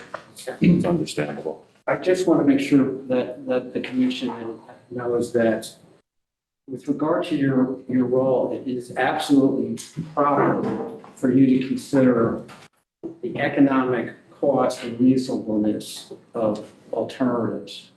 And so I have 3 case citations here. I'm not going to give you the case citations unless you want them, but I am going to read you snippets. Can I pause you for a second? Is that our role to determine the economic feasibility? Well, That's not what he's saying. And correct me if I'm wrong. He's saying it is one consideration you are allowed to take into your decision-making Let me read process. you the. But if I could, aren't the pumps more expensive than not pumps as it relates to the wetlands? Like the fill is related to the planning and zoning application. The fill is related to the wetlands because the fill is what's creating the watershed to hydrate the wetlands. Fair enough. Right. Fair enough. So here's 3 quick sentences from 3 different cases. Our courts have previously found a commission's denial improper when it did not adequately consider the cost and economic reasonableness of the alternatives. That's number 1. Commission improperly denied plaintiff's application. Evidence showed plaintiff's plan was most reasonable and prudent option when, among other things, alternatives were more expensive. And lastly, an applicant's proposal was the only reasonable option when alternative involved great expense. And so I think what we have here is we have a client who was ambitious about his ability to find fill at a reasonable cost, and now has since learned, after testing samples, Derek has corroborated that finding fill that meets the material acceptance procedure is extremely difficult. And that's why we only have gotten 70 yards in. It's not for lack of effort. It's because there's a lack of fill. Now, could we try to source this material at great expense? We could. My guess is it would take a very, very long time. And as I said, with all respect, it's unreasonable given the fact that these wetlands can be rehydrated, maybe not as good as they could naturally, but they can be rehydrated. We've proven that. And we're creating new wetlands. And the wetland that we want to rehydrate by pump is only about 20% of the wetlands on the entire property. So when you balance all these factors and you take this all into consideration, I respectfully submit that this is by far the most prudent plan when you take into account all these considerations. So I don't know if anybody else has anything else to say or whether I can answer any more questions. As far as the fill goes, just to come back to that, you're stating that you have proof that you have samples that were tested and they all failed the test. That's what Derek Jones, who tested the material, Right. said. Okay, why are we testing urban project fill? Why aren't we testing other areas? Well, it was the of fill that was available. What do you mean by other areas? Okay, a development that goes into town that was virgin soil. How about farmland? Pesticides. Okay. Okay, there's, again, the standard was so high, again, We need a lot of them. So if somebody's building a strip shopping center, we might get 50 truckloads. Okay, but if somebody was building a subdivision, a large subdivision, and it was virgin soil, there are. Most likely it would have a chemical from farm. Most likely. I would actually offer something different. If a home builder is building a subdivision, he's going to build that subdivision in the most cost-effective way possible. And a traditional subdivision isn't going to generate a significant amount of export because that export is going to price out that subdivision from being economically viable.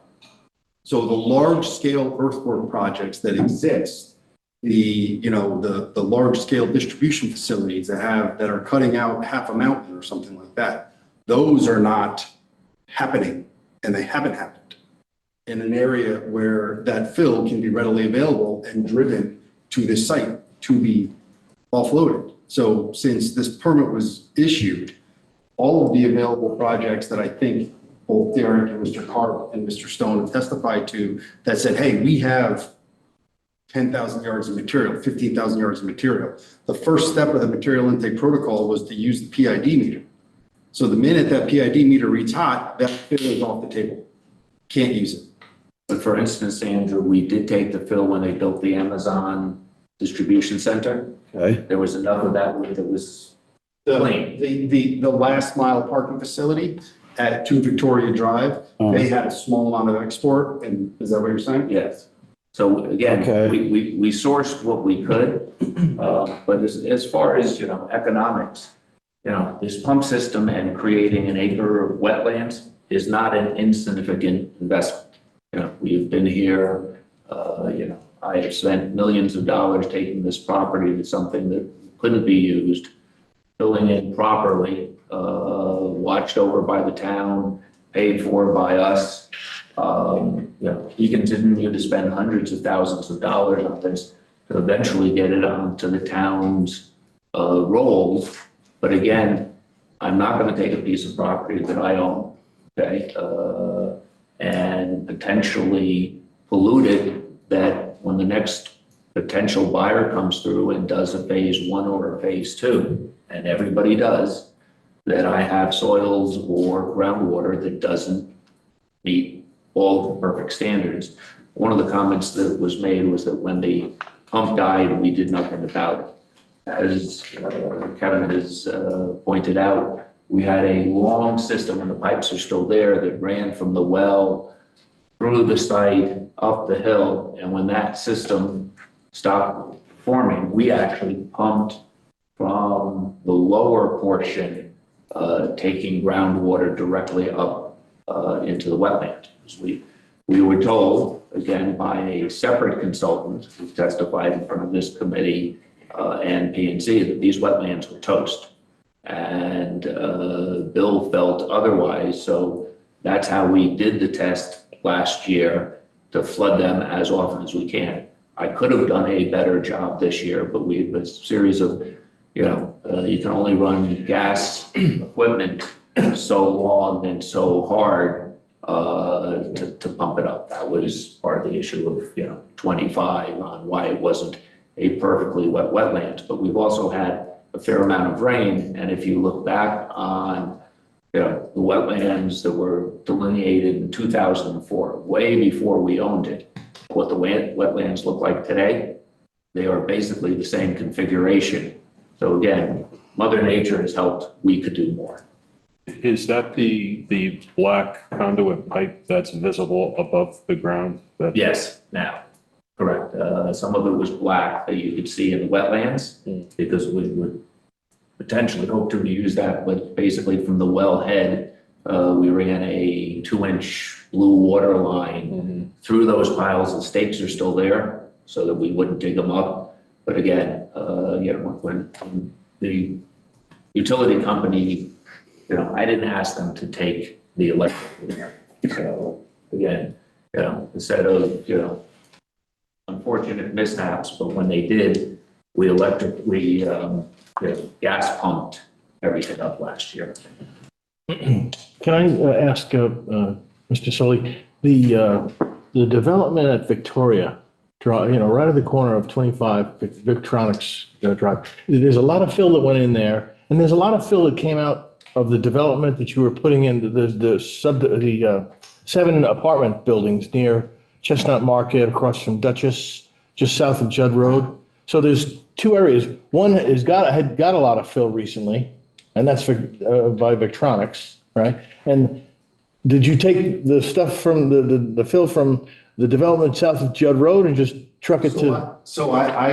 I'm just the engineer. I didn't do anything with the fill. I know that the development at 10 and 36 Main Street that had a fill permit was not simply had the requirement to import clean fill in accordance with DEP regulations. So that fill that is available was able to go there. It couldn't come here because of the protocol. I don't know where the material went off of 127 Main Street behind Duchess. Right. But that was construction grade level aggregate that likely is in concrete in our roads and asphalt and things like that. It was a quarry. I'm talking about across the street from Duchess. Yeah, behind Dunkin' Donuts. Yeah. That material that was excavated from that property was DOT grade crushed aggregate once it was. I thought it would be acceptable fill. No, it's not. Like that, I don't know. I wasn't managing those materials. I can speak to that. That fill was actually all crushed rock. It's now in concrete and roadways sold by Haynes. We tried to get involved and get that. We couldn't. We actually are the owners of 1036, where I have a different fill requirement, and it can have 1% or 3% asphalt. But again, even as you've seen, that site has, took a lot of fill in initially, but again, that fill did not meet the requirement for quarries. I was already right. So again, we tried, but it was. Right. I think what the commission is looking for is just proof that happened, that there's some kind of. I think Derek Jones. I mean, with regard to, can we purchase, there had to be some communications with these other companies about and them turning you down. Somebody would call the office, we would run to their site, I would bring the, again, 5-gallon pail. And the first, as Derek testified to, 10 or 12 or 14 tests were done by his firm. We ran into such a problem, we actually purchased, and I forget how many thousands of dollars it was, a PID meter. And that goes off, if there's a piece of asphalt in it, I knew that I couldn't take it in because that is unsatisfactory. So it's not that we didn't try. I can give you the sites in New Haven, but once I would go up, Paul and I sort of drove over Fairfield County. And north, you can't get fill from Hartford. Again, if they were building a building, it's just not economical. Nobody will send it to you. And again, Attorney Green and his client made a big issue of economics. We bought this property. I have spent a fortune filling in what was a gigantic lake properly with oversight by the town, okay, that we paid for. That was over, 6 figures.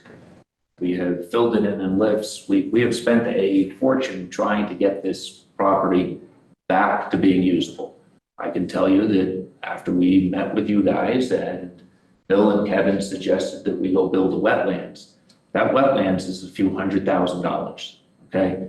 So it's not like we're trying to shirk our economic responsibility, but, to go take gravel that sells for $27 to $32 a cubic yard and to go fill it up to go hydrate the wetlands, Paul gave you the numbers. It's not $1 million, it's plus. Yeah, so it's not 2 or 3, it's 15 to 18. You can quibble about what the cost is.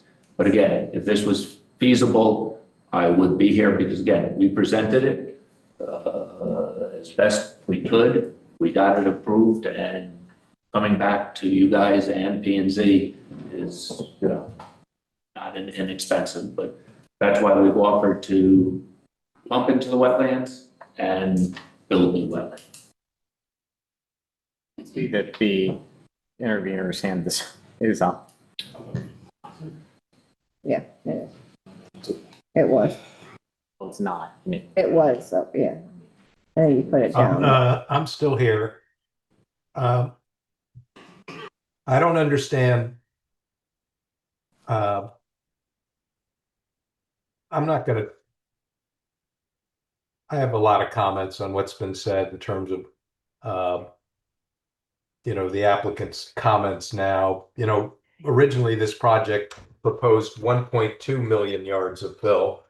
And at the very beginning, at the very inception, and when we raised the issue of the impact of trucking that material in, the applicant very cavalierly poo-pooed us on the trucking issues. But so now for them to be raising that issue on, a fraction of that is kind of interesting. But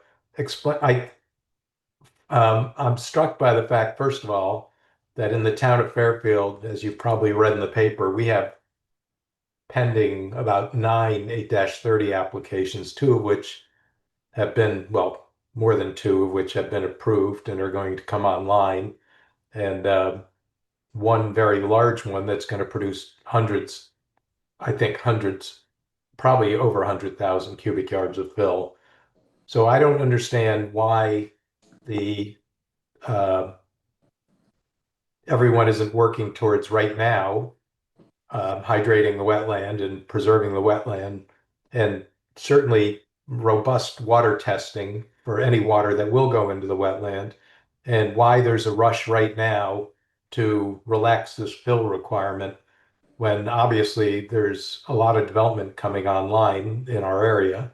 And why wouldn't the prudent move be to test the water again before you consider anything, the water that will be used to hydrate the wetland? 2,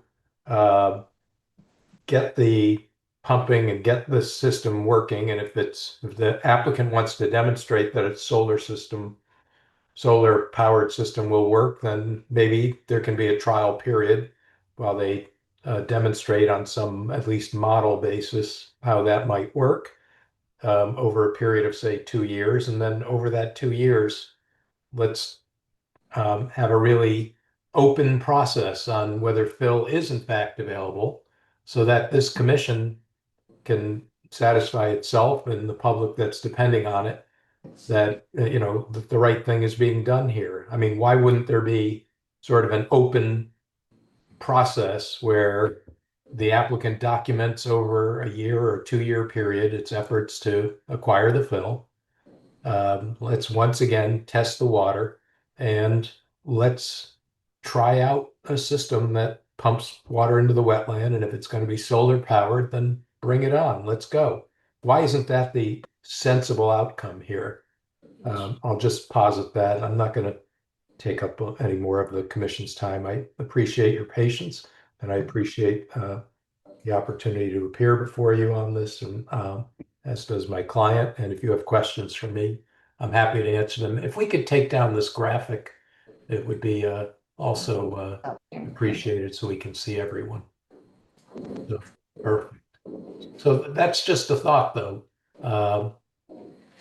As I think a reasonable path, and that way this commission can assure the citizens of the town of Monroe, that this is on the up and up and based on a solid body of evidence. And if it can't be done in 2 years, and if the applicant demonstrates that the filling can't be done, then, then there's a discussion to be had. But this is pretty unsubstantiated at this point. And obviously the commission justifiably has a lot of questions. Thank you. I'll say something since we're talking about the fill. Well, I yeah. also want to, Metropolis, who is the actual intervener, raise their hand. And then there's an iPhone, which unfortunately we have no way of knowing who that is. Metropolis. I would also like to just comment. I'm not instituting this, but in the spirit of the time and the length of time that we've spent on this discussion today, Yep. I did say at the beginning of the meeting that a time limit of 3 minutes may be imposed for each speaker. I'm not looking to impose that, but I would ask everyone to please keep that in mind as we go forward here so that we can get to the public. It sounds that we have public and they're waiting very patiently. I want to give Mr. Metropolis time to speak. If everyone can just keep timing in mind as you're speaking, that would be appreciated. Mr. Metropolis, are you up there? Who yields to who, and the people coming down Riverside, I'm sorry, Railroad. It says Joel Green is talking. Is he still muted? Did you mute him?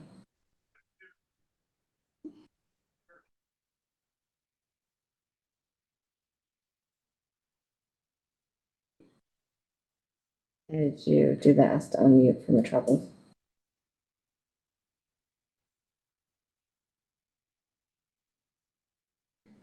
Mr. Metropolis, are you there? He has to. So Joel is still muted. Mm-hmm.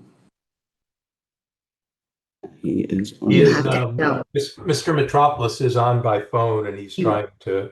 Is he the so it looks like maybe he's on twice. So if he's on by physical phone, he has to dial *9.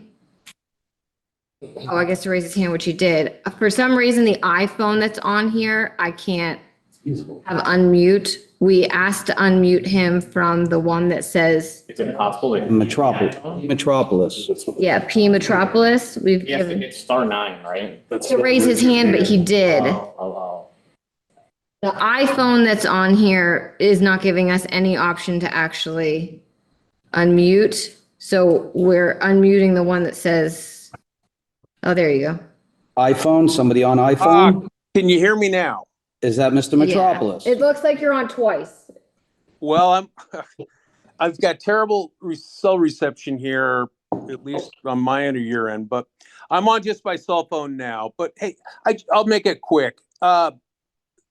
This whole Yeah, can you just announce your name? I'm so sorry. yeah, this is Peter Metropolis.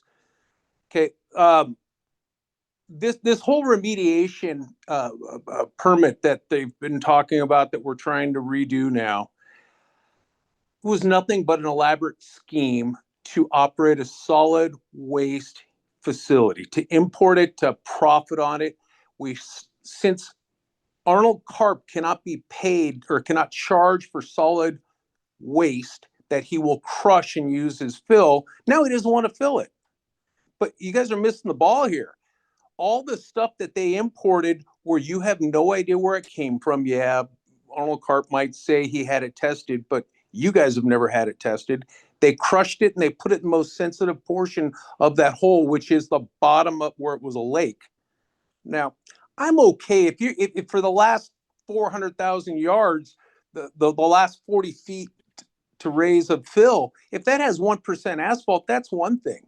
But what's the percentage of asphalt that you put in the first 50 feet of elevation that you put in there?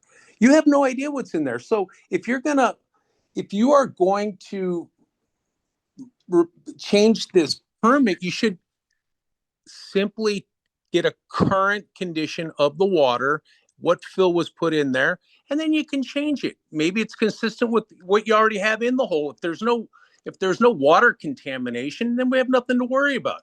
Derek Jones seemed to say, hey, well, if we have any asphalt, it's going to cause pollutants.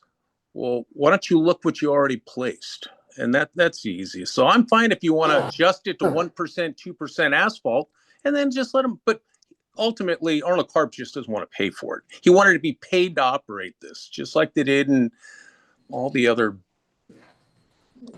Fairfield and all that other stuff. All right. Any questions for me though while I'm here? Any commissioner? I guess not. Okay.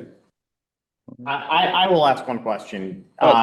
There seems to be an accusation that the fill brought in was not up to standard. Well, why don't you look at the import catalog where they brought 5,000 truckloads of crushed asphalt? They tried to claim, hey, if it's above 4 inches inside, it's technically clean fill. But Arnold Karp crushed it and put it in the bottom of the hole. And now nobody's tested the water. They say, hey, it was clean 20 years ago. We don't have to test the water. hey, it's only going to do you guys a favor in the long run. It's going to take, what, 10 years for it to move a couple miles underground? You should test what's there. If you're going to drill new holes just to hydrate the wetlands, why don't you test the new wells and everything else that's there? I'm okay with it. Just don't take their word for it. Hey, we can't buy enough fill. It's going to cost us $5 million. Well, nobody seemed to ask them how much money were they paid operating a solid waste in dump, basically. How much did they get paid for that? And how much money did they make digging a hole and selling off the native natural material? Arnold Carp Pond View is what the site you guys were talking about a few minutes ago. Yeah, he oversaw it. He is in the rock business. He sells aggregate. He doesn't want to pay for this. It's simple enough.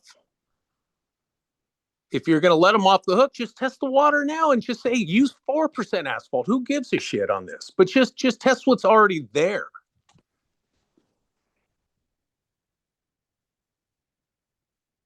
Thank you.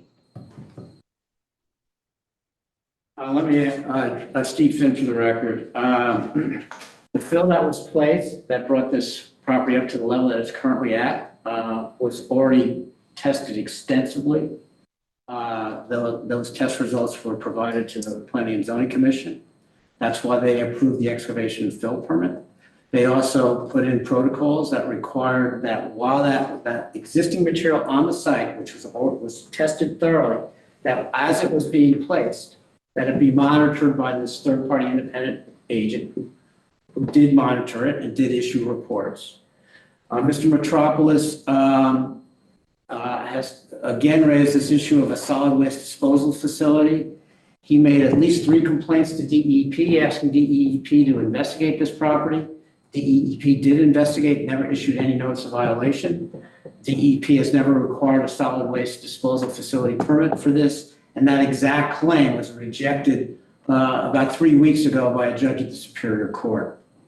In addition, I don't have the exact number. In addition, in 2020, when this initial process was going on, the applicant provided 3 different tests of the water in the ground and on the surface on this property. They all registered clean, and that analytical data was submitted to this commission. And again, all the material that was placed on that property was all observed and witnessed by a third party chosen by this commission. How do we?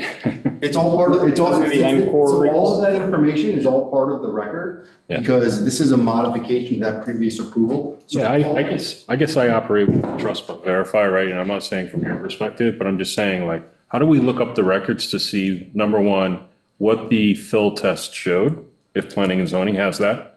And then, Okay, so that's the job of the applicant. It's your job to ask the applicant for that information, and it's the applicant's responsibility to supply it to you. even though it was already supplied to us. I mean, technically, it's in the it's record. all part of the record because we're modifying the previous approval. Okay. And I think I made this point very early on, not tonight, that it's not up to this commission to sort of go back and review what your predecessor commission already fully vetted. Okay, so we already have an approval. All we're seeking to do is modify an aspect of that approval. It's absolutely correct for you to vet that suggestion of that modification. I want you to fully vet that. I have a different angle on this anyway, so you don't need to convince me of that. I think that the reason I'm commenting on this is because folks keep bringing up, we've supplied this, we've supplied that. Like, okay, we've heard that, right? Maybe it's just getting late and I'm just, whatever, right? But we've heard that. So, okay, so let us go back and look for it, or we'll request it again, right? But like, I can't tell you how many times I think I've heard tonight that we've received this somehow, somewhere. I get it. We have, okay? But I think, Commissioner Zimmerman, I'm sorry to interrupt, but I think there's a distinction between providing you with the evidence that we did look for fill. Yeah. And going back and saying, we need, as the intervener has asked, we need you to provide evidence about the material that you already placed. And what I'm saying to you is, with all respect, I don't think it makes sense for you to go back and vet the material that's already been in place. If you want to test, our claims about the inability to find fill, I understand that, and we're doing, Derek Jones testified. There's a letter that I submitted at one of the early hearings. I'm not asking that. Okay. And I think he answered my question, so I'm good. A couple more points. I know it's late. This permit was issued once. Well, I didn't do his 3 minutes, so let give him a little more time. This permit was issued in 2021, okay? And so this idea that we should wait another 2 years to see whether our proposed plan, which our expert has already testified has worked and has worked otherwise, you could make an argument that you should always keep open any permit you give. Well, let's see if that detention system is going to work. Let's see if that wetlands is really going to be impacted by this project or not. That's not the way commissions work. And as I said, we're under a limit. We only have 10 years from 2021. And so that's a major problem. It is the way, and I'm sorry for continuing to interrupt, right? But it is the way that a lot of projects work, right? Whether it's a project like this, whether it's a software project, you do POCs, right? For a limited period of time and prove them out. And I think that, I'm not going to speak for the rest of the commission, but I think that that's what folks are thinking is that, listen, your other solution may be viable. Maybe, like you said, maybe it's not the best solution, but it's a viable solution, right? I'm not sure that many folks will argue with that.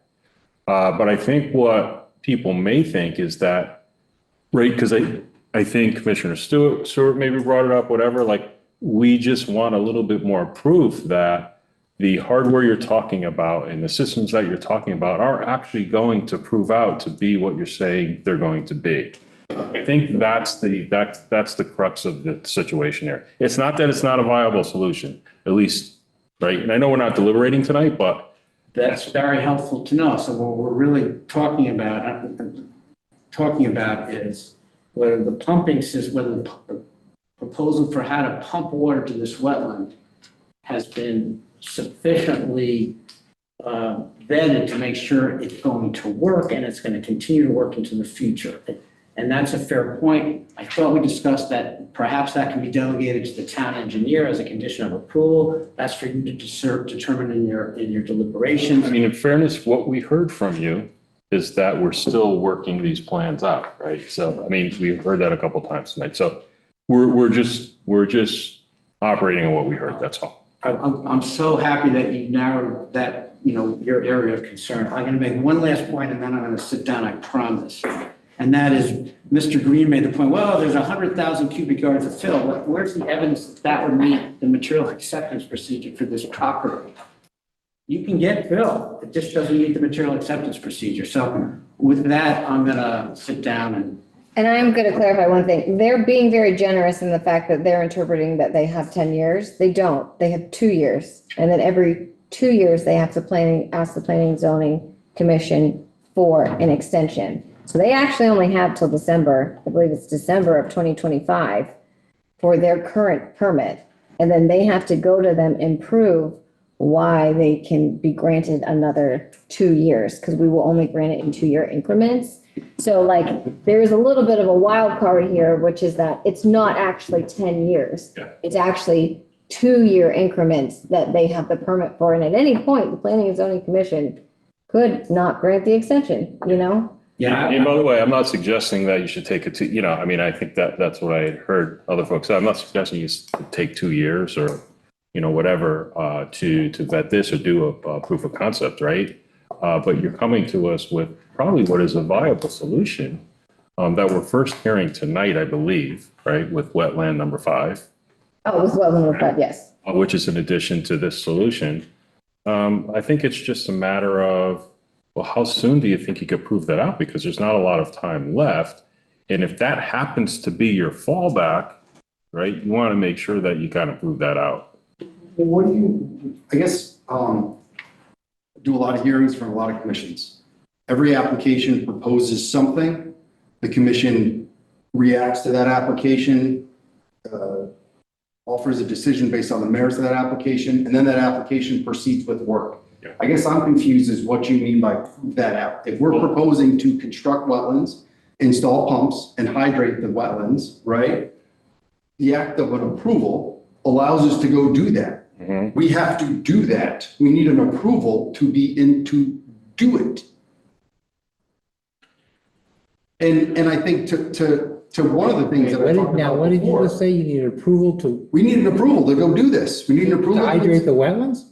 We need an You don't. approval. You've already got an order We cannot install these wells without an approval to do so. I believe you originally were gonna install wells to do this. No, they have the approval for the well that they had installed. Right, we The need to, hiccup is that they're actually saying that's not adequate. So if we move forward with the original permit intact, they were actually supplementing that with some other dewatering. and other Put a things. well outside the 100-foot setback and. They do, they have, that vernal pool has a 450-foot regulated area. I can't do it's actually anything. 500 feet, but yes. Well, it used to be 450. Yeah. I can't do anything within that without an approval from this commission. And I have to go to the health department to install the well.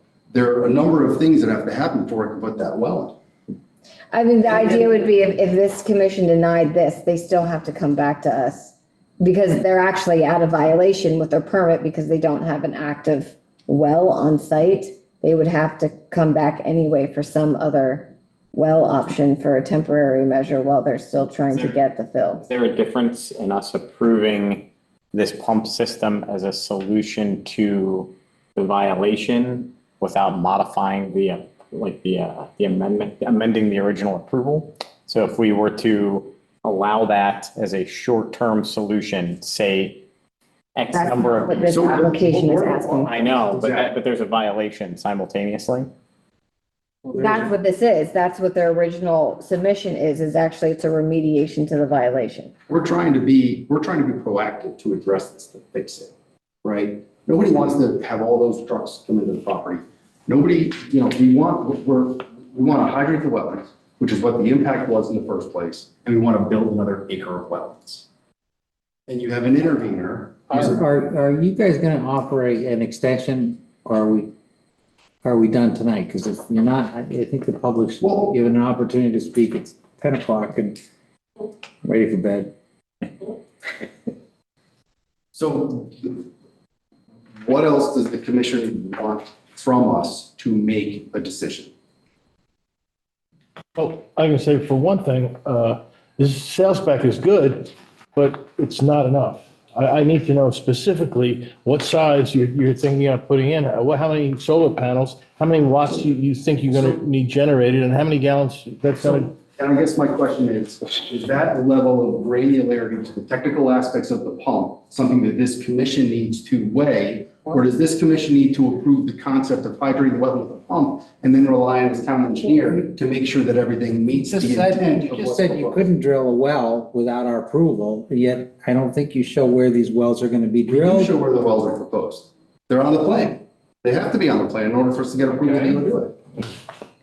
And the solar panels, they're attached and mounted just like the details shown here. But These aren't the right wattage solar panels. These are only 8-watt solar panels for what was the horsepower? That's what I was asking. Well, and that's the whole thing. We need it sized properly. We have the technology, but we need a little detail behind it, and that goes along with what you're willing to spend. But I think he had a good point though, right? It's like, I think we want to be able to, he's looking for us to approve the method and the technology used and then rely on the town engineer to right size it, right? I mean, fair ask, right? Like, I'm not, like I said before, I'm not an expert in this. I would want to rely on the town engineer to do that, but it sounds like a viable.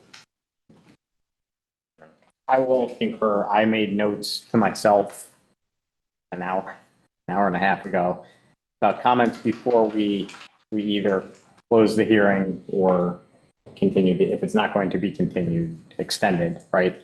My two comments were the lack of knowledge about the design of the system. I think that we all have expressed questions and concerns about that. And candidly, you said it'll take potentially up to 6 weeks. So we can't, I don't think that we can hit that within the window. So to that end, I don't know that you granting an extension really solves that concern. The other one, I did make a note about the water quality that is being pumped up and any potential impacts to the wetlands and the vernal pool. The intervener made a comment about the fill, which so you made the very valid point that that's all on record. And if that's part of the record and we can talk about that in deliberations without adding it as an additional item that's not already listed in this hearing, then fine. We can look at that and we can deliberate. Wait, about the water quality?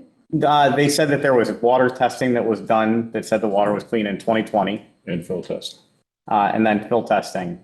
And all the placement of that material was witnessed and observed by your third party. And I don't challenge that. I don't challenge that at all, but I just need clarification. There's two things. There's the quality of the water that is hydrating the wetlands. And then, which is what would be coming out of a pump. correct. And then there's the quality of the water of the general groundwater system affected by the fill coming in. Those are two very different buckets. And I would argue that the second bucket has already been vetted. But if your question is the water potentially coming out of the pumps going to have an impact, is suitable to rehydrate the wetlands? One, I do actually think that was asked at the last meeting by myself. And I do believe that there was an answer to that. So if Bill Kenny's answer to that wasn't sufficient, I would just ask that this question then narrow in. So that is what I'm talking about, the water being pumped. And if that was tested, and I don't think it was tested. I think the issue was it's been used. There was groundwater. There were 2 groundwater samples taken and tested as part of the previous application. Both came up clean. There was the surface water that was standing at the time in the northern part of the site that was tested, that was clean. And same groundwater, it was dewatered while the fill was being placed, pumped into the wetland, and the wetland showed signs of life again. So I think because it's the chicken or the egg, we need an approval in order to put in the wells. And I think as part of that approval, there can be a condition of approval that prior to pumping anything, we need to provide test results to this commission that demonstrate that water is clean and will not have an impact to those wetlands once pumped into. Because that's what the commissioner relied on before to allow us to do what we did. Because we gave them testing that showed that water is clean. So when we pumped it in, we were following the conditions of the permit. Now, since we have to put new wells in, it's perfectly reasonable to say submit water quality testing of the new wells prior to being discharged into the wetlands, and then we satisfy your concerns.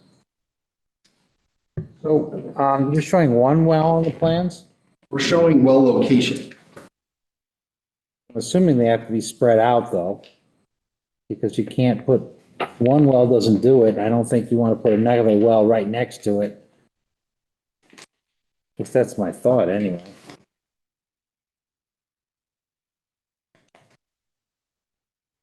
And then is the 1.5 inch PVC line, is that underground or is that on the ground? On top of the ground. There was questions at the last meeting about the freeze-thaw concerns, which is why I was asking about the sensors on both sides. So if you For 1,000 years, we're gonna have this pipe sitting on the ground? Oh, okay. that's what's being proposed. And if we're finally getting to specifics like this, I'm excited. Because Don't get too excited. No, I understand. I understand. There was a big overarching thing here, right? In order to address the violation that was done by somebody else, we had to come up with a solution. The solution was hydrate the wetlands. We came with an application to raise the grade. Achieving those goals had been proven difficult. So we're here before the commission to ask for a modification to address the violation with a different means. Pump and build wetlands, right? We have an intervener who's opposing this application. And the intervention means that the application, they're asserting the application has a reasonable likelihood of unreasonable harm to the environment. I have heard no testimony by any experts that what we're proposing is going to have a reasonable likelihood of unreasonable harm to the environment. So I don't think any of the commissioners are posing that, right? So you probably want to stay away from. I just wanted to. Don't raise it in anybody's. Because the standing that this commission has to make a determination on is whether or not he met that test. Yeah. And to the commission, I have one other comment, which is if you choose to approve, it's not like we disappear. These, the wetlands get built, things get pumped, and we're not coming back in front of you. Anything we do on this property requires us to come back to this commission, okay? So it's not like you're giving us a general release that says, okay, geez, if it doesn't work, if in 6 months we haven't done everything that we've said and everything isn't working, then I'm pretty sure when we're back, be it in 6 months or whatever, whatever time period you guys pick, we have to make all of this work. So,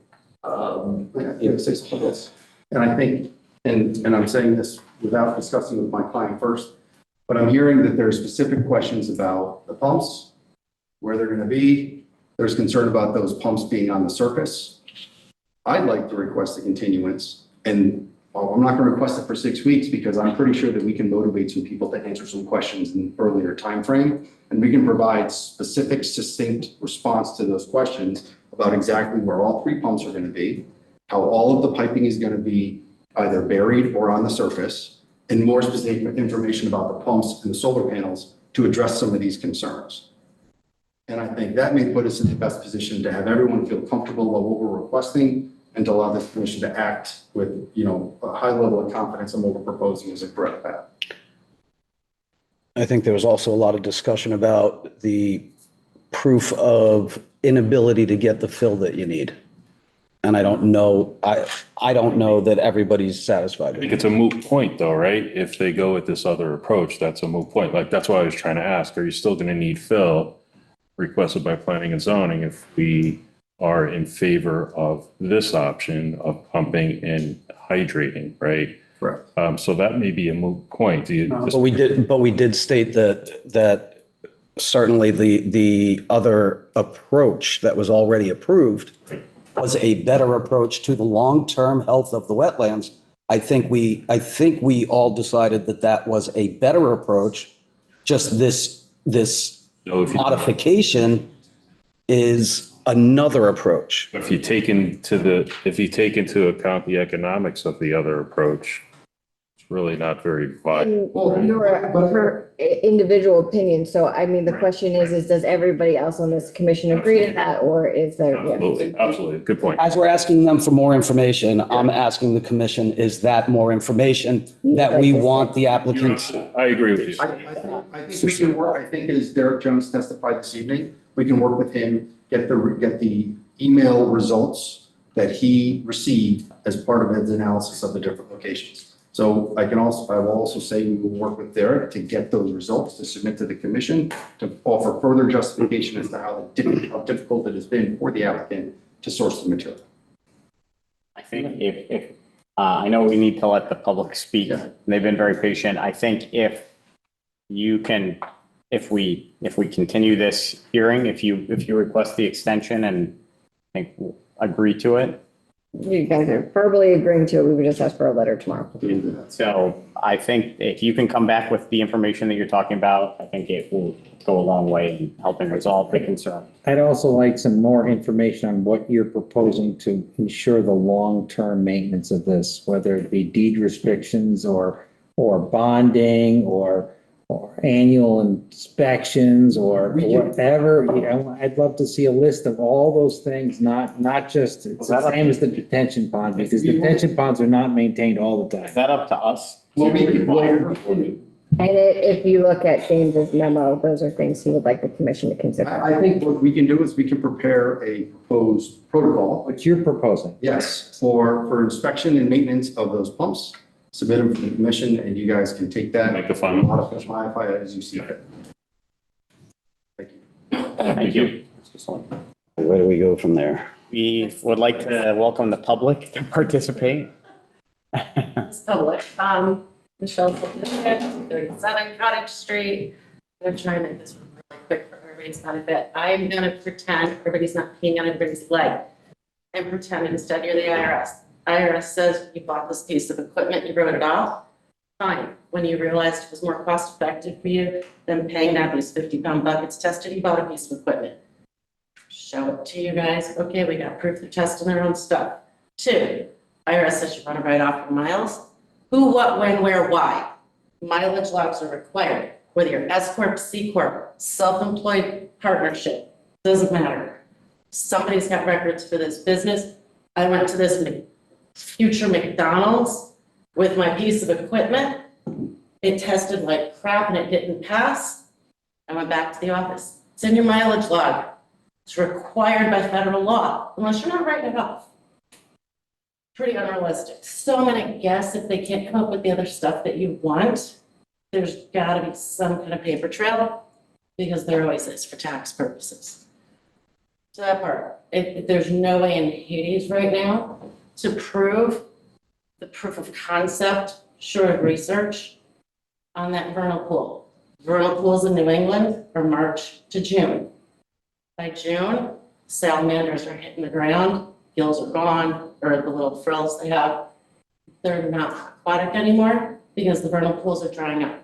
My concern, if we're pumping water up there, I know it was brought up, I think by Mr. Kelly. What if pipes freeze, whatever. They're not pumping water every month to a vernal pool that's a pond. 5 people behind me, no one said anything. I'm concerned if it's left to human beings and not Mother Nature. Yes, we're gonna have bad years. Yes, the soil structure, the plant, the vegetation, everything changed over the years. That vernal pool went away because of everything that was done. Again, they have to now try and fix this. There may be somewhere in this, if they're doing a new wetlands, which is a year-round thing, you may have to think among yourselves, are we really gonna let humans try and create a vernal pool? We don't know when it's supposed to naturally dry up. The whole point of a vernal pool is predators don't go there on a regular basis. It's not like the seeps we have down by me in Cottage, where they go for water all year. The whole point is there's no fish, there's no shrimp, because it dries up. That's what makes it safe for the salamanders and the frogs and the toads to lay their eggs. They don't get eaten by anything that didn't come over with legs. I'm not thrilled with the fact that we potentially have humans trying to recreate a vernal pool. I don't think that humans are going to be able to successfully do it personally. I'd like to see a proof of concept with research. Regardless, they could try all they want this year. Vernal pools are going to be done at the end of this month. There's no proof of concept for that.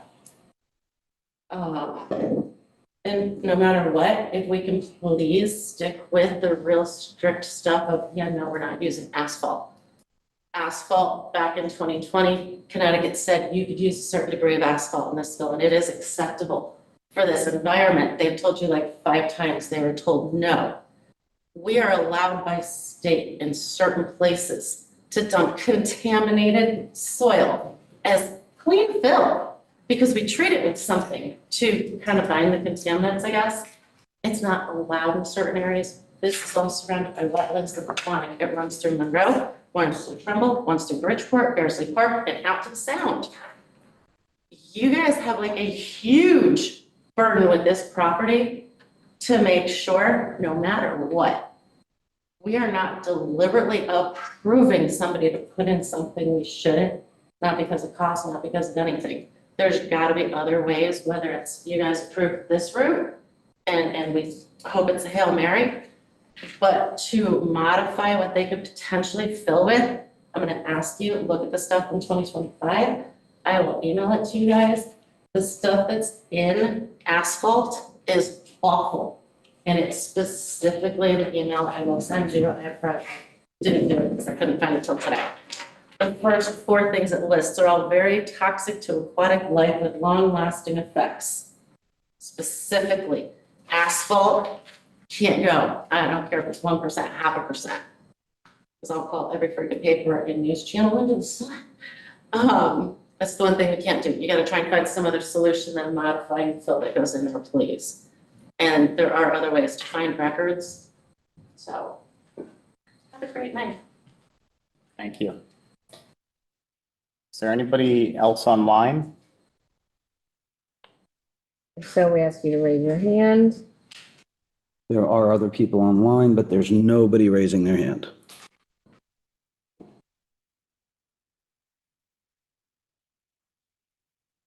Anybody? Anybody? Nope. So then I think we've agreed the applicant is requesting an extension. So should we plan on carrying this meeting to the June 25th. 25th? And typically, we do extensions to the next meeting. And then at that meeting, you can discuss if you'd want to extend to the next meeting or close it. But it would just be an extension for the 2 weeks. Okay. Does the applicant feel good about that window of time for the content that you're talking about collecting? Okay. All right. So then we'll continue this hearing to June 25th. June 25th. Thank you all. Thank you. Thank you. Need a motion for that or no? We don't need a motion for that. I suggest a 5-minute recess, but truly only 5 minutes. Once we hit 11 o'clock, anything that gets open beyond that has to be voted upon on this commission. We cannot open anything new on the agenda after 11 unless this commission votes that we can do so. Then should we just right now that we're gonna push, I guess we can play it by ear. The deliberation, the two from today, the regular hearings, I guess maybe those can go quickly. But also like, I'm jumping ahead a little bit, but like to Victoria, like I need planning and zoning is waiting on this wetlands referral in order to make its decision. And now we have days associated with that comes into consideration. So like, there's only one deliberation you guys do tonight. From a planning and zoning commission perspective, I ask that to be to Victoria so that we can continue our deliberation. That makes sense. Makes sense. Okay. So 5 minute. Okay. And we're back in order.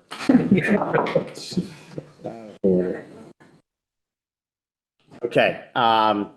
So moving on to deliberations on completed hearings.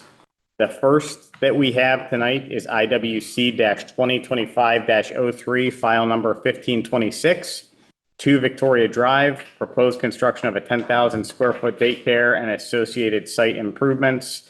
Central LLC applicant, J. Edwards and Associate LLC representative. So we deliberated, this is reopening of deliberation from the June, the Last meeting. The last meeting. But we're gonna go to Commissioner Smith first. So I'm going to recuse myself at this point and let you deliberate and vote with that.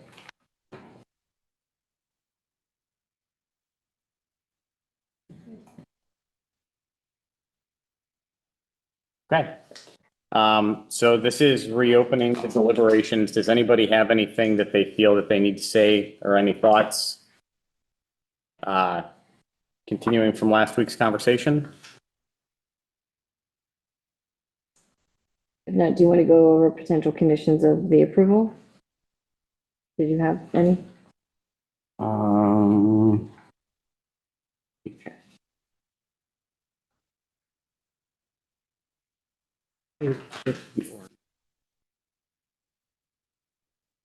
Okay, for 2 Victoria.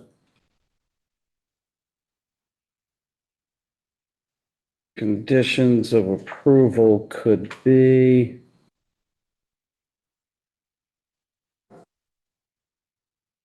If the commission did deliberate favorably, potential conditions of approval could include. The limit of disturbance. First one. Posting of a bond of $102,500. Wetland markers are not indicated on the plan, so wetland markers should be installed every 75 feet or so. And they would need to acquire a highway modification permit from the Department of Public Works prior to starting any of the construction. And the limit of the disturbance could be staked out prior to any ground disturbance, because we are working so close to actual wetlands. It would be a good idea to mark out that limit of disturbance before any ground disturbance takes place. Those are the only conditions of an approval that I would have come up with, unless you have others. Those are all in the motion? They're all in the draft approval. I believe you guys had directed him to draft an approval. Those are all written in the draft approval that he has circulated to this commission tonight for review. And those are the only conditions I had come up with, unless there's others that you'd like me to put in there. Anybody have any additional conditions that came to mind in the case of a favorable decision? And do you think that the monitoring of those wetlands is a long enough term? I believe it's 3 years is in the proposal. Okay, motion to approve, 2 Victoria Drive, You could say as drafted. as drafted, as if read. We have a motion to approve the draft for approval as written by Commissioner Stewart. Do we have a second? I second that motion. Second from Commissioner Zamory. All in favor? Aye. Aye. Unanimous. And do we also need to vote on A subdivision, yes. Does there need to be any conversation about that? There's a request for A positive subdivision referral for IWC 2025-03. You can, if you have specific things you want to communicate to, this isn't like a, not approving. Yes or no? Saying that it's a developable. yeah, if you have that it's generally in favor, but you have this concerns that you want to communicate to them, you can do that. If you don't have any of those concerns, then you're just generally. Motion to give a positive subdivision approval. Or referral. We have a motion for a positive subdivision referral from Commissioner Stewart. We have a second. A second to it. Second from Commissioner Zamory. All in favor? Aye. Okay. Motion passes for both. Okay, let's keep it rolling, huh? So that moves us into the next deliberation for the two. Would you ask? Yes. Yes, please. Give him a minute. Yes, give them a minute.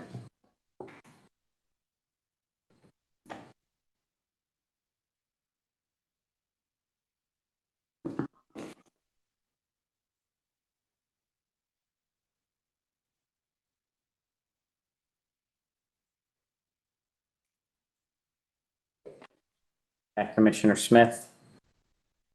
So the next deliberation is for IWC 2025-05, file number 1534, 169 Enterprise Drive. I need to should I read the whole thing again? No. Construction of parking area and septic system with associated grading for commercial buildings. 169 Enterprise Associates LLC applicant, Alan Shepard, NOK and Associates representative. We closed this regular hearing tonight. Does anybody have any outstanding questions or concerns? Anything that I feel we need to discuss?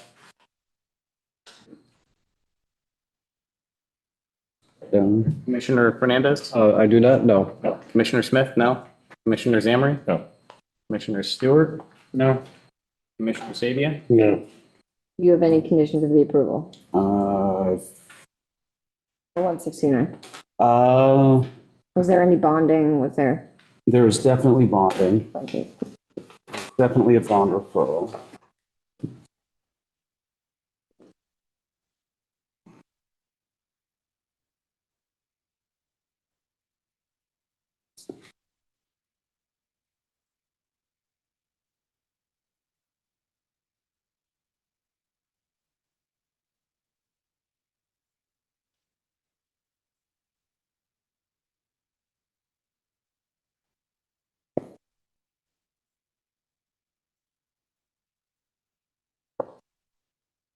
You had the posting of the bond in amount of $22,900 and wetland markers shall be installed every 75 feet. I was thinking. Is this working with Rafa? Yeah.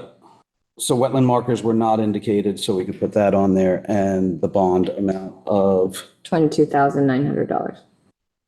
And the pinned, right, the pinned wall. Oh, and the wall, to be, to be looked at by the, approved by the town engineer. in order to Selection to be. prevent migration, yeah. Was that like building the wall materials to be approved by, to be. Wall construction. Material to be agreed upon by. Okay, motion to approve with the. Wait, can you figure out that wording? Can we please figure out that we didn't really, we need to come up with some sort of wording. You guys want to do this for next meeting? No, let's just do it. Let's just do it. The condition being, the wall materials to be agreed, to be reviewed and approved by town engineer. Yeah, applicant to provide wall materials,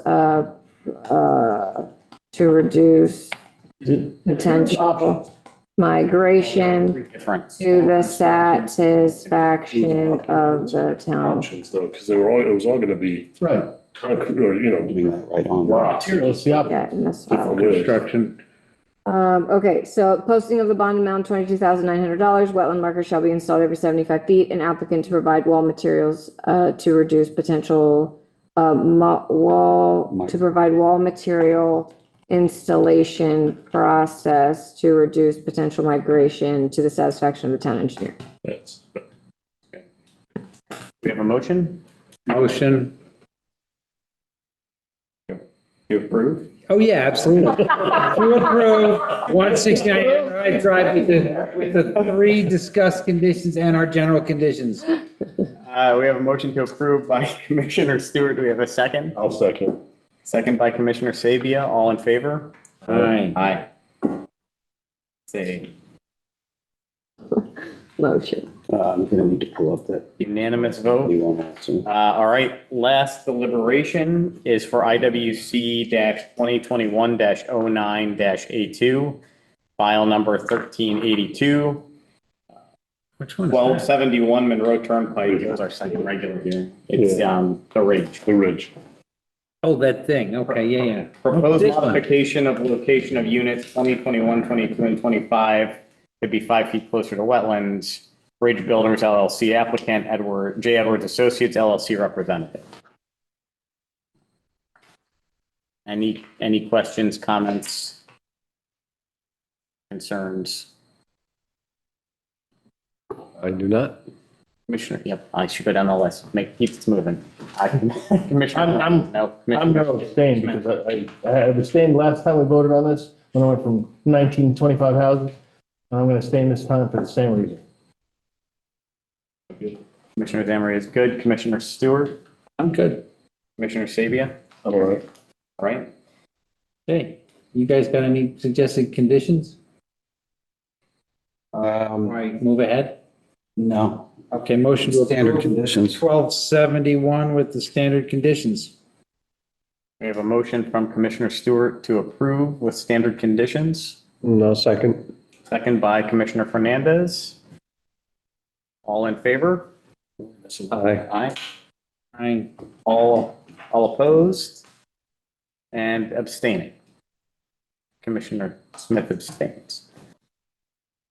All right. So I believe that due to the time, we're going to postpone the enforcement and voluntary compliance sections of tonight's discussion.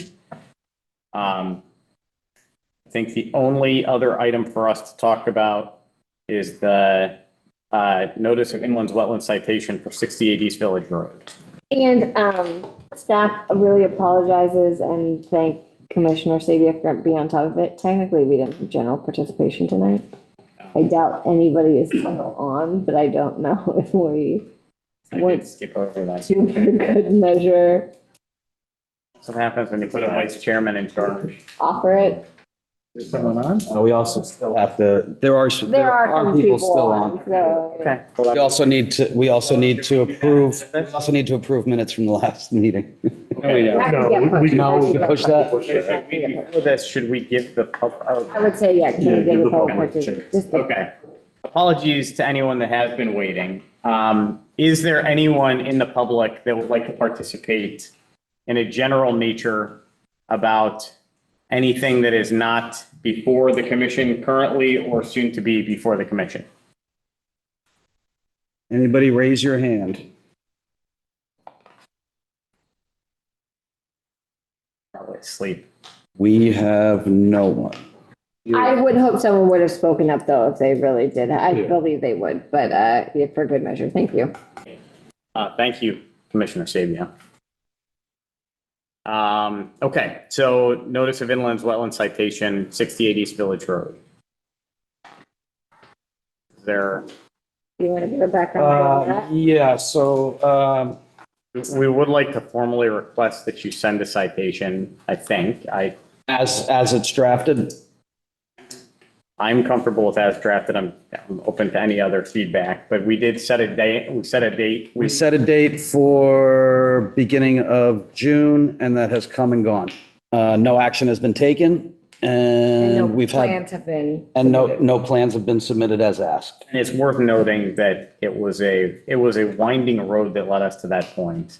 I believe the commission did everything in our power to be patient and supportive of efforts in a number of different ways, and the lack of communication, the lack of participation, lack of transparency is what led us to this point. Agreed. Anybody have any comments, questions, adjustments requested? I don't know, I have a difficult time with this whole thing. I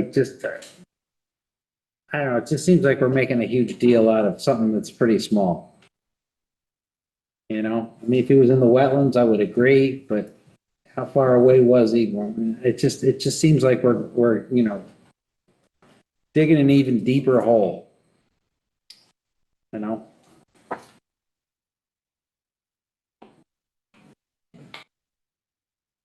Well, it is. Does anybody else? Any other comments? I like the business of solving problems between neighbors. I mean, you know, I agree with the impact of the wetlands, but let's get it over with. And well, my general concern, and speaking for myself, is that again, it was not purely the actual issue, the violation. It was the way everything was handled by the resident through the process after the violation had been established. And there's the transparency has not been there. But again, I will also say it is 10:52.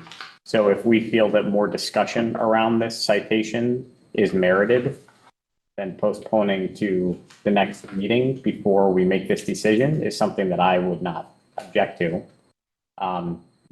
Your point is a fair one, Commissioner Stewart.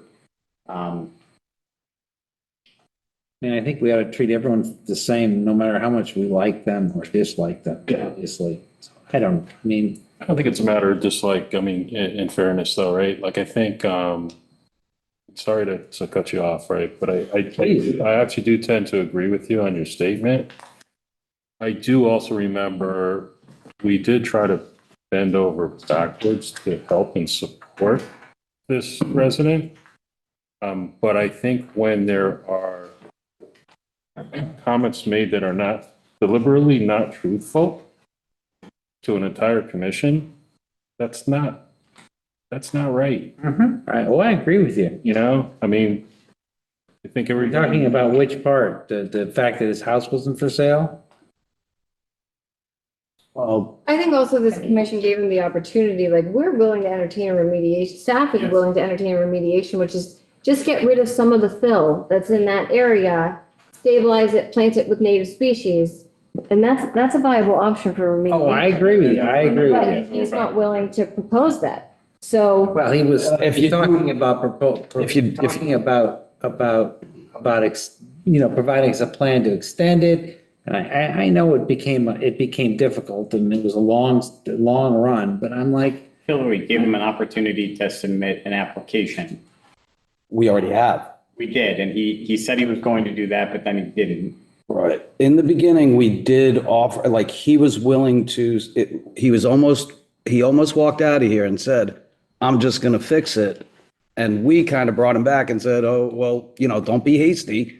Like, if you want to do this project, go right ahead. Yeah. and then we shut him down. Oh, No, that's not, but that's. we didn't shut We him. did, sorry. Didn't you? I mean, didn't you have the meeting and you caught him on the fact that his house was for sale and then all bets were off and let's go. no, his application coming in was conceptual. We just needed some more information in order for it to be a real application. What can we do at this point to, If we don't produce a citation, what is the resolution? I guess I would suggest we send him another somewhat friendlier letter saying, hey, look, you've got a couple options still on the table. One, you could remediate it, come in with a remediation. Two, you could come in with a plan. We'd like to hear from you before the next meeting.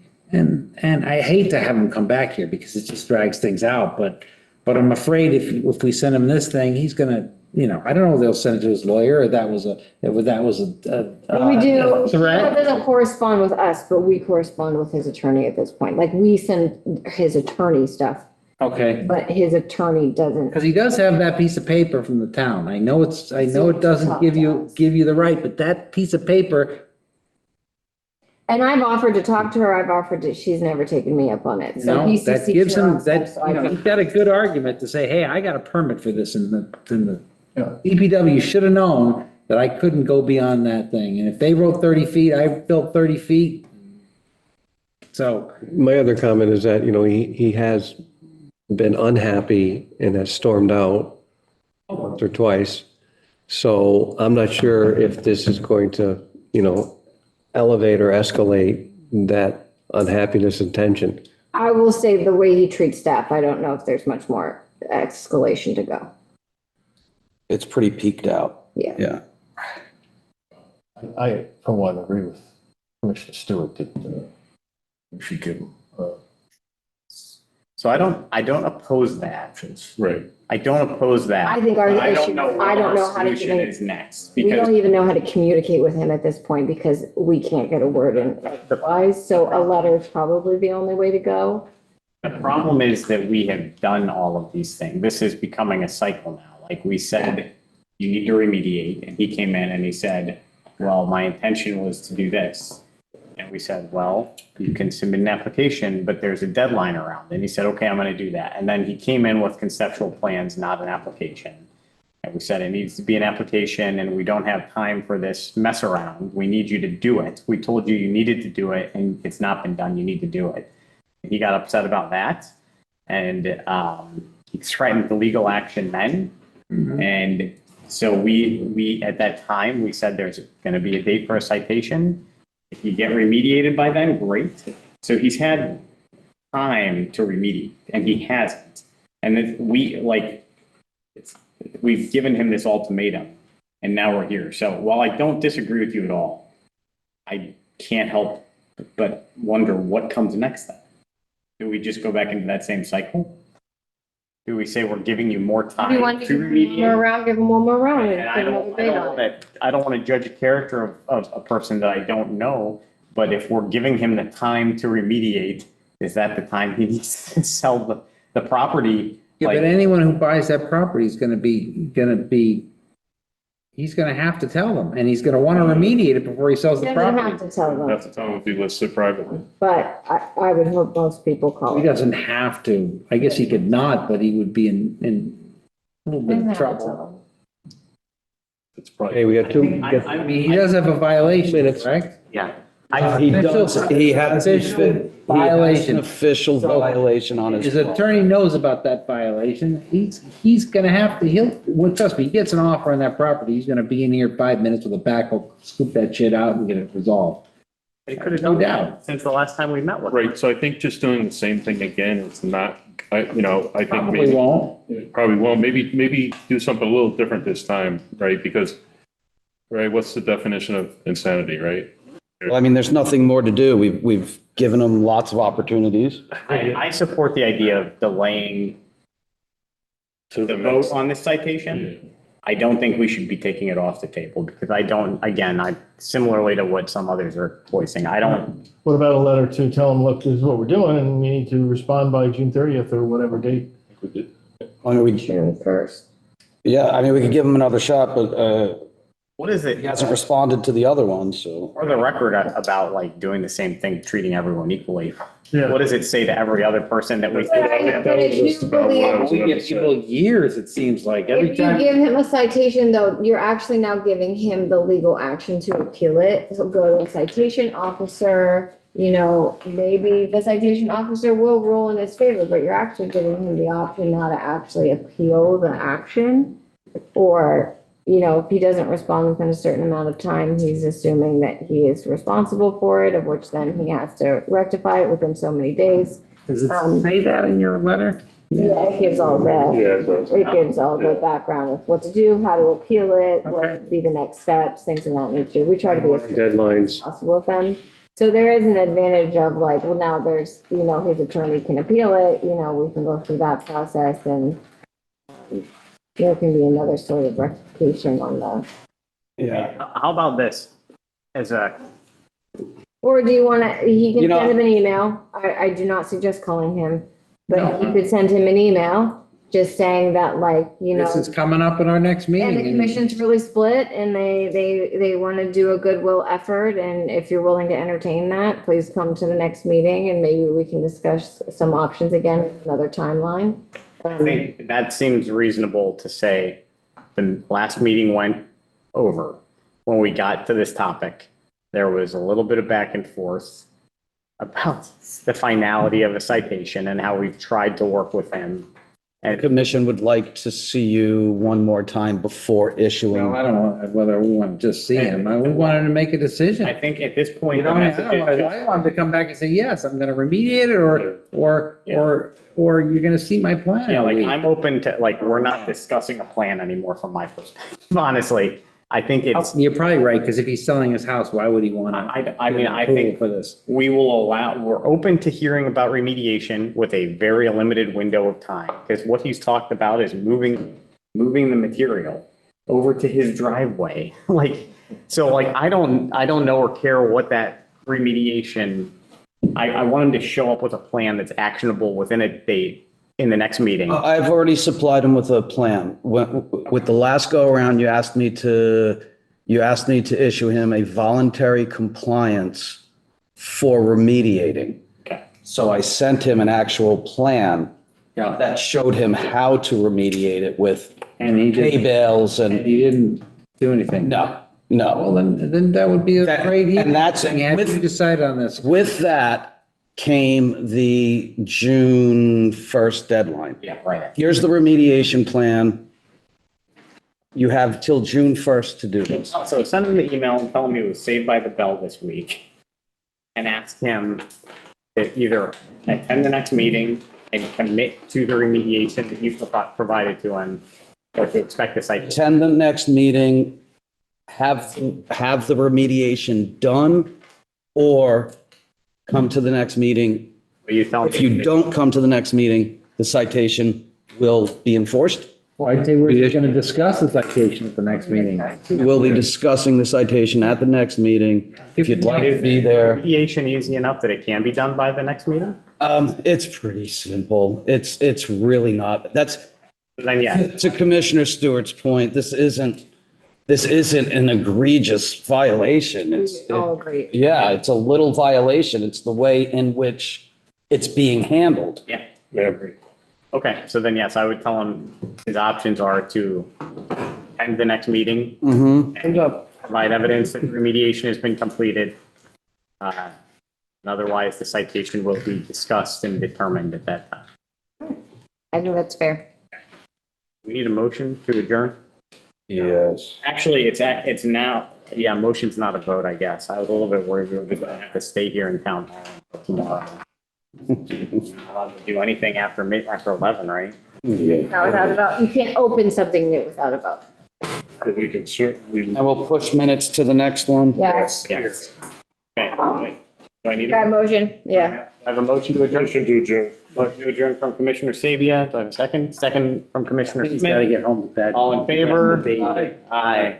All right, unanimous.